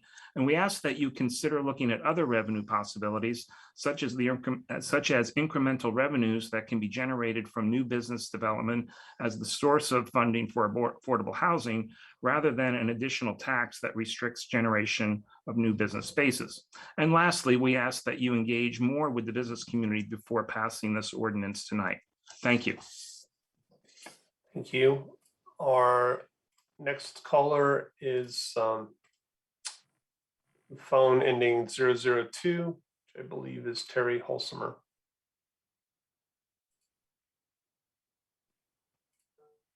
Yes, this is Terry Holzberg again. I just wanted to express to the council and make a quick comment on supporting the colleague's memo that recommends that commercial impact fees be increased to $68.50 per square foot from the current fee, which is around $40, I believe.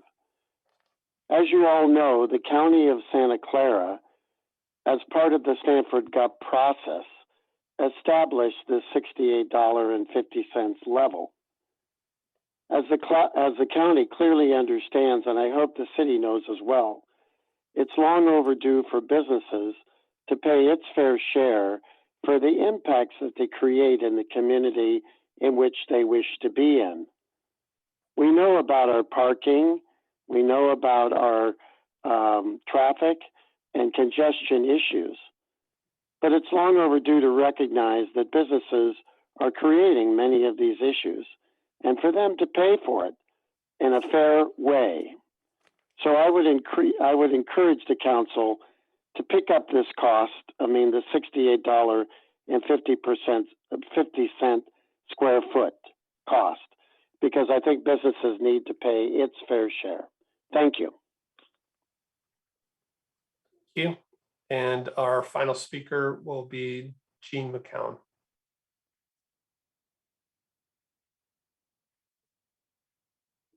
Can you hear me? Yes, we can. Great, thanks. Hello, Mayor Du Bois. Thank you. There's a letter that I hopefully received earlier today that's got some content in it. I'm not going to go back through that. But what I would ask you to consider, as your neighboring jurisdictions have, and your study supports, how to strike the smart balance between the amount and type of commercial development you support and the cost of inclusionary housing fees to be borne by that development. If the fees attached are not set at a reasonable level, they will be counterproductive. They will disincentivize investment and probably steer it away elsewhere, probably out of Palo Alto.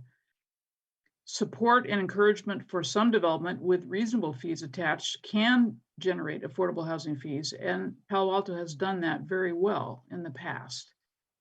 On the contrary, raising the inclusionary fee to an unrealistically high level will not support affordable housing. It's an empty and illusory promise to suggest otherwise, and that's in essence what your consultant study is telling you. So what would be achieved by that outcome? Finally, to the extent that companies who would consider being in the Stanford Research Park will compare this very high fee relative to others and look at other alternatives, there's a negative message that it's sending, which is a concern to Stanford. And we hope it might be a concern of yours as well. So thank you very much. Thank you to all the speakers. Bring it back to council. And Councilmember Philseth, I believe you were one of the authors of the colleagues memo. Right. Are you entertaining motions now or questions or? Yeah, questions, comments, and motions. Move to set the affordable housing impact fee for office and R&D at $68.50 per square foot. Second. Thanks. So I actually agree with the public, with several of the public speakers on the need here to take a really holistic view of what we're doing here. And I think that makes a lot of sense, and it's time we did it. But for the moment, I really want to focus on the impact on affordable housing here, which was the previous studies, not the current one, which is effects on office development economics, but I'll come back to that in a minute. So our impact study on the impact was $264 a square foot, and several others in the area of other cities nearby have run in the range of $120 to $160. And I think we all know that if a project creates an affordable housing need, then somebody has to pay for that impact.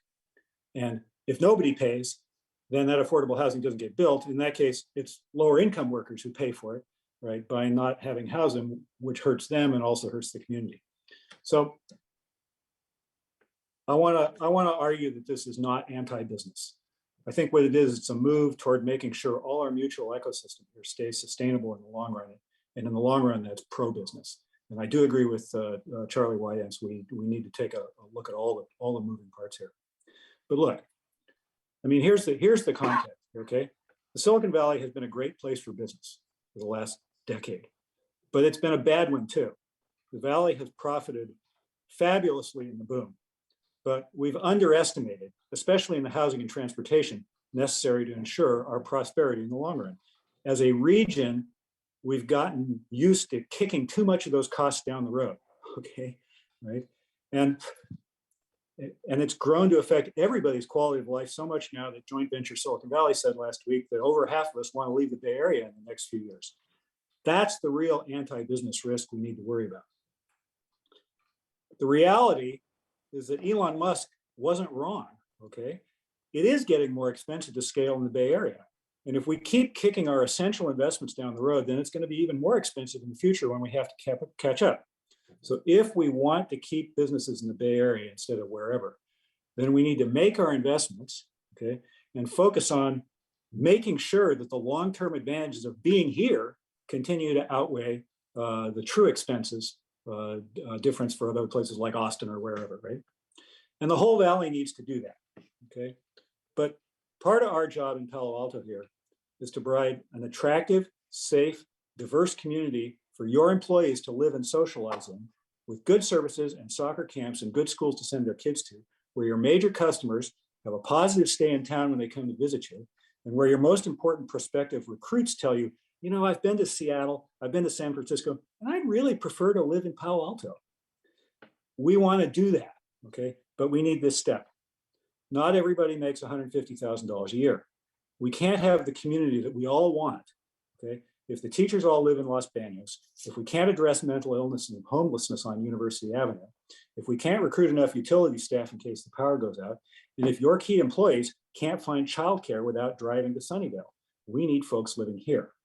And if we're going to do this sustainably in the long run, and the whole valley, then we in the whole valley, we and all our peer cities, we need to get out of kick it down the road mode, okay? And get to a mode where if we build something, we're upfront about the true impacts, and we got a regular process in place for funding those. We need to be in steady state mode where we pay our freight as we go. And that's really the proper role of these impact fees. I don't think we should use impact fees to affect commercial growth. We've got other mechanisms for that and they're working fine. I don't think we should use impact fees to fund general city operations. There are other mechanisms for that as well. I also don't think we should ask new development to pick up the tab for previous impacts that we should have paid before but didn't.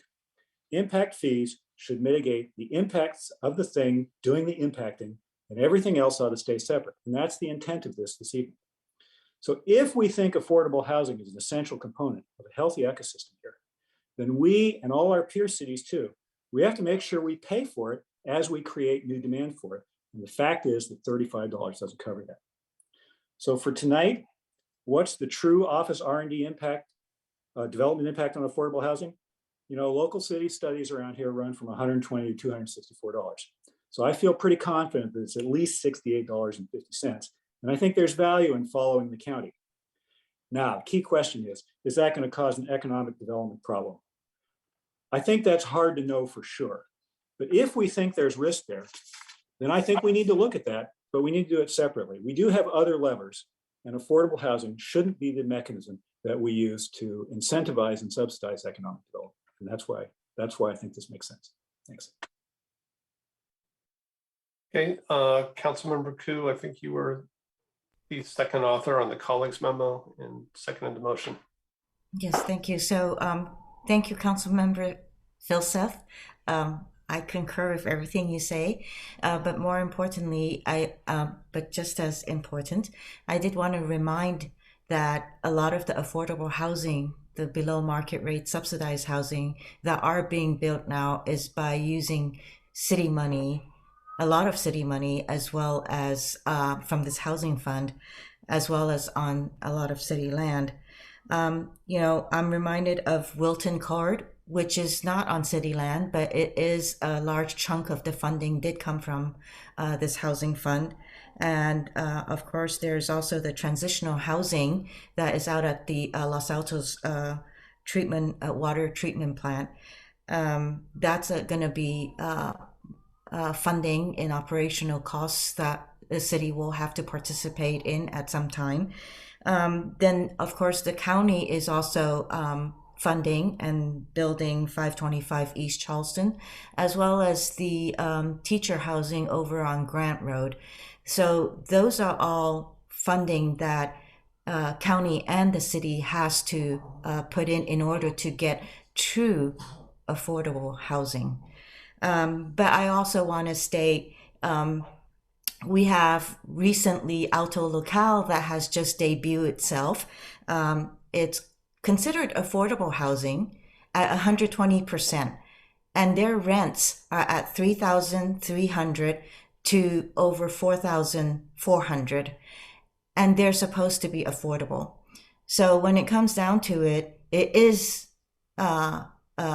municipalities and cities and counties that are going to have to support the actual subsidized below market housing.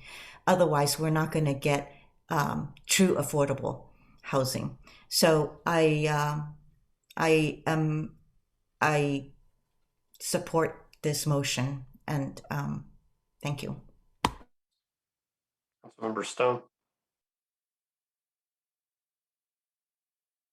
Thank you, Mr. Mayor, and thanks to Councilmember Filseth and Councilmember Koo for the colleagues memo and the motion and really help driving this forward. And I really just kind of want to pick up on what Councilmember Koo was there talking about the importance that this public funding plays in actually being able to fund the actual construction of these affordable units. And just to once again, and I know I've talked about this before. I can't remember what the issue was that was before us earlier in this year, but a frustration in the lack of advocacy that we're hearing from our housing advocates within the community. I mean, anytime a housing proposal for market rate housing comes about, we're flooded with emails supporting the project and people talking to council and advocating for these market rate units and talking about the need for us to be able to meet our RHNA targets. But we are never going to be able to meet we historically have done very well at being able to meet our market rate RHNA targets, but terribly when it comes to these low income targets, and especially Here, what we have to create now, 1,556 low income and 896 very low income housing units within the next 8 years or so. We're not going to be able to get that done with inclusionary zoning. The only way we're going to be able to get that done is by actual construction of truly affordable units. That's going to come through these government subsidies and through funding mechanisms like this. And so I really just hope this message can really get out to our housing advocates in the community who do so much good work advocating for housing, but recognizing we can't get it done if we don't have the money to do it. And this is really helping us do that. So I hope in the future that we're going to get more advocacy on the actual funding piece here. And then on the business side with council, I think Councilmember Fulseth was making a very really strong point that I really do see this as potentially a pro-business direction. The one thing that I have heard for a long time from business owners is that their number one issue for being able to recruit and retain quality employees are housing issues.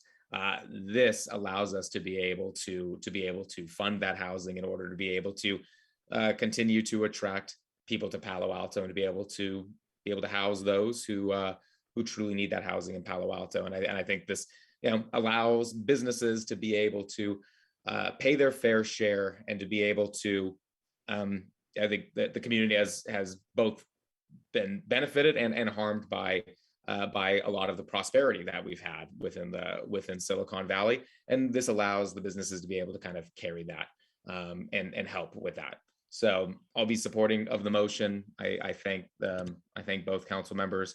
I just have one question for staff.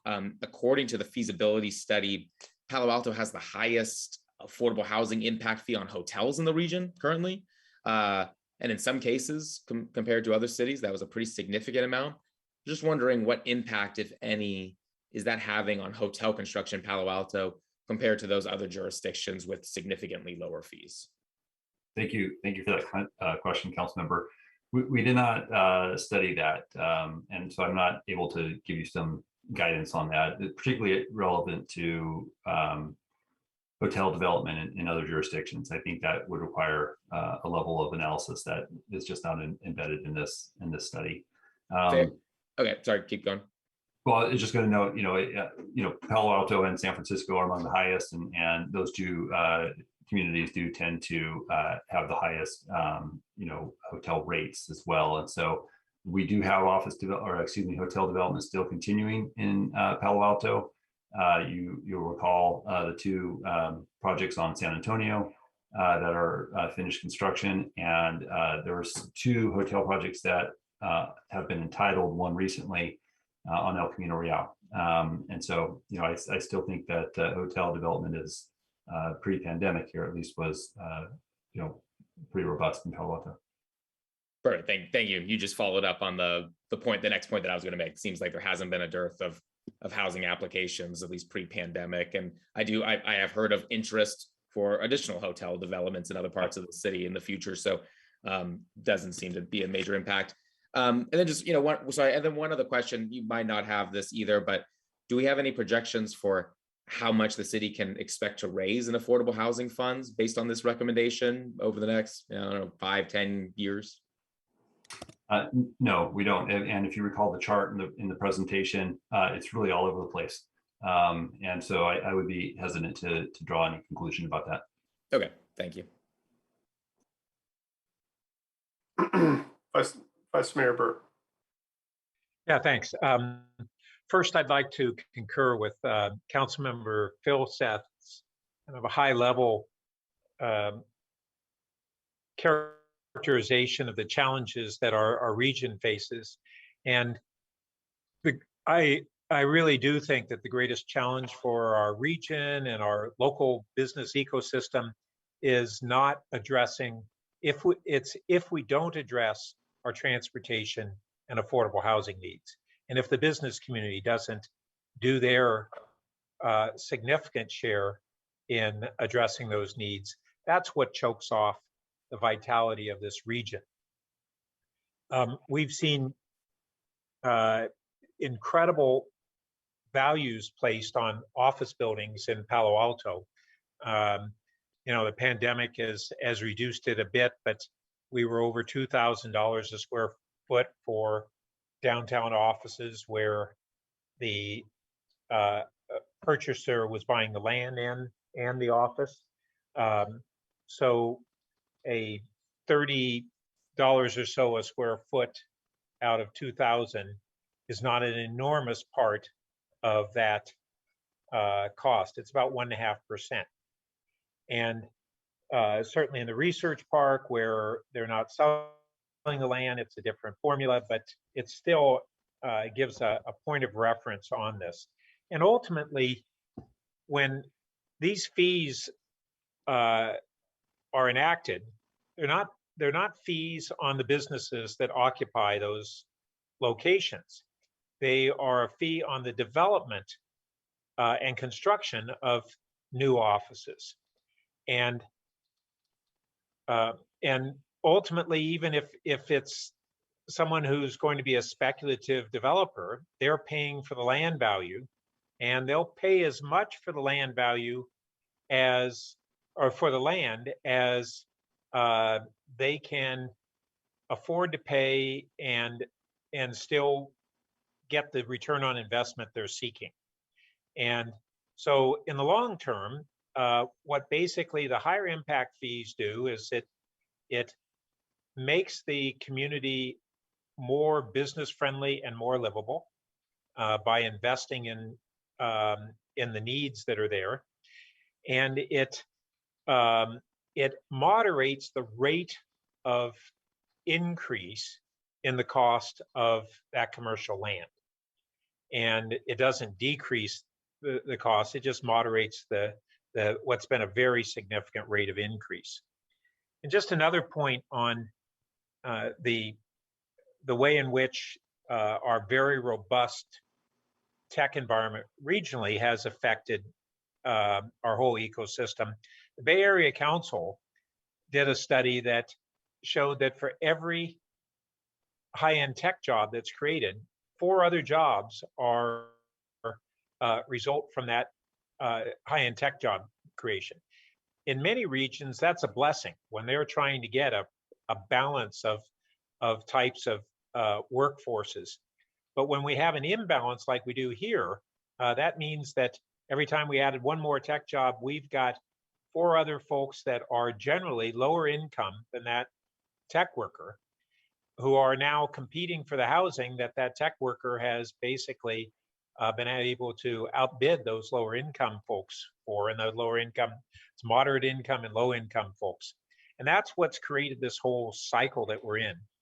So I think that this is a necessary balance. I do want to also ask, though, in the consultants report, they talked about 3 different floor area ratios, and but there was no comparison of project size.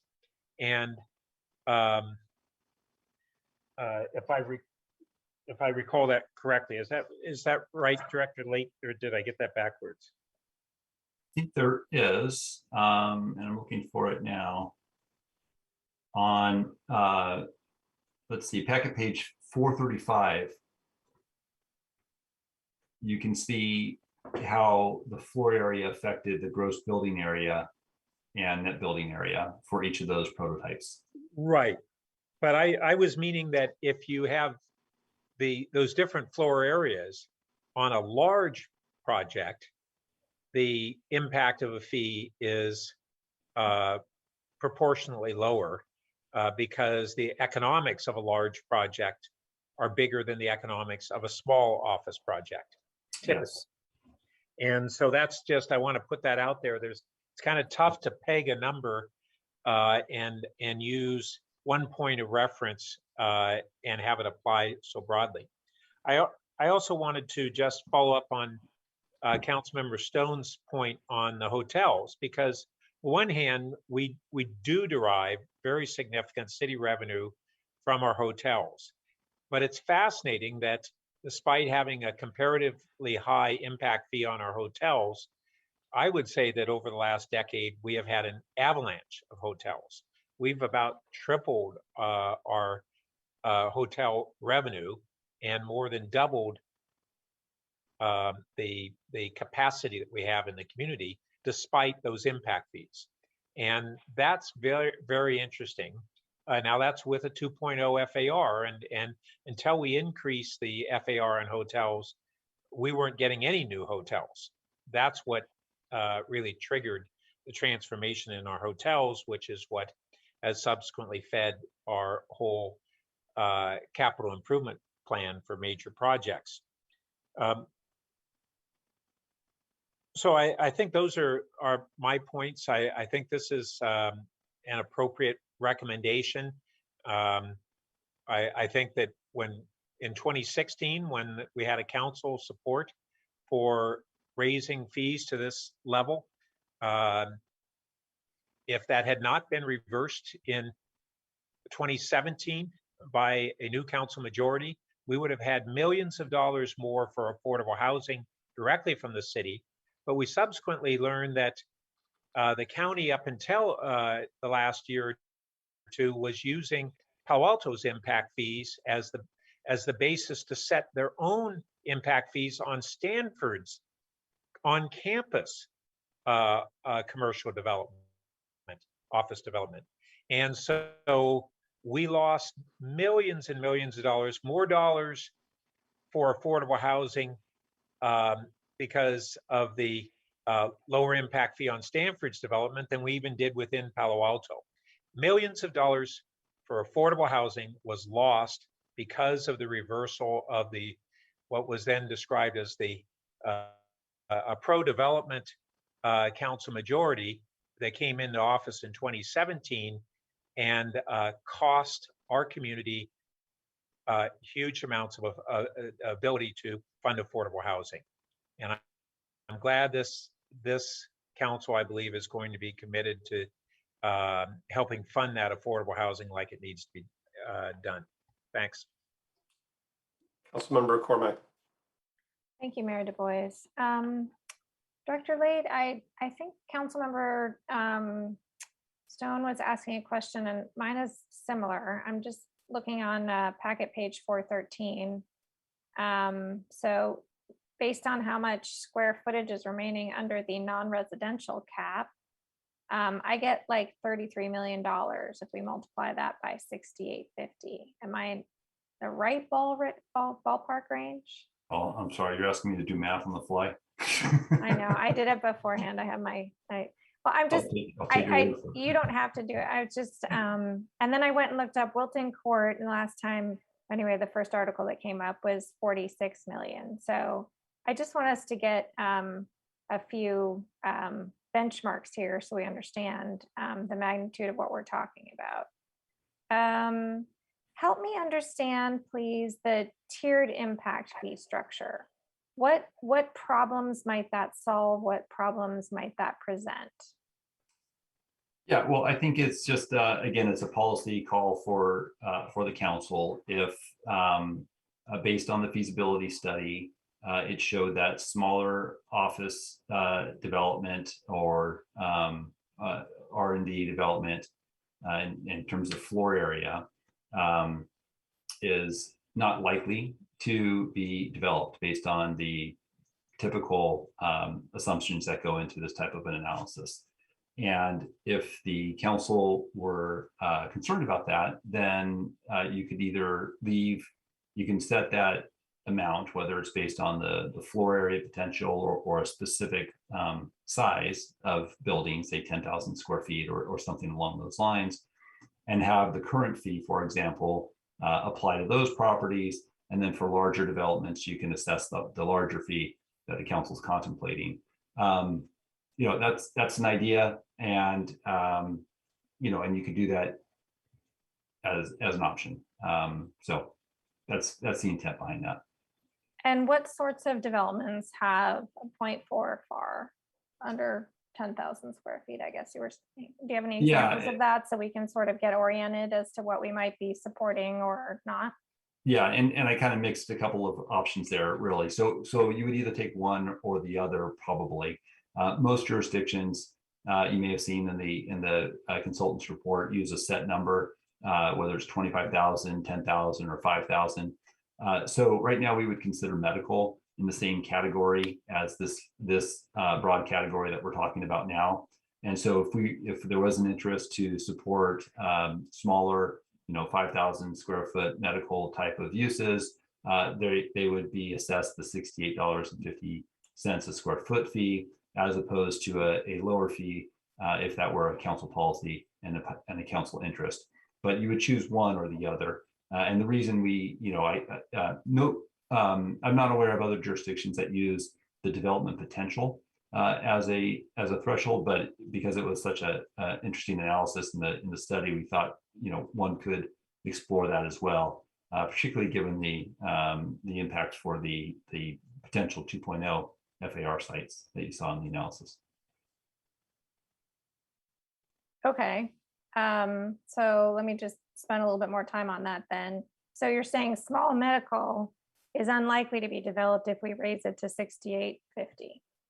Well, so I will say that it's included in this broad category. And so you might use tiering to parse out a couple of land uses that you didn't think were necessarily would be able to support the $68.50. And they would stay at the current level? If that could be an option. And is 10,000 square feet, is that one that seems to make sense to you based on what you've seen in the past couple of years? It strikes me as a development size that doesn't present this, the same.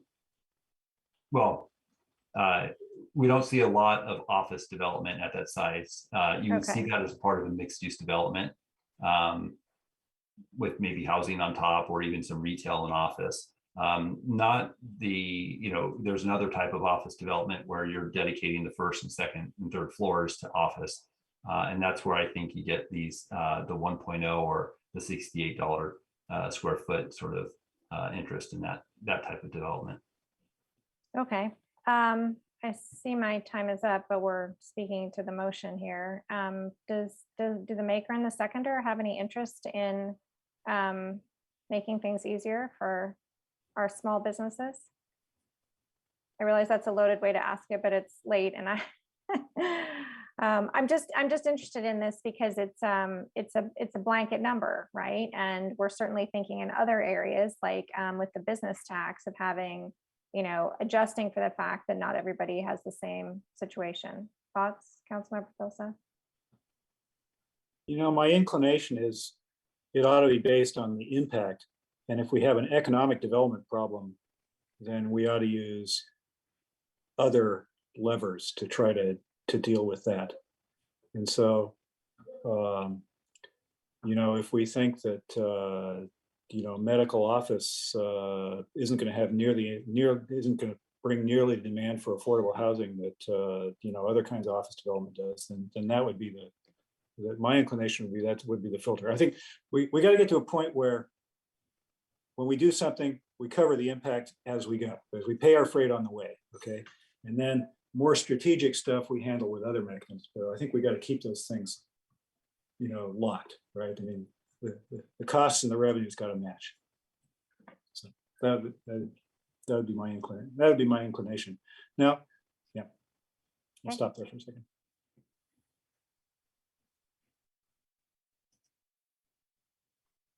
Councilmember Tanaka. Okay, it's a quick question. So, I mean, I guess it's kind of along the lines of Councilman Cormack, but I assume would this apply to nonprofits as well? I believe there's an exemption for certain projects, and so I could take a look and see if that's the case. Okay, yeah, maybe you could do that, and then I can make a few comments. So I think we all saw that Tesla is moving the headquarters. Was it last week or the week before?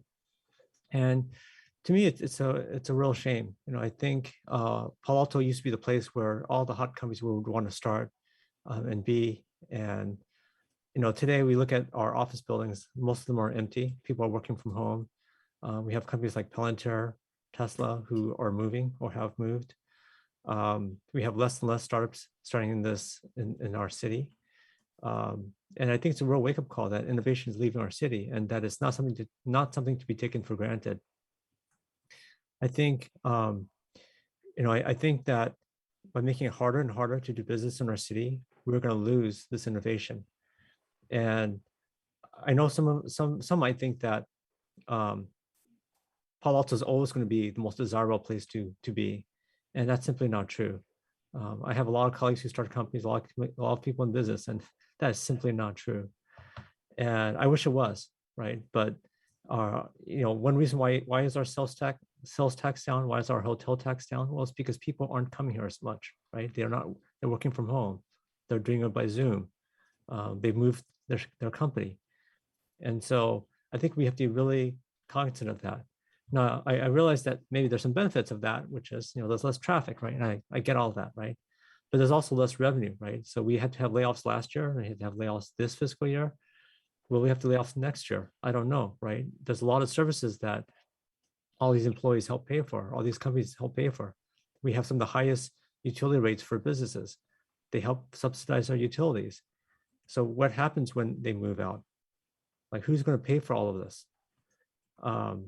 We're very fortunate to have relatively, a lot of revenue per resident, but as economic activity moves out of our city to other places, what's going to take its place? I think what will happen is, as we raise our fees, our business tax, our impact fees, we're going to see more loss of businesses, less businesses being started here. And it's going to be a vicious spiral. When you look at Mike's Bike, we approved on council, 3-4 years ago now? It's been a long time. It took them a long time to get the entitlements. And by the time they got the entitlements, the impact fees basically put the kibosh on the deal. So that housing that was going to be built there never got built. The one factor that we also have to think about is the commercial rates. I don't know if you guys have followed the office commercial rates. You may not, but the office rents are down a lot. They're down a big time. There are some people who are just looking for anyone to get in there, so they don't lose their office status. And so it was already hard to do development, but this is going to make it even harder. The rents aren't supporting it right now. If someone wants to rent property in Palo Alto, commercial property, office property, is probably a great time to be renting because it's down so much. And it's almost of every type. And I think the expectation that we just raise the fees, and this is a 73% increase. That's massive. That's like many times the rate of inflation. The expectation that a developer is going to lose money building is just not right. They're just not going to do it, and the rents don't support it. The economics don't support it. They couldn't even get a loan to do the development. No bank would do a construction loan with the project upside down. It's not going to happen. So there's going to be no hope of filling our coffers with affordable housing funds. Nothing's going to happen. Nothing's going to be built. They're going to go to other cities that are more friendly.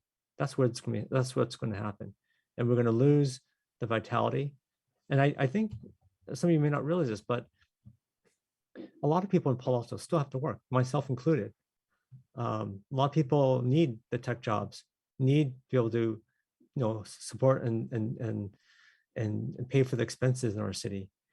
And so they need these jobs. And as these jobs move, what's going to happen? You're going to force families to move to pull their kids out of the school district, right? It's not desirable. We want this place to be economically vibrant for many reasons.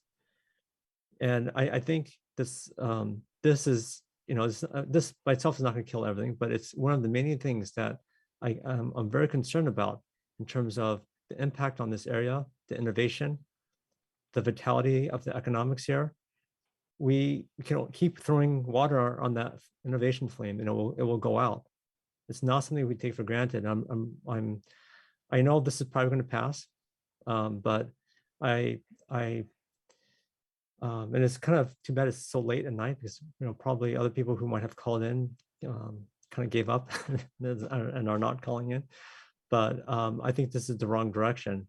And I hope I'm wrong about this. I hope that, just no matter what we charge our impact fees, no matter what we have our business impact fees or whatever, or business tax, people are just going to come flooding our city. I hope so, because I want to stay here. I hope that. I hope I'm wrong about this. But unfortunately, I think basic economics tell me that I'm not wrong. This is what's going to happen. But anyways, I know it's late, so you could go ahead and take the vote. Thank you. Okay, we've all got to speak to the motion. Let's go ahead and vote. Vice Mayor Burt, Yes. Councilmember Stone, Yes. Councilmember Cormack, No. Councilmember Koo. Yes. I'll vote yes. Councilmember Filsa Yes. and Councilmember Tanaka. No. All right, so it passes on a 5-2 vote. Thank you. And we are on to Councilmember questions, comments, and announcements.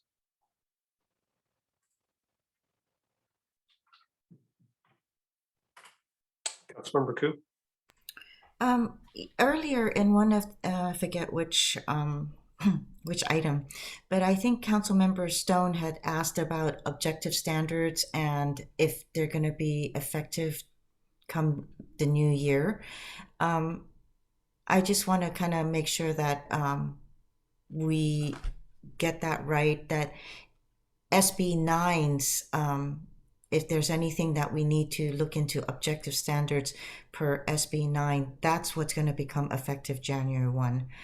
So I just wanted to point that out. Correct, Mr. Late? I see you're still here. Yeah, I'm not, is it permissible to speak at this part? Oh, okay, I'm sorry. In that case, that's all I want to point out. Yeah, thank you. Yeah, so we're aware of that.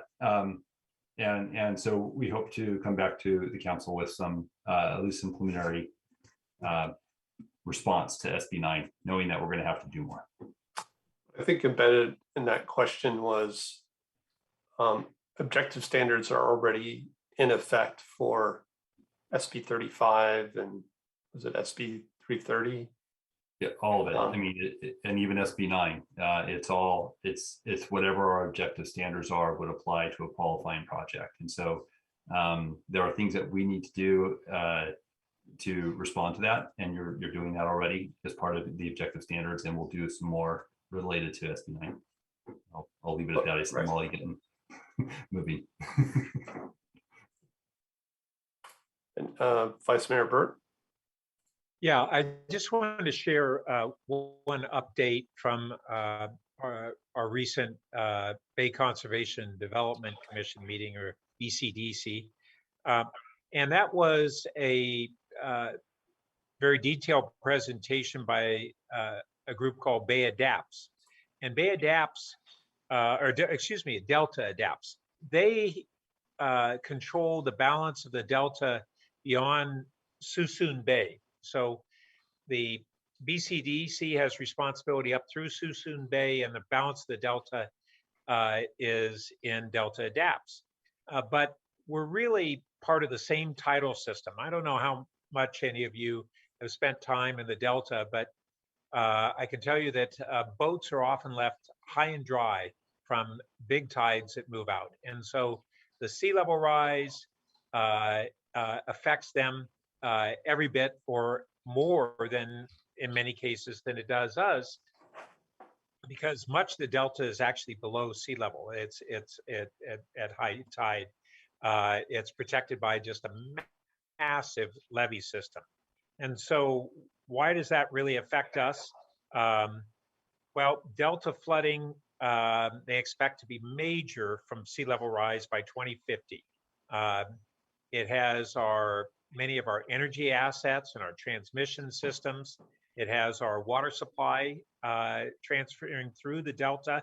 It also has saltwater intrusion into freshwater water supplies. And